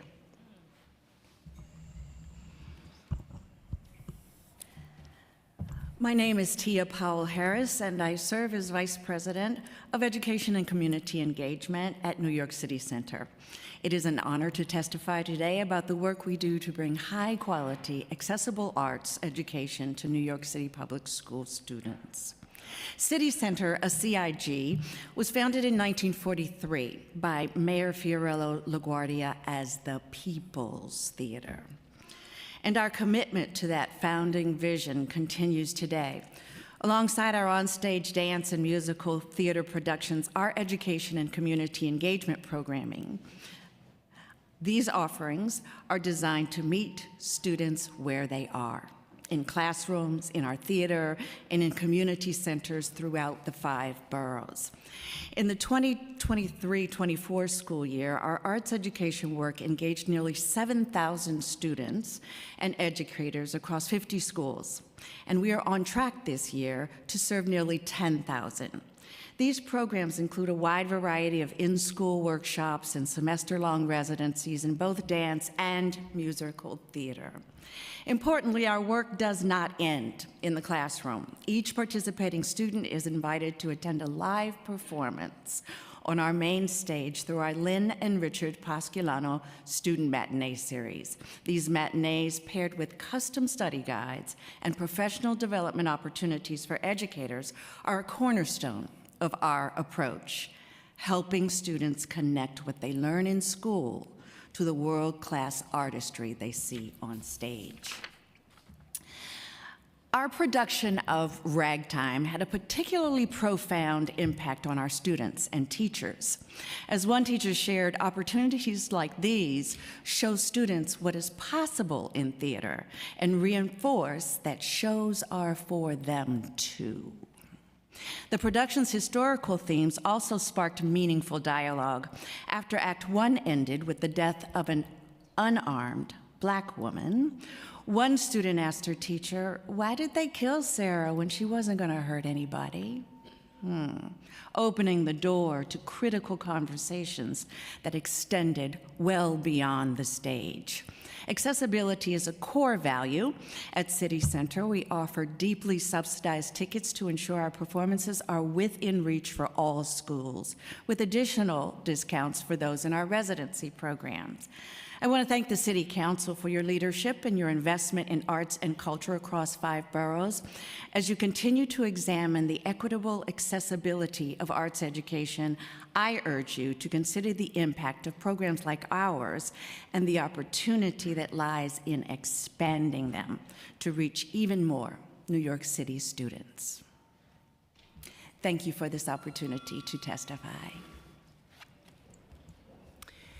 Thank you to Chair Joseph and Chair Rivera. I stand in support of It Starts With the Arts Coalition, calling on our city to prioritize funding for arts in New York City schools. My name is Gina Costanza, and I'm the music and model teacher at PS 123K in Bushwick, Brooklyn. I once read that every child is the light of someone's life, and I have the privilege of teaching 500 of the lights of Bushwick every single day. My classroom is a place where students can show up as they are. Each class, they get to make music, learn something, have fun, and get a big hug if they need it. It's a place where my students feel like they belong, even if they are currently unhoused, if they are new to this country, or if they have a different gender expression or identity from their peers. Last week, I had a non-speaking student use an augmentative and alternative communication device share 8 unique words. Another previously non-speaking student spontaneously said xylophone and then played a xylophone for her peers. Now she stops by my classroom at the same time every day. I think she's still trying to relive that high of the performance. I have been able to provide the best education possible to my students because of federal funding, a series of grants from several nonprofits in this room, and a generous grant from the City Council. My classroom is fully stocked with instruments and technology. Thanks to that grant from the City Council this year, my students are currently collaborating with a professional artist to beautify our school by painting a mural that expresses what they love and value about our school community. I'm asking the City Council to not only keep investing in the education of my students, but to expand the investment to more communities. Arts education should be available to all students, not just some. As the immediate past president of the Music Educators Association of New York City, also known as MIANICE, I have seen what happens in the communities who do not have the same resources that my students do. I'm calling upon the City Council to provide equitable funding of the arts to all schools to ensure opportunity for access for more students across NYC. About 1 in 5 schools do not have a certified arts teacher. If they do not have arts education in middle school, how will they be prepared to audition for the screened arts high schools? How will they gain access to educational opportunities will change their lives? I met you, Councilmember Joseph, at the middle school arts audition boot camp where my summer job is. We help kids from Title I schools prepare auditions to get into the screened arts high schools, but I'd like to imagine a world where that summer job didn't exist, where we didn't have to provide those opportunities. I'm asking the City Council to ensure universal access to arts education by mandating that every school has a certified arts teacher. It's time for arts programs to thrive, not only in some zip codes, but across the entire city. Thank you for your attention and consideration.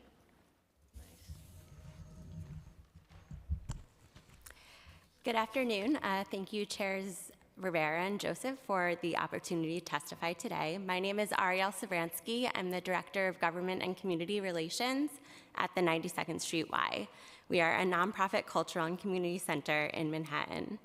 Since 92nd Street Y's founding more than 150 years ago, we have offered services for people of diverse racial, religious, ethnic, and economic backgrounds. By offering scholarships, subsidies, and opportunities for New York City public school students to attend events at 92nd Street Y, we ensure that all people can participate in our programming. I want to start out by saying thank you to the Council for our 8 CASA Awards, one of which is in Councilmember Rivera's district. PS 116, we provide a creative movement class for kindergartners and first graders. These enable us to reach kids who otherwise would not have access to after-school programs.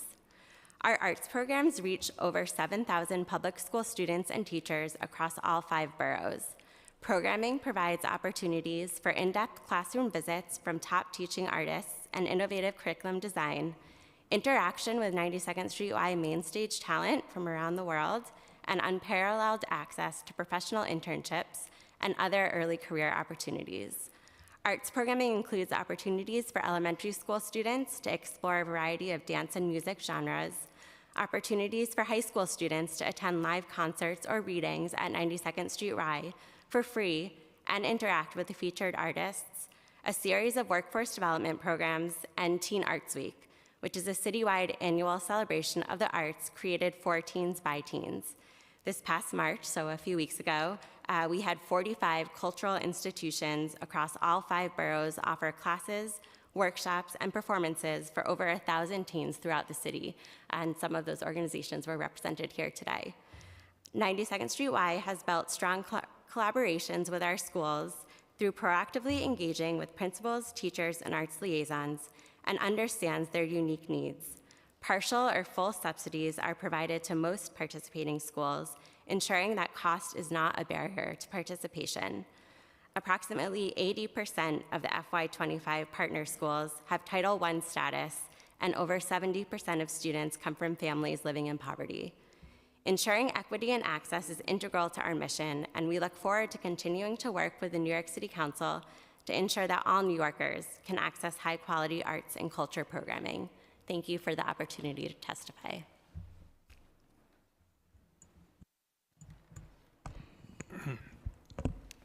Thank you, Chair Joseph and Chair Rivera, for the opportunity to speak on Intro 1125.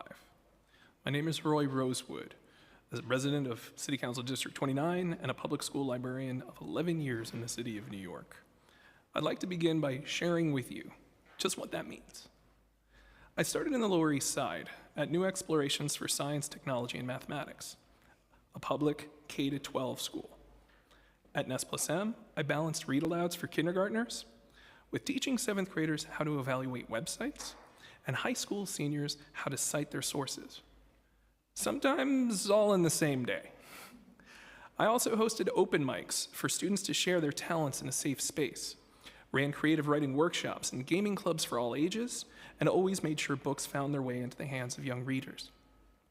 I am now at the High School for Construction Trades, Engineering, and Architecture, a Title I CTE high school in Ozone Park, where I wear many hats: a teacher of research skills, a college essay coach, the coordinator of our school's peer tutoring program, a collaborator on social emotional learning events, and to partner with community-based organizations such as Day One and South Asian Youth Action, also known as SIA, on programs to better support our students.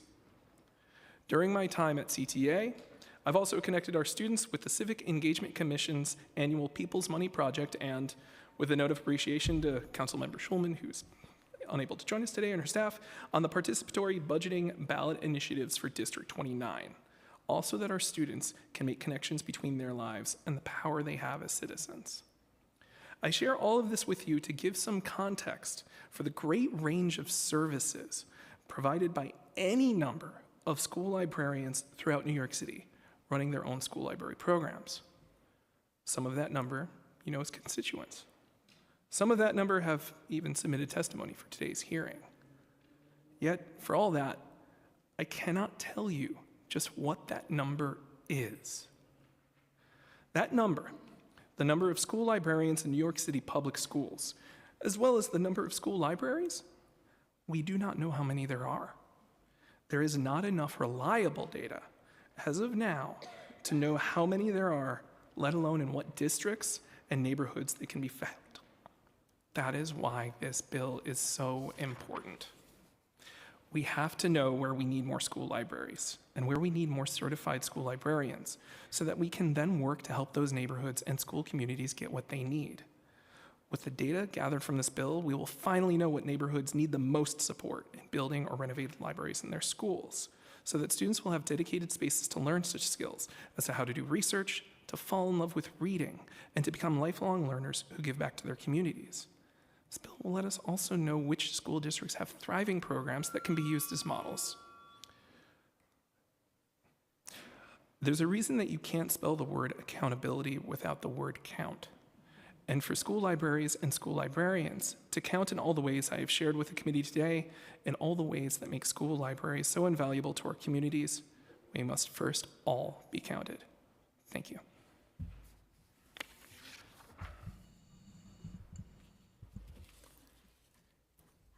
Hello, my name is Christina Gavin, and I'm a librarian at Midwood High School in Brooklyn. It's in Councilmember Lewis's district. I live in Councilmember Joseph's district. My students enjoy accessing a library that's full of diverse contemporary books in different languages and formats. There are lots of graphic novels, tons of manga, board games, arts and crafts materials, and computers. Our library is home to multiple clubs, and we've also hosted author visits where students are able to come together and meet an author, ask questions about becoming writers themselves, and have their books signed. Students do their homework, collaborate with their peers, and study for tests. The library is a wonderful space where students can choose their own adventure, learn, explore, and create without worrying about grades or wrong answers. School librarians also collaborate with classroom teachers to provide instruction on research methods or identifying misinformation. Unfortunately, this is my 13th year in the DOE. I worked for 5 years as a special ed teacher at 3 different school buildings in the Bronx, and until I became a librarian myself, I had not worked in a school that had a functional library. Many of my students report that this is the first time they've had access to a library in their school, or they had one in elementary school but not in middle, or vice versa.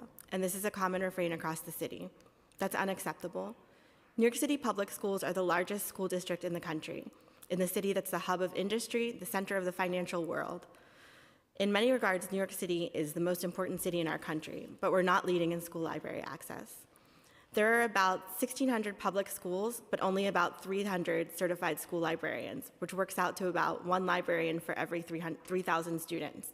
But we know that not every student even has access to a librarian. I say about 300 certified school librarians because in June 2022, a reporter filed a FOIL request and found 443 people with the certified school library media specialist degree in New York City DOE. In May 2023, another reporter filed a FOIL request and found 260 librarians. So we can see it's very unlikely that there was a drop of over 200 in 1 year, so this data is not precise. It can't be disaggregated by borough or district, unlike the more robust art counts reporting that we heard about earlier. The New York State Commissioner of Education's regulations mandate that every school in New York State have a school library staffed by a pedagogue, and that every secondary school have a certified school librarian. However, for example, the Harlem Council of Elders frequently cites a statistic that about 90% of Harlem secondary schools do not have a librarian. It is well beyond time to right this wrong. Every New York City public school student deserves a librarian in every school. Intro 1125, the Librarians Count bill, brings us one step closer to that reality and to giving our students the library access they deserve by letting us see the scale and magnitude of the problem so that it can be addressed, borough by borough, district by district, school by school. I also want to make one real quick clarification. Earlier, Councilmember Ressler asked about the Teacher to Librarian program and how many librarians are in the pipeline. It was mentioned that in cohort 4, there are 100 future librarians. There are 100 future librarians in every single cohort since from 1 to 4, which is spanned a process of more than 4 years. There are not 100 people in cohort number 4. Thanks.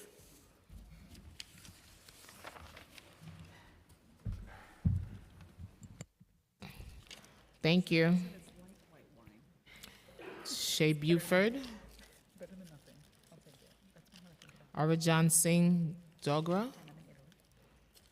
J.L. Mahler. Lindsay Working. Yep.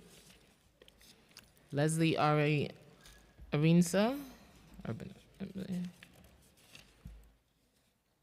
Shia Malcolm Hawkins. Lisa La Beatty. If somebody doesn't show, because Okay. this person is apparently a student. And I think some people aren't going to show. I know that lady. Definitely for that.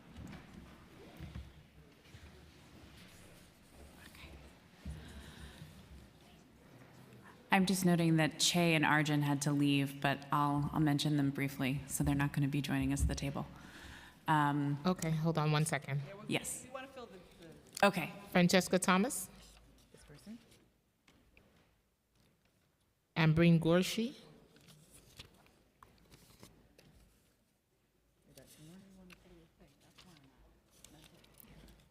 Jacqueline Cruz.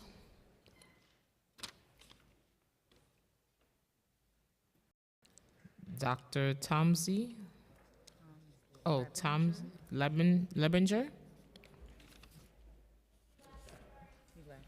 Nancy Bedard. Nancy Bedard. Nancy Bedard.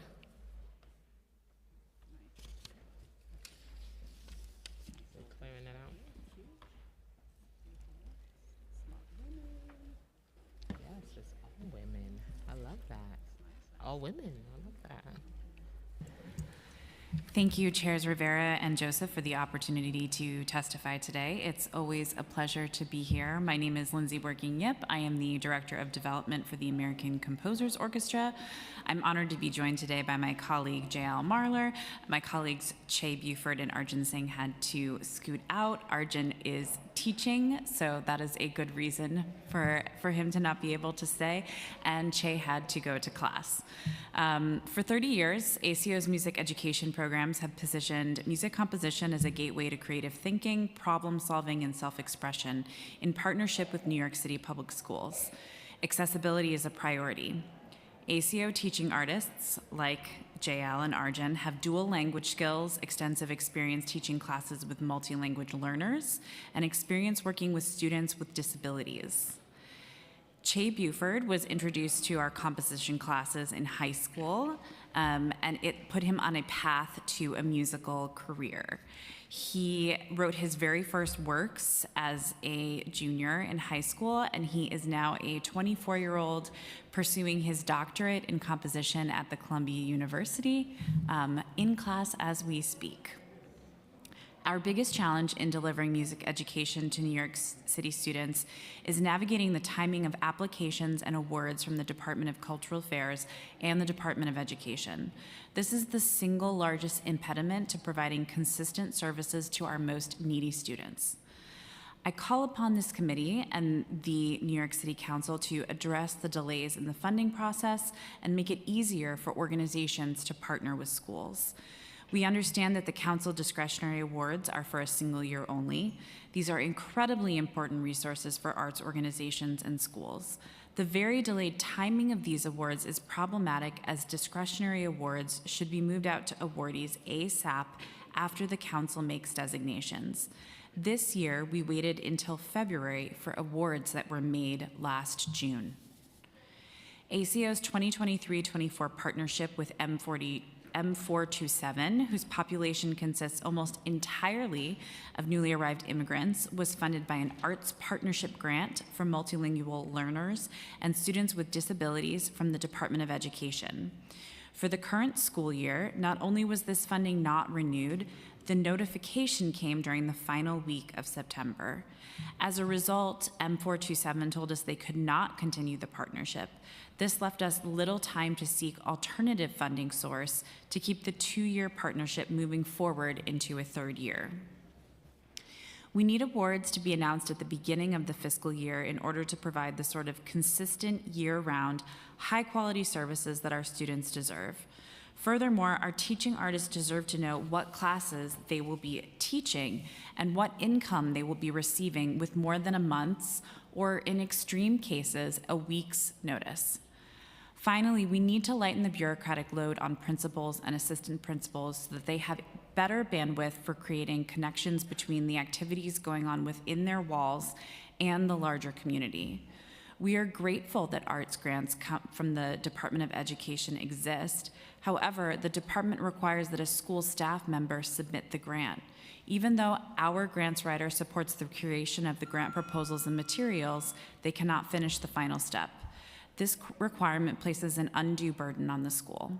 Thank you for your time and consideration.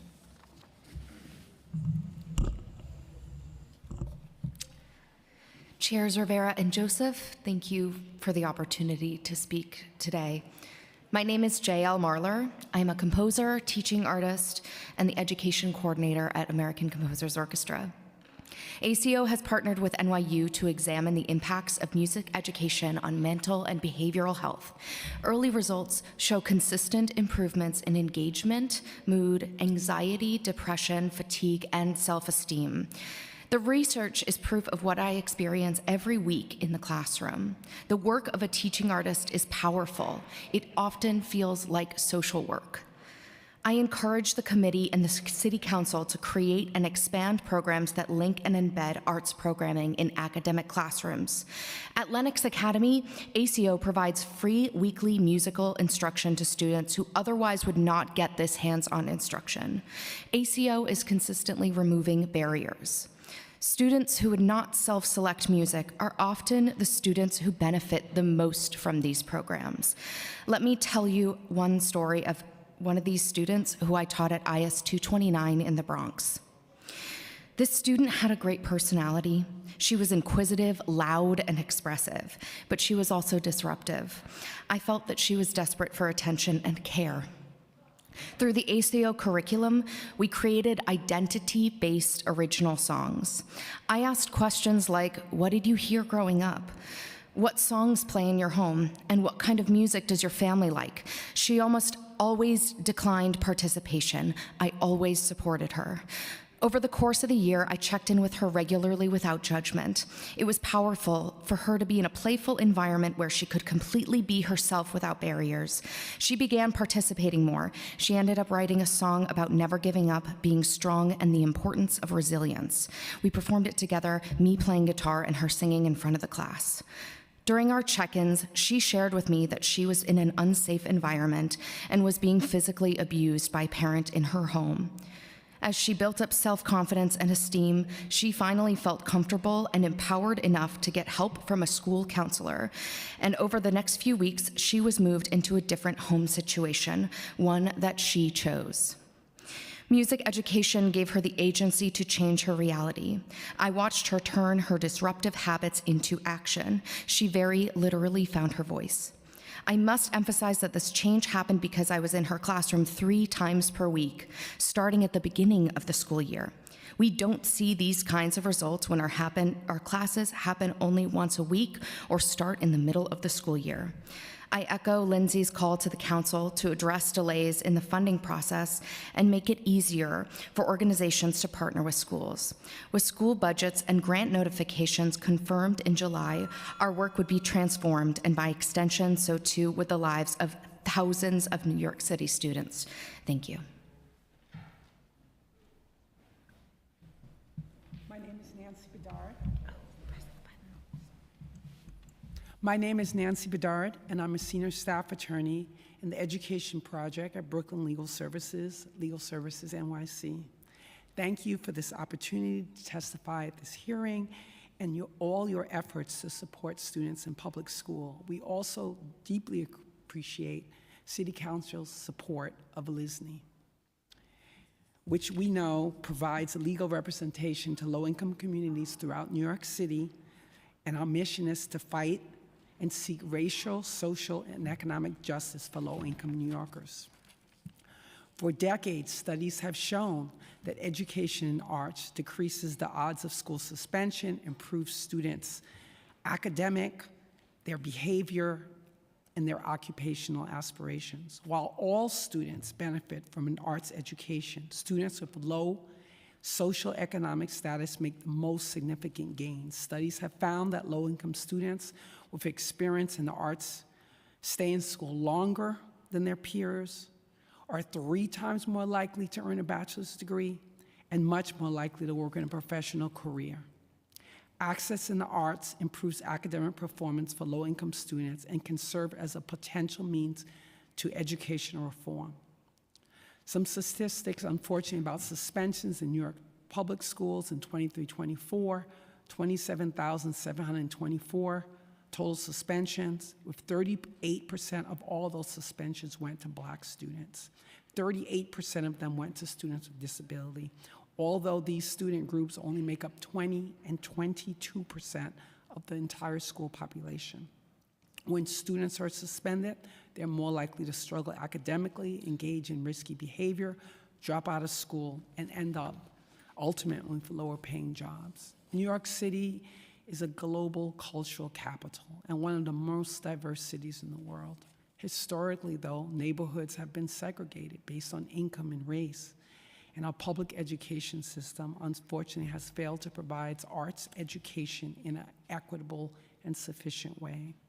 As a result, access to arts education in schools, unfortunately, are even more limited to low-income and Black and brown students and communities in a disproportionate way.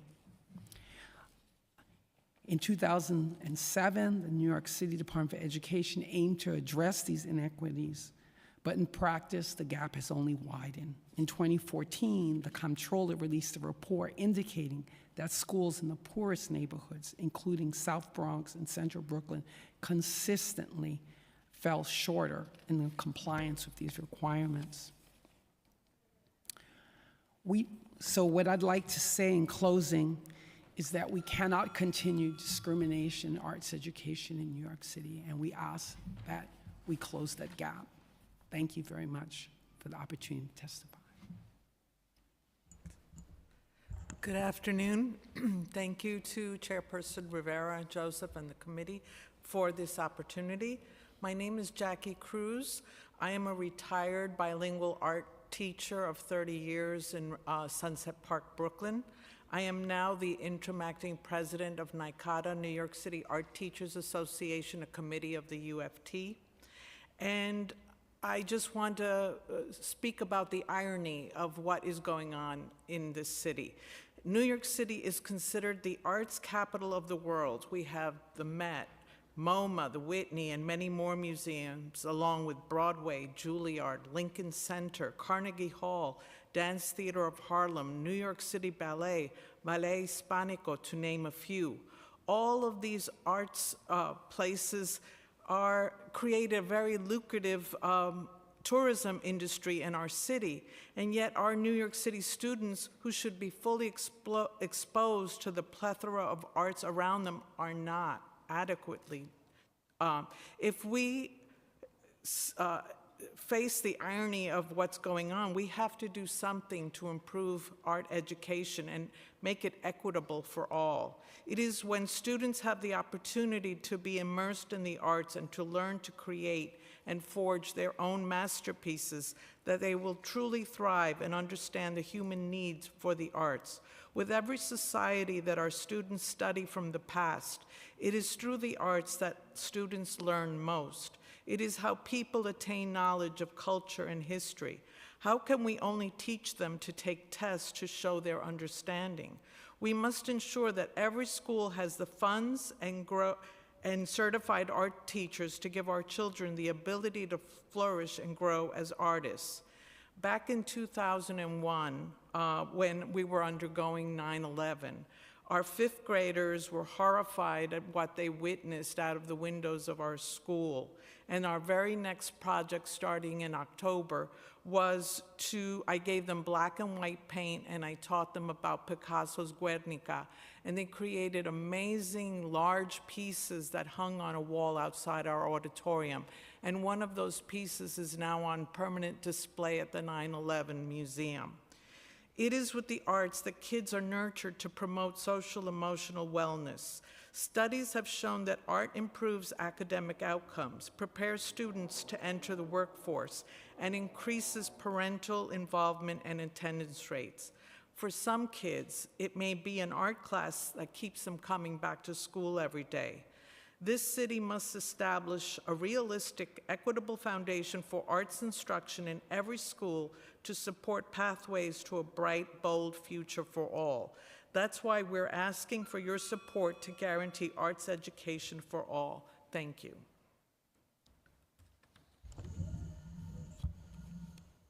Thank you so much, Chair Joseph and Chair Rivera, for this opportunity. My name is Lisala Beatty, and we are a program of a nonprofit called Building for the Arts. And for the last 20 years, I've spent my time, thankfully, with this program in hundreds of schools in New York City as we support music education. Music in the Brain is a foundational school day music program, and we integrate musicianship and piano learning as a pathway to lifelong skills for kindergarten through 12th graders. Neurological research shows that learning to read music and play an instrument like the piano is akin to a full-body workout for the brain. The arts help motivate every kind of learner to succeed, and our New York City students really need focus, they need critical and creative thinking, fine motor, social, and emotional skills to succeed. Certified music and other New York City arts educators struggle to find resources to teach. They need curriculum materials, instruments, and classroom space to give students meaningful arts instruction.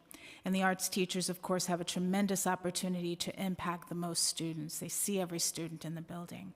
But they need community support. Music education in particular strengthens fine motor skills, confidence, literacy, math skills, and more. And for 28 years, Music in the Brain has improved school and life skills for more than 58,000 New York City students annually. We impact 160 music teachers each year, and we are currently partnered in 152 public schools across each of the 5 boroughs. That also indicates 49 city council districts. We provide schools who have music teachers a robust general music curriculum and a diverse repertoire, 16 station piano keyboard labs, a web platform with a virtual piano that students can access at home, and ongoing support for music teachers.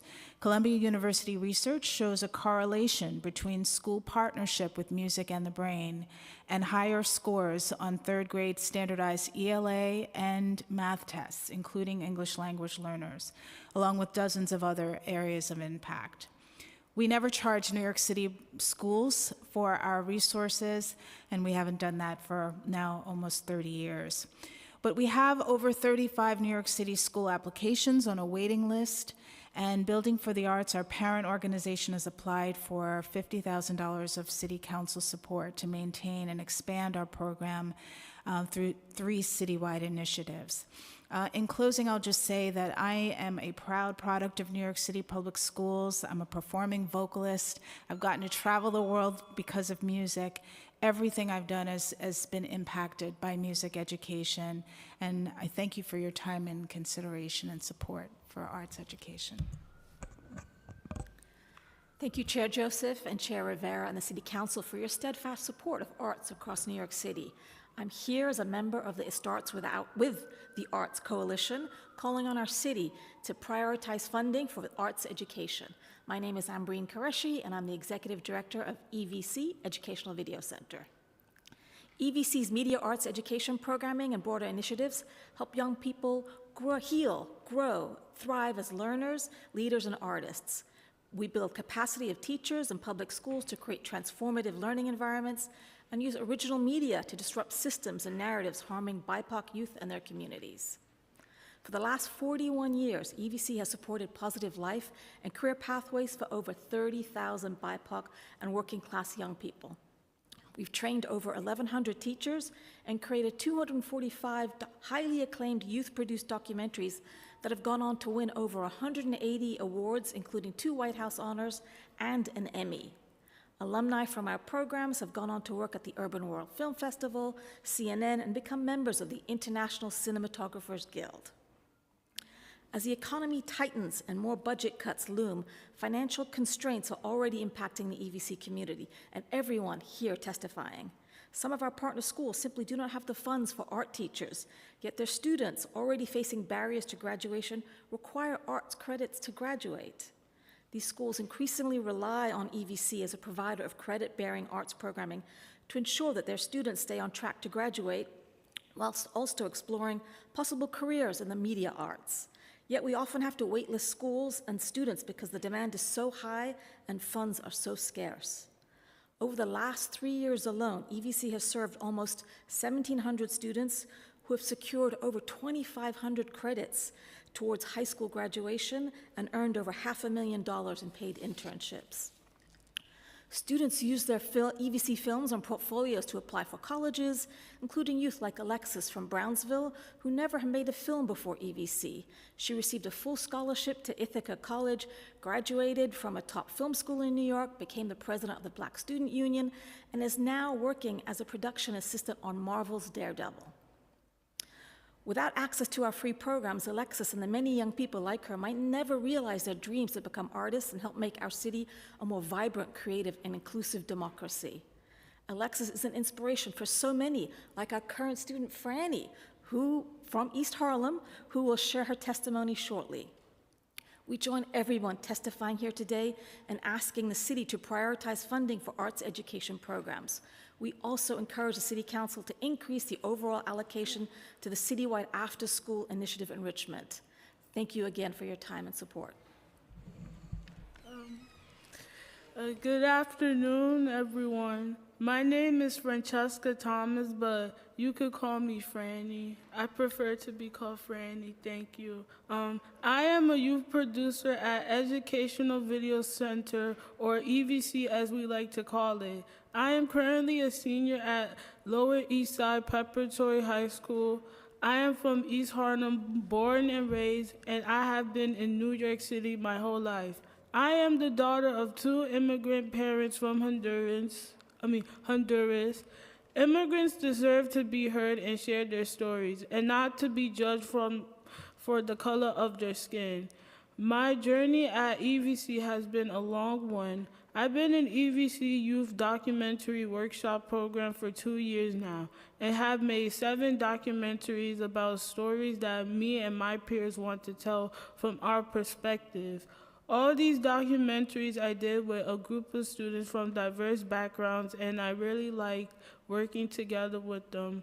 We learned a lot from each other. EVC is a safe space where students can be themselves and we work together as equals in our classroom. I have learned and grown a lot at EVC over the last 2 years. I really like interviewing, doing research, using the green screen, and editing on Adobe.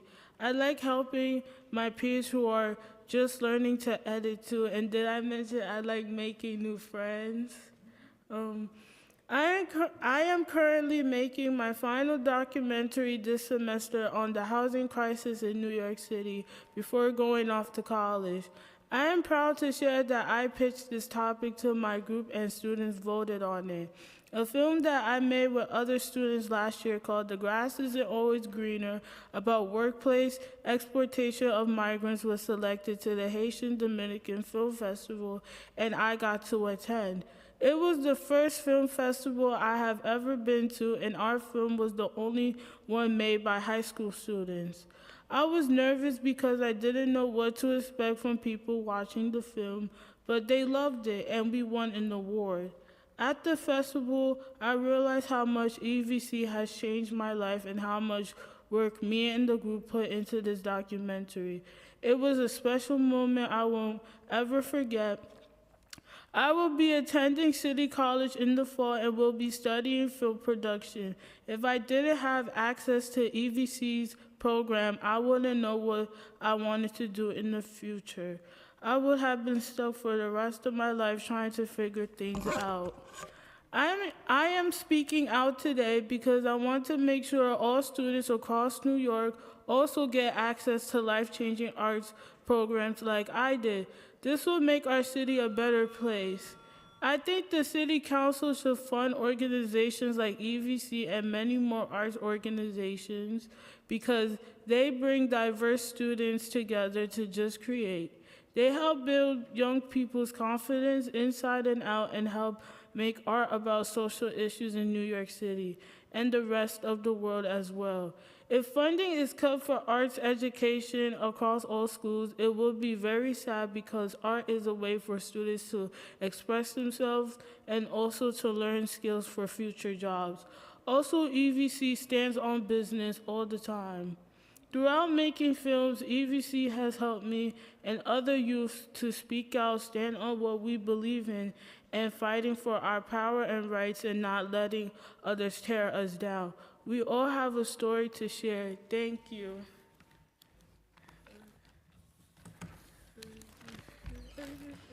Thank you for sharing. That was awesome. Loyi Malu, Anthony Ball, Amanda Selwyn, Janice Weirman, if I'm, just forgive me, Eve Wolf, Nicole Tuzian, Shirley from PEP. Auburn? Sure, okay, Auburn. I couldn't read it. Arlene Laverder.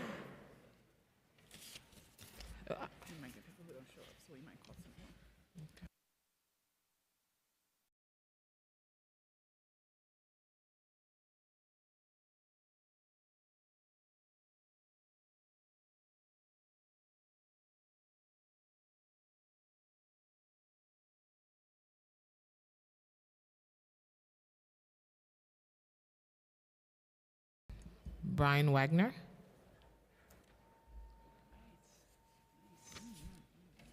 Girl, we listening.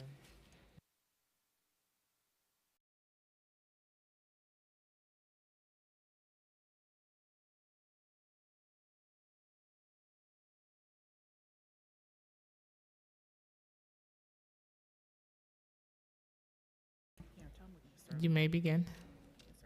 We'll start on this end.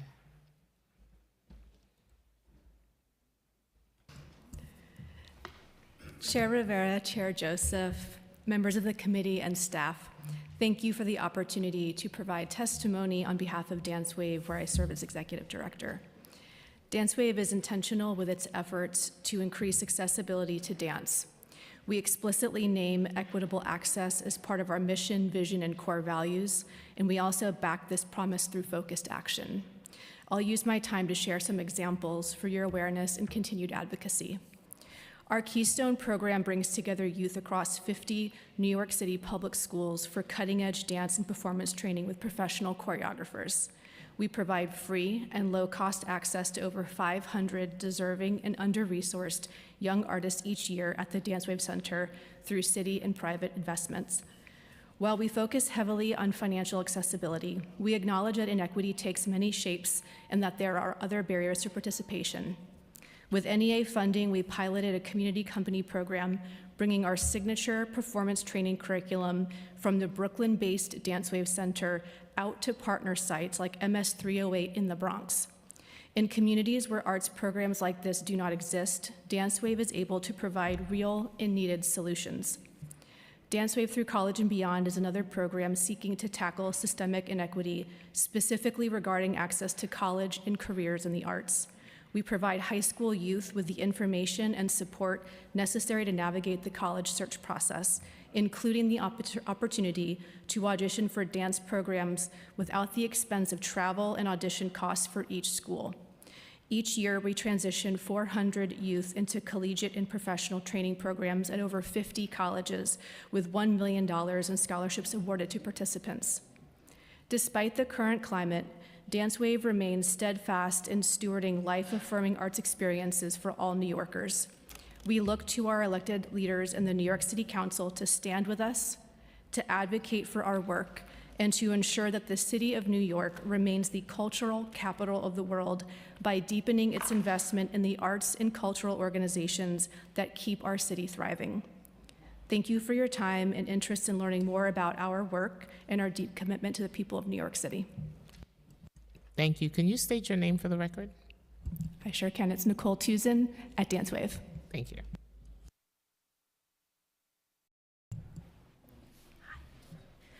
Good afternoon, Chair Rivera, Chair Joseph, and staff and members of the Committee on Cultural Affairs, Libraries, and International Intergroup Relations and the Committee on Education. My name is Loji Malu, and I'm the Director of Student Services, Inclusion, and Engagement at 3rd Street Music School Settlement in Councilmember Rivera's district. 3rd Street is a nonprofit community music school that provides on-site and off-site music and dance education programs to over 6,000 students annually. I'm testifying today to call on our city to prioritize fiscal year 26 funding for arts education in New York City schools and communities. The arts are a core component of a well-rounded 21st century education. Despite the numerous benefits, access to arts education in New York City, for New York City youth remains inequitable, and public schools serving lower income communities are historically the most likely to face funding shortages. They tend to have fewer partnerships with cultural organizations, and their students earn 25 to 30% fewer arts credits. Meanwhile, it is lower income students who stand to benefit the most from consistent access to arts education. Lower income students with high arts participation have lower dropout rates, score higher in math and English, and are 3 times more likely to graduate college than their peers who are not enrolled in arts programs. 3rd Street is one of hundreds of cultural organizations bringing arts education programs into New York City communities by sending professional teaching artists into our vast network of 35 public schools and community sites, some of which we've partnered with for 30 years. Through these partnerships, we reach over 4,000 students annually with arts education programs. I administer 3rd Street's partnerships with 5 public housing and community centers where our arts education programs have a deep impact on students in these communities. 3rd Street partners with University Settlement to deliver a broad range of music and dance community programs to these sites, reaching over 200 students with after-school arts education in a safe and supportive environment. Over 95% of students at 3rd Street serves through these partnerships live below the poverty line, making our programs all the more critical, impactful, and necessary. Arts education is essential to a young person's development, equipping them with the skill set they need to succeed in high school, college, and beyond. 3rd Street requests your support to grow our essential education programs, and I implore the Council to invest in New York City's youth and ensure that students of all backgrounds can access invaluable arts learning opportunities. Thank you for the opportunity to testify today.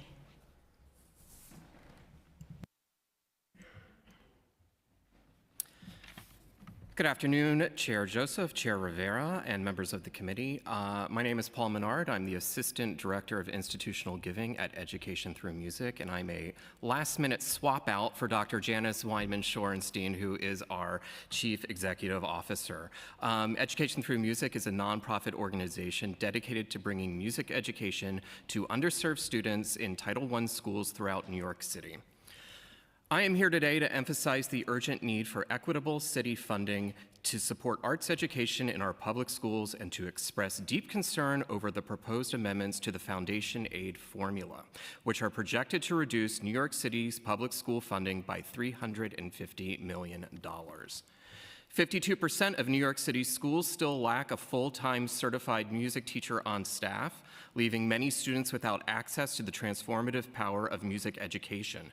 For over 30 years, Education Through Music has provided K-12 music education at under-resourced schools as part of their core curriculum, ensuring that underserved students, particularly those in Title I schools, receive a comprehensive and equitable education.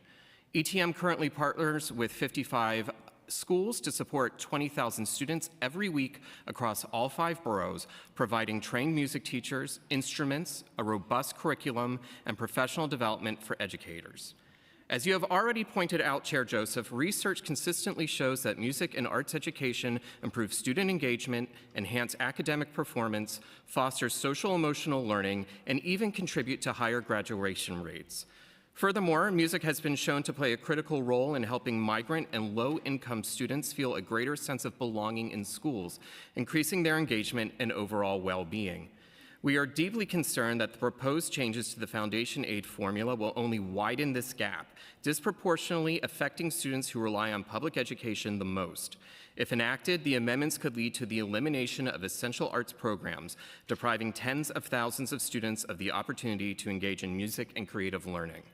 As the state reexamines its funding formula, we urge policymakers at both the city and state level to explicitly incorporate dedicated support for arts education. We urge the City Council to prioritize investments in arts education, ensuring that organizations like Education Through Music can continue to provide their life-changing curriculum amid the looming $350 million cut to New York City public schools under the revised foundation aid formula and potential federal reductions to the Department of Education. Thank you for your time and your commitment to the future of New York City students.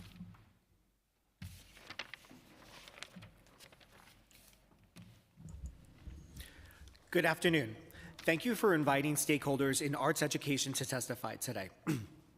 My name is Brian Wagner-Young, and I am the Neurodiversity and Accessibility Chairperson for the New York State School Music Association, or NYSSMA. I am also a music educator for New York City Public Schools, proudly teaching at P370, a District 75 school in South Brooklyn. I am also an adjunct instructor at CUNY Brooklyn College, where I prepare future music educators and an independent educational consultant.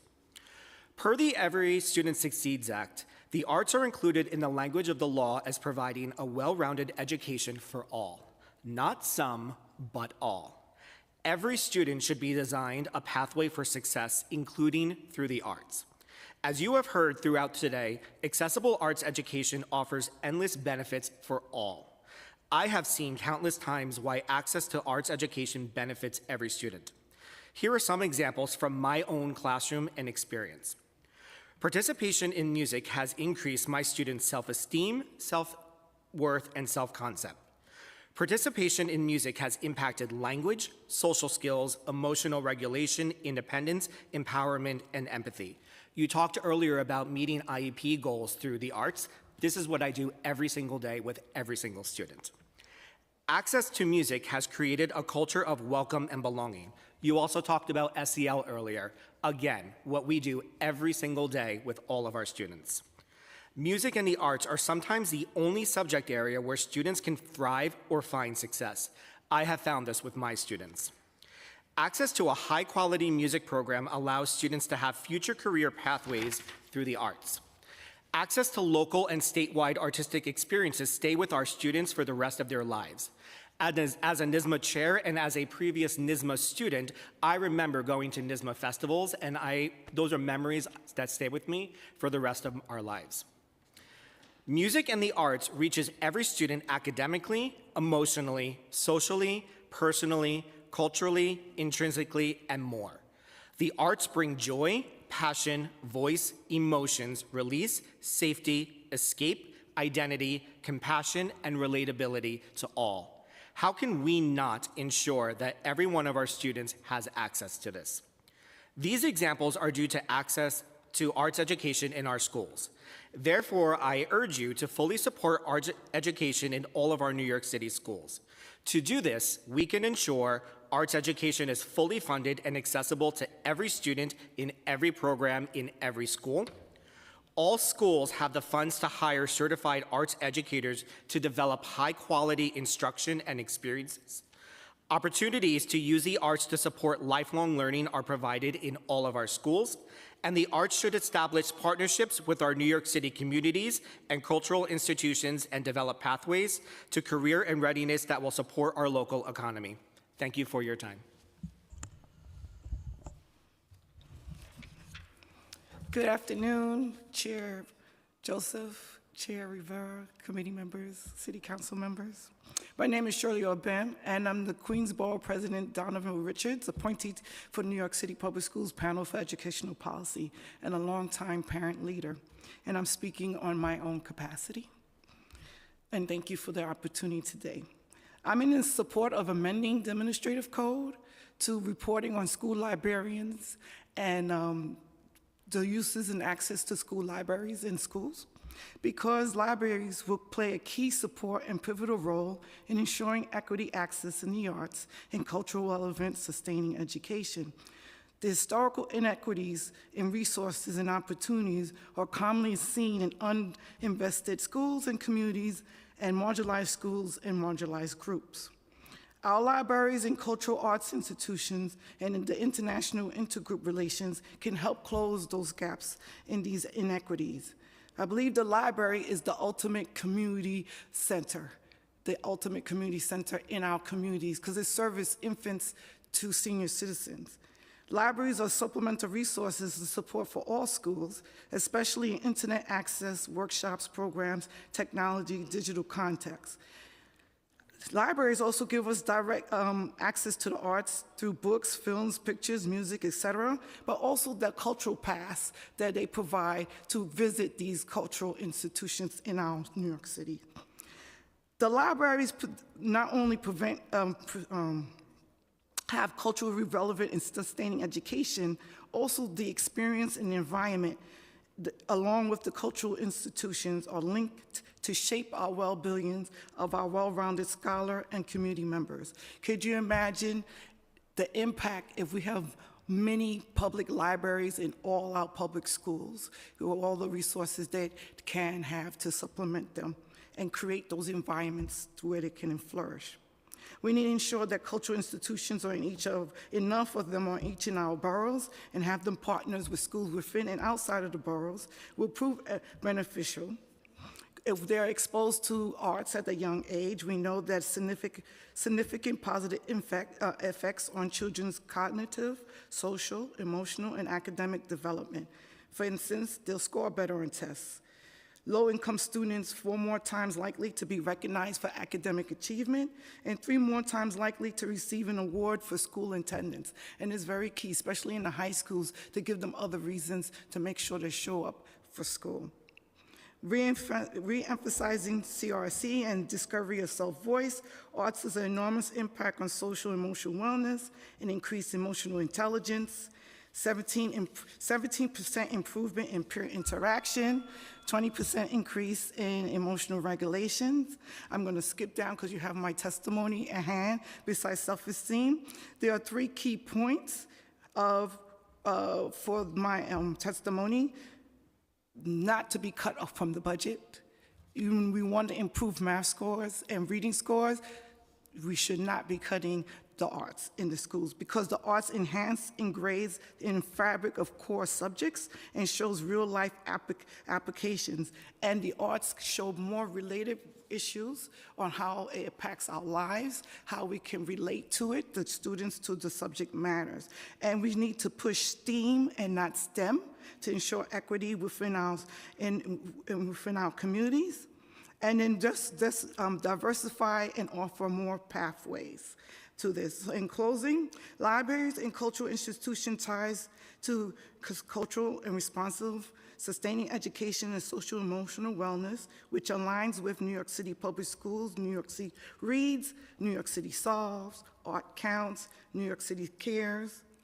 It's simple. Art opens the mind to possibilities, beauties, and beauties that individuals can produce and see in the world. It resonates. It has a lasting impression, greater appreciation of arts. And bottom line, these initiatives promote critical thinking and problem solving versus rote learning. Do we want communities that are filled with robotic-like members? Or do we want caring, inspiring, innovative, solution-based approach-minded, productive community members, making our city excel and beautiful? Thank you for letting me speak a little longer. Good afternoon, Chairperson Joseph, Chairperson Rivera, and all the members of the committees. I'm Eve Wolf, Executive Director of Dancing Classrooms. Thank you for holding this important hearing. For 30 years, Dancing Classrooms has cultivated engaged learners, collaborative leaders, and inclusive spaces through the joyful art and practice of social dances. We are proud to be one of the largest dance education providers to New York City schools. Each year, our teaching artists bring our culturally responsive programs to more than 12,000 students in over 100 schools and after-school sites across all 5 boroughs at no cost to students or families. Principals and teachers have seen how our programs foster creative, academic, and social-emotional skills like motivation, perseverance, connection, and listening that help students become engaged learners. Access to dance education helps kids build active, healthy habits and equips young people against mental health challenges like isolation and low self-esteem. In a recent evaluation of our early elementary program in Community School District 6, teachers showed clear gains in student engagement and attendance on days Dancing Classrooms programs were offered. As one teacher put it, quote, "After the students had dance class, they returned to the classroom in good spirits and energized. It definitely motivated them, especially students who struggle in the classroom." Additional research showed that after experiencing our 10-week program for 4th through 8th graders, 95% of students, that is nearly all of them, showed increased engagement and motivation. 89% saw an increase in self-discipline and focus, and 93% strengthened their collaborative and team-building skills. The benefits of arts education should be available to all students, not just some. To that end, I join my colleagues in the It Starts with the Arts Coalition in urging our city to maintain its strong support for high-quality arts education through the restoration and enhancement of dedicated funding and initiatives. Thank you for the opportunity to testify. The Council's support on arts education has been and remains critical to enabling every student, regardless of background or ability, to reap the academic and developmental benefits of the arts. We are proud to partner with New York City to deliver the world-class education that we know will empower our children to lead healthy, productive, and rewarding lives. Thank you.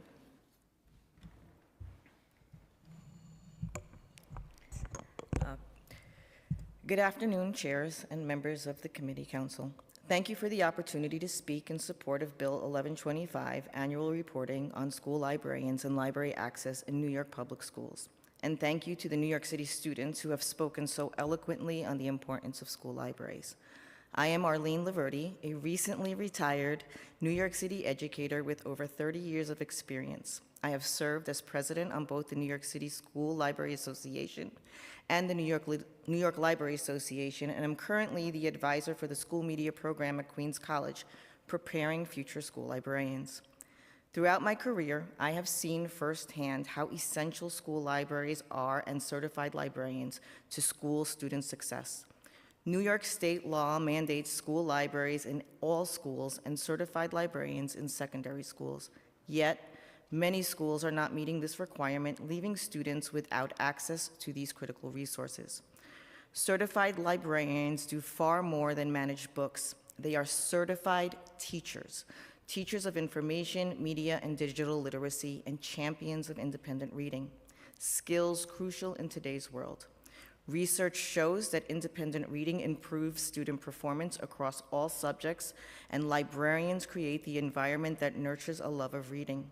It is no coincidence that many of the top performing New York City schools, Stuyvesant, Brooklyn Tech, Bronx Science, Townsend Harris, where I just retired from, have certified school librarians running active school libraries. However, the shortage of certified school librarians is a critical issue. Queens College graduates approximately 15 to 20 school librarians each year, yet the demand for qualified professionals far exceeds this number. Without sufficient numbers of certified librarians, it becomes difficult to place student librarians in student teaching experiences, impacting the training and preparation for the next generation of educators. It's a catch-22. Principals must be held accountable for their failure to prioritize hiring certified librarians, as this directly impacts the quality of education and resources available to students. I'd like to share how school libraries, specifically my school library, has impacted New York City students. At Townsend Harris, I will tell you, I remember vividly a student walking into the library with a book and pointed at the cover and said, "She looks like me."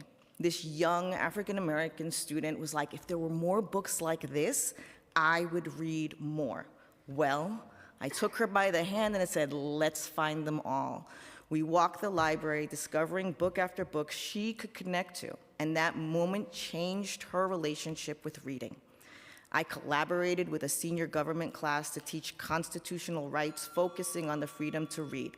And I will skip on to the end. This bill is essential for transparency and accountability. Every student deserves access to a library, a certified librarian who can help them develop the skills they need to thrive. Thank you for your time and your support. Thank you so much. Sammy Shoemaze, Ginger Megan, Nandini Seldahan, Megan Muchaja, Jessica Patrick, Frias Dabul, and Mafua Mambo.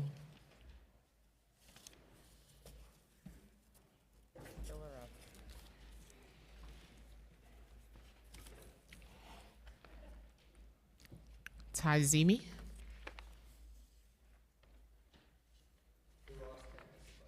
We lost him? Okay. Samantha Lee. Jocelyn Chin. Sharon Brown.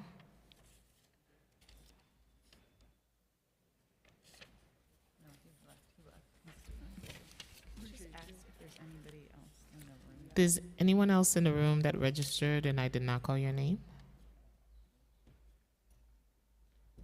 No? That's just a supporting cast? Yes?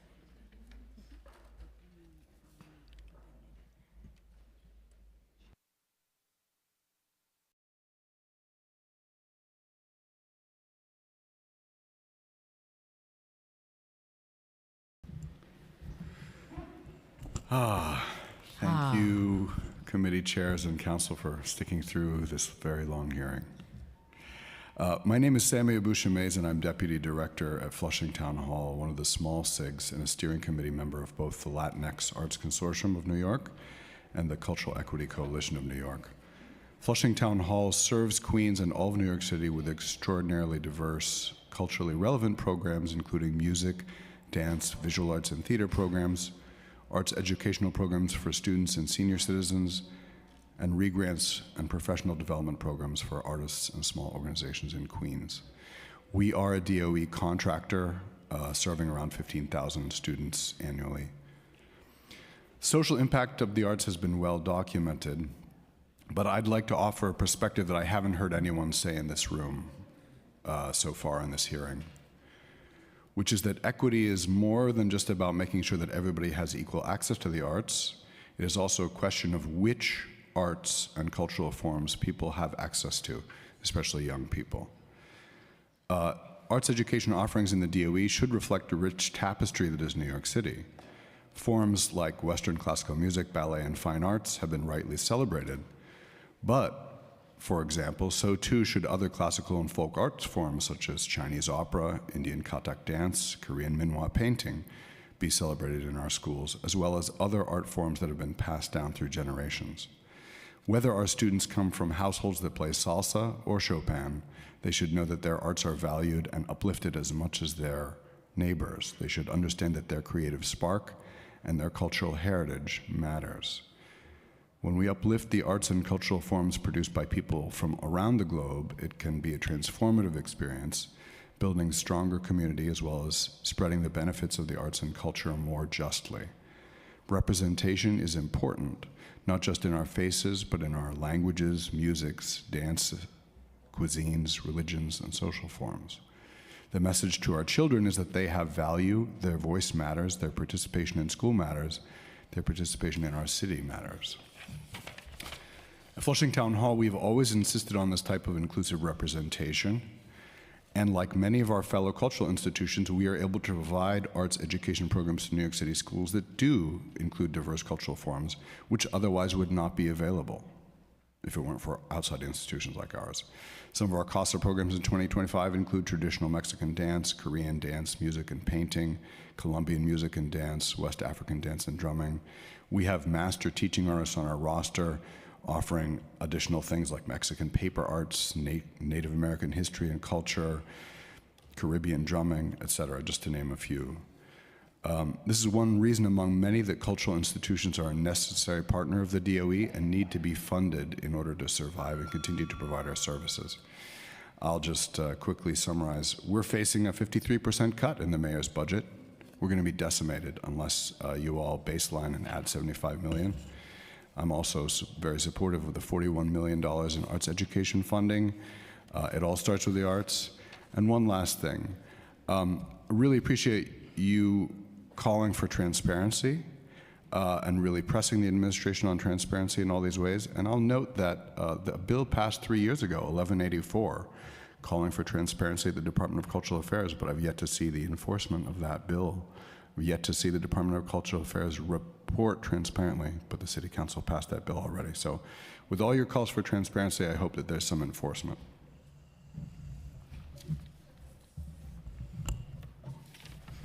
Good afternoon, and thank you for the opportunity to speak to this joint oversight hearing and for chairing this, Council Members Joseph and Rivera. My name is Ginger Mayer, and I am the VP of Programs at TDF, formerly the Theater Development Fund, the nation's largest nonprofit service organization dedicated to building and sustaining audiences for live performance. I'm here today to speak in support of setting a baseline budget of $75 million for arts and culture in FY26, and to urge the City Council to support the individuals and organizations that connect New Yorkers to the arts, many of whom have spoken today and who are our partners. TDF is driven by the conviction that the arts belong to all of us. Access to the arts is correlated with benefits for individuals and communities, associated with lower rates of depression and loneliness, lower crime rates, and increased civic engagement. At TDF, we realize these benefits by lowering the barriers to access for all, but especially for young people. Each year, TDF school programs bring over 13,000 public school students from 49 council districts to the theater free of charge. We supplement tickets to shows with in-class workshops with trained teaching artists or post-show discussions with theater luminaries. For students with hearing and vision loss, we offer accessible performances featuring open captioning, ASL interpretation, audio description, and touch tours. In 80% of the schools we serve, we are the sole partnering arts providers. We do this to ensure that young people feel welcome to their birthright of New York City theater and are represented in all of their glorious diversity. And we see results. Last year, 94% of teachers we worked with observed in their students higher self-esteem and confidence and a greater ability to empathize with their peers. To further this, last year we launched a new initiative called the Graduation Gift that invites all New York City public and charter school graduates to get a free TDF membership and come and see a free Broadway show on grad night this year, May 7th. To date, we have enrolled 5,500 graduates. I want to thank you for the many years of support the city has provided to TDF. This year, we've applied for new funding for TDF school programs through the speakers list, education programs for students, and support for arts instruction. TDF is not eligible for CASA. So City Council initiative funding is critical to our ability to reach more students, teachers, and schools. In a time when fear and uncertainty are daily feelings for the students in this city, we can give them tools and ways to express themselves with joy and humanity. We can help them to resist oppression and speak in their authentic voices because art and theater give us those tools and make us better for it. Thank you for your time today.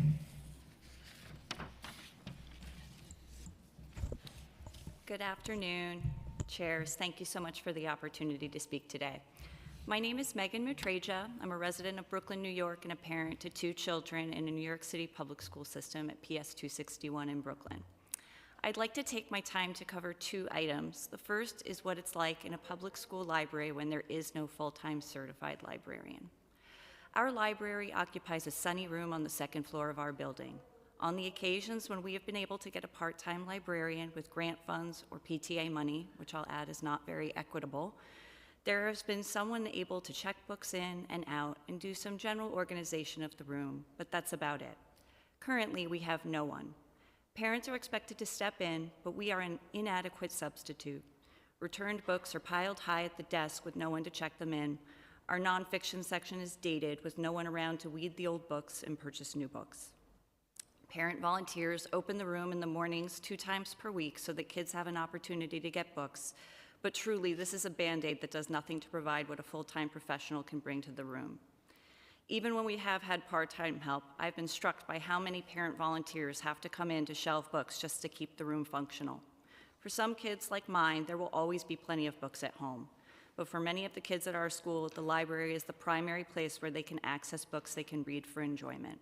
And I'd like to add that at DOE, representatives here today talked about Sora as being some sort of a replacement for a library. A digital library is not a sufficient replacement for a physical library and a professional librarian.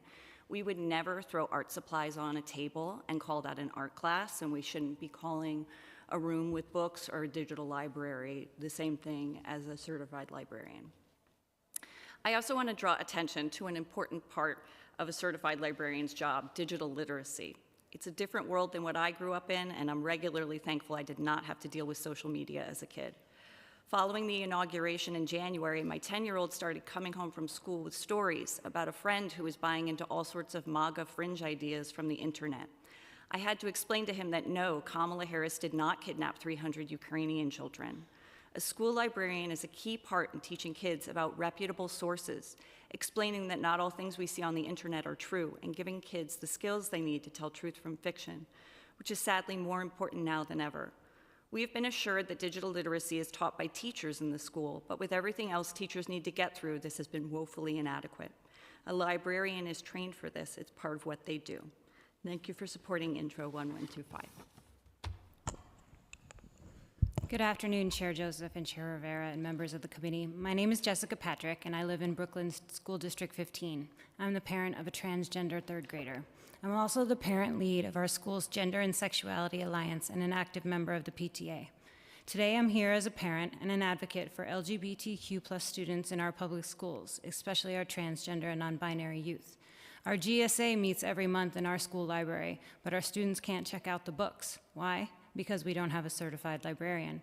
I'm here in support of Intro 1125 and to speak about the quiet crisis unfolding in our schools and how it's impacting some of our most vulnerable students. For LGBTQ+ students, school can be a place of isolation, harassment, or invisibility, but a library staffed by a trained and compassionate librarian can offer something radically different. It can be a sanctuary, a place to find not just books, but belonging. Librarians are often the first adults to connect with students about finding with affirming information about gender identity, queerness, and mental health. They curate stories where LGBTQ+ characters aren't defined by their struggles, but celebrated in everyday ways with joy, love, and possibility. They build community, offer care, and create refuge. Without them, these lifelines vanish. This matters. LGBTQ+ youth are 4 times more likely to self-harm and worse, and that risk is even higher for trans and non-binary kids. Affirming stories, trusted adults, and safe spaces don't just help, they actually save lives. And yet, our city is letting this critical support system disappear. Librarians are not just keepers of books, they are protectors of the truth, defenders of inclusion, and sometimes the only adult in a school who quietly tells a queer or trans kid, "You belong here and you are enough." We must do everything we can to bring librarians back into all of our schools for all of our children. And the first step is this bill and finding out how many public schools in New York City are missing librarians. Thank you. Hello, my name is Sharon Brown. Before I begin, remember Israel, release the hostages, let Yahweh's people go, defend Israel. The Cultural Affairs Library International, libraries should not have homosexual and sexually graphic material for children. Children should be barred from these books as well as other banned books of a sexual nature. They've had drag shows and different things like that in school, and they're cracking down on that. And I'm glad that they don't have the librarians to give them the books about homosexuality and transgender. This is a Judeo-Christian nation. We are currently putting prayer, Bible, and different things like that back in school, and we are kicking out the transgender agenda. So the libraries are not going to have these books, but we can update the libraries with technological and make them technologically savvy, and as well as books and paper materials, they can also get into the technological age. It can be updated easily and also build more from scratch. There's also audio, video, podcasts, movie screenings of biblical nature as well as other things like that, but we are eradicating the transgender agenda from schools. Can I and also we don't want that ask you in to the stay library. on topic? The hearing is about arts education and ensuring education, equity and access. Okay, so we do not want the children to have access to homosexual material, but we want them to have access Ma'am, I ask you to to respectfully Judeo-Christian. stay on topic. Yes, the access I would want And them equity. to have is Jewish and Christian material. Thank you. Thank you.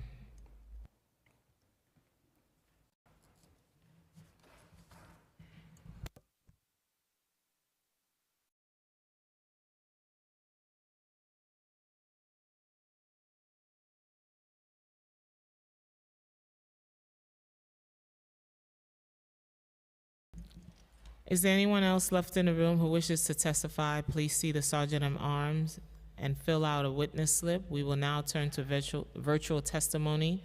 To our virtual panelists, once your name is called, a member of our staff will unmute you, and the Sergeant at Arms will set the timer and give you the go-ahead to begin. Please wait for the Sergeant of Arms to announce that you may begin before delivering your testimony. First panelist, Noni Lenore Jones. You may begin. Good afternoon, esteemed committee, council members, and all in attendance. My name is Noni Lenore Jones, and I'm a retired English teacher of the New York City schools. I appreciate the opportunity to give my testimony in support of arts in education.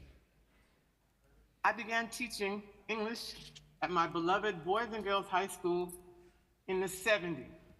And yes, I'm dating myself because I want you to know I am still an educator in my own school, Cozy Academy. As an English teacher at Boys and Girls High, I came in and did my 5 classes, and I was very happy to do so. I love teaching. I also taught dance after school, traditional African dance, and a diaspora. My wonderful supervisor, Mr. Spooler, noticed that I would be there pretty much many days till 5 o'clock, teaching dance after school, after my 5 classes. So he said to me one day, wow, why don't you teach in the theater production class? And I said, I can teach arts in school as well as teach English. I was so, so thankful that I did so. And as a result, in my mind, I realized I can put the two together in my 1 day working day from 9 to 3, teach English and teach dance. So as a result of putting the two together, I realized the importance of art in the education, in my day, in my students' day. Let's respect the importance of art in education. Put it in our schools, keep it in our schools, along with science and math is so important. But let's let the students see in their minds the importance of art because it's incorporated in their day from 9 to 3.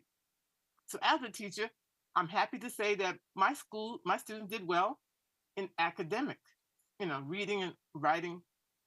But those who didn't do well, I asked them, well, what would you like to do? I had to get to my student. I had to make sure that they could learn. So they would say, oh, I might like singing or playing an instrument. So I said, oh yeah, okay, then let's talk about that. What instrument would you like to play? So that, in a way, I was able to get to my student. Is the word art in the word heart? I think it is. So the arts help us get to the heart of the matter. Our academics, of course, is our brain. We got two sides, as they say, left, right, all that. Yay for that. So when my students would engage in teaching, I'm talking about what they love from their heart. Yes, indeed. Okay, we went to an exhibit in the museum. I took them to listen to music. And then, of course, I would say, as an English teacher, thank you for your let's testimony. write Time about has it. expired.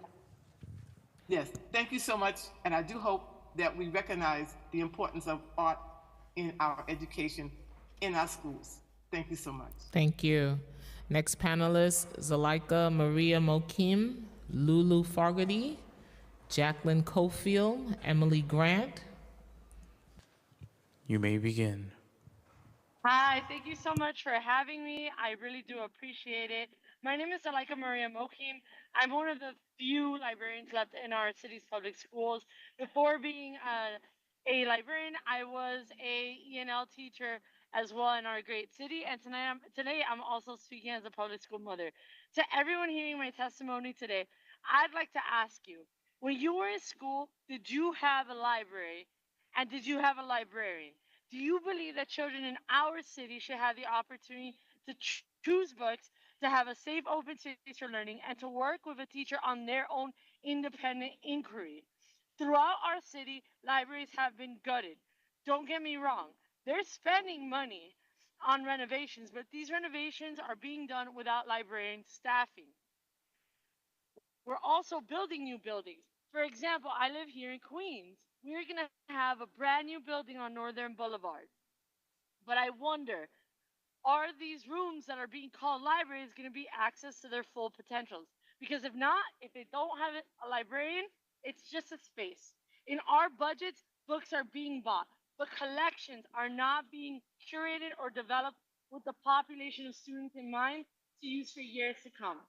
Private schools in our city offer access to the most affluent children, but our public schools are denying the basic educational right to a library with a librarian and also the arts.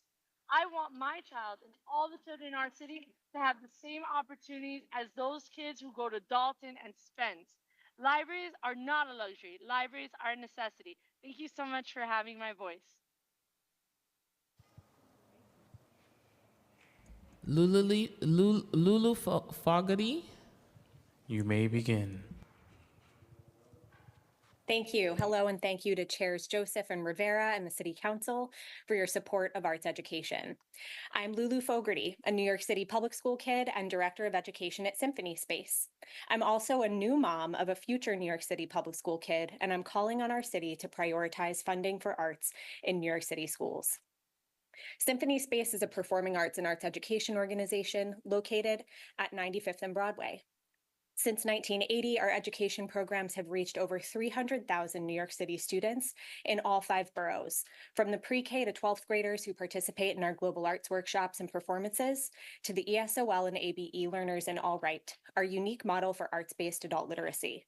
And Dan Gutman visited our day camp for book lovers 2 summers ago. For over 40 years, our Global Arts program has led New York City school students on a journey of exploration and celebration of traditional arts from around the world. We've served over 17,000 public school students in 50 schools this year alone. For some students, these programs are a window into unfamiliar cultures. For others, our programming provides a mirror in which they see their own histories represented and valued. As for conveying our impact, I leave that to a teacher at PS 75 who said, "As a result of what your Native American teaching artists do, my students are able to see and witness that Native American culture is very much alive. While we can't change the past, we can preserve history to teach the young people that will lead in the future."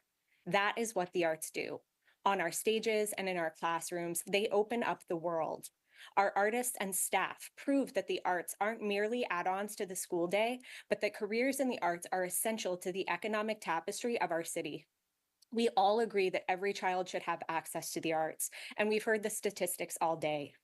Arts organizations like Symphony Space are an essential stopgap for student access to the arts.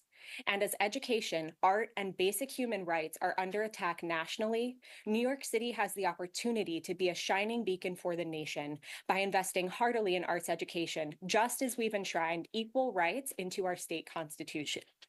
That is why I join my colleagues of the It Starts with the Arts Coalition to call on you to support initiatives such as baselining arts education funding, requiring DOE funding to be spent on the arts, increasing funding for the DCLA, and prioritizing timely processing of contract renewals and extensions.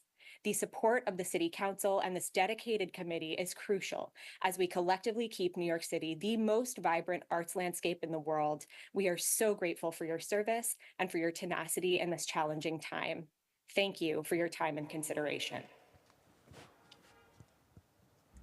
Jacqueline Cofield. You may begin.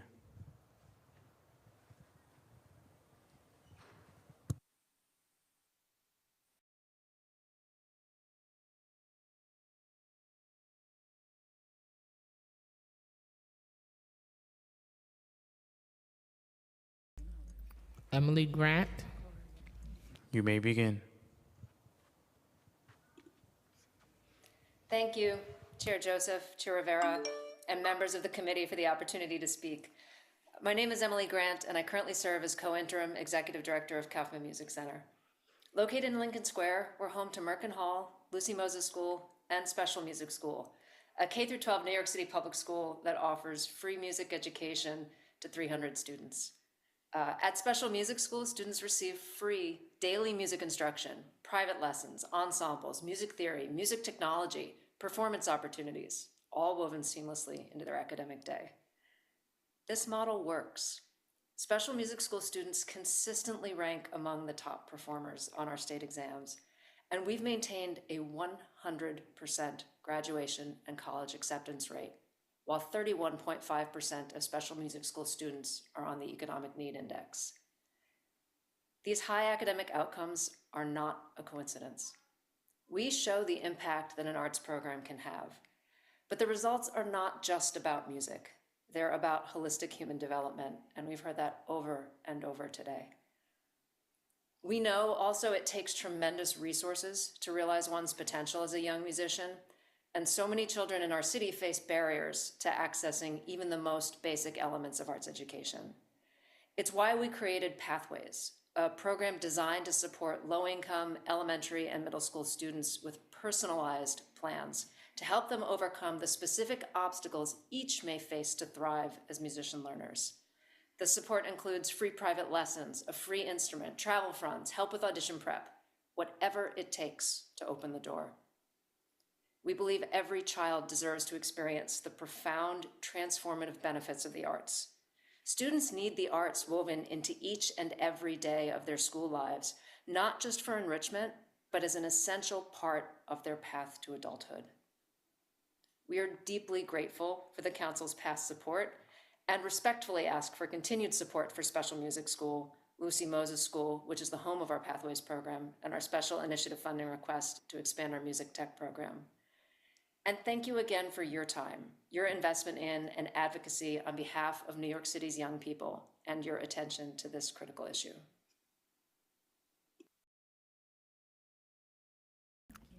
Is Jacqueline Jacqueline Cofield online?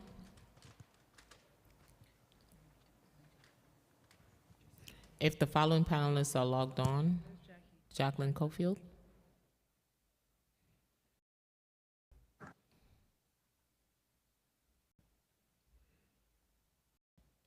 No.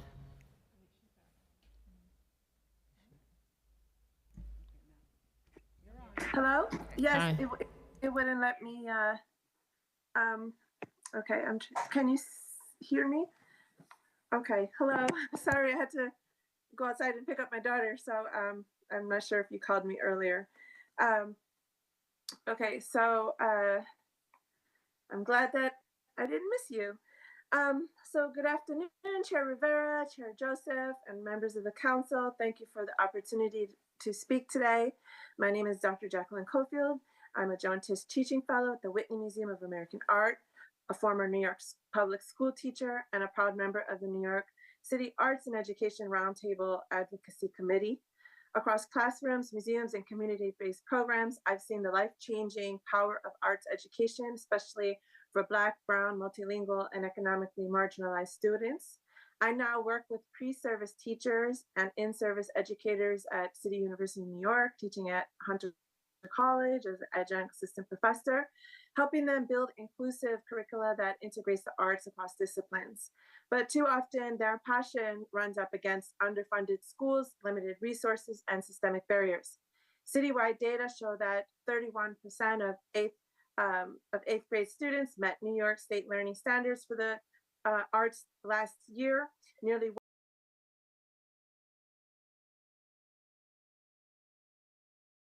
arts teacher. These are not just statistics, they reflect an ongoing structural inequities that deny young people access to identity development, cultural affirmation, and critical engagement. The research is clear. Students in robust arts programs see improved attendance, academic outcomes, emotional well-being, and social connection.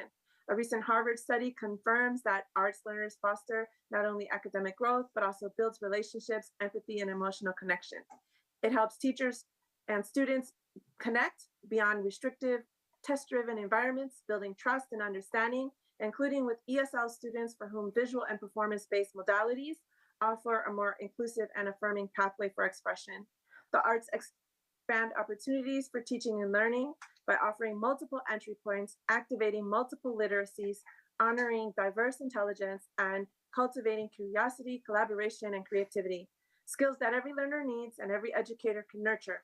As an educator in higher ed and museum contexts, I've witnessed how the arts foster belonging in classrooms where students feel unseen. This is not extra, this is essential, and it benefits the entire school and I would argue the broader community. Yet delays in MTAC approvals, shortened residencies, and contract bottlenecks continue to threaten this essential work. As a member of the It Starts With Arts Coalition, I urge you to baseline the $41 million in at-risk arts education funding, ensure every school has at least one certified arts teacher, protect and expand funding for partnerships with cultural organizations, and enforce that DOE arts allocations are used as intended. Equity in education must Thank include you. the Your arts. time has Let's fund expired. okay, thank you.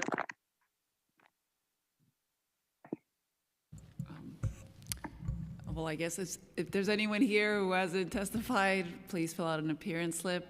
Okay, I just wanted to say that we are here to support arts and education that is inclusive and diverse and that embraces all identities in New York City, including and especially those of our gender expansive youth. I just want to include that for the record. And I want to thank Chair Joseph for being an incredible leader in this space. And to all the staff, thank you. Thank you, Chair Rivera, and I want to echo your sentiments on the records. Thank you. If the following panelists are logged on and would like to testify, please use the raise hand feature and a member of our staff will unmute you.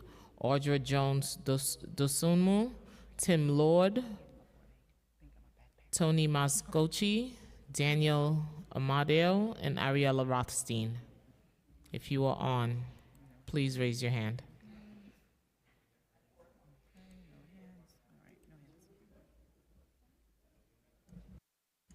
No hands, and this concludes our hearing for today.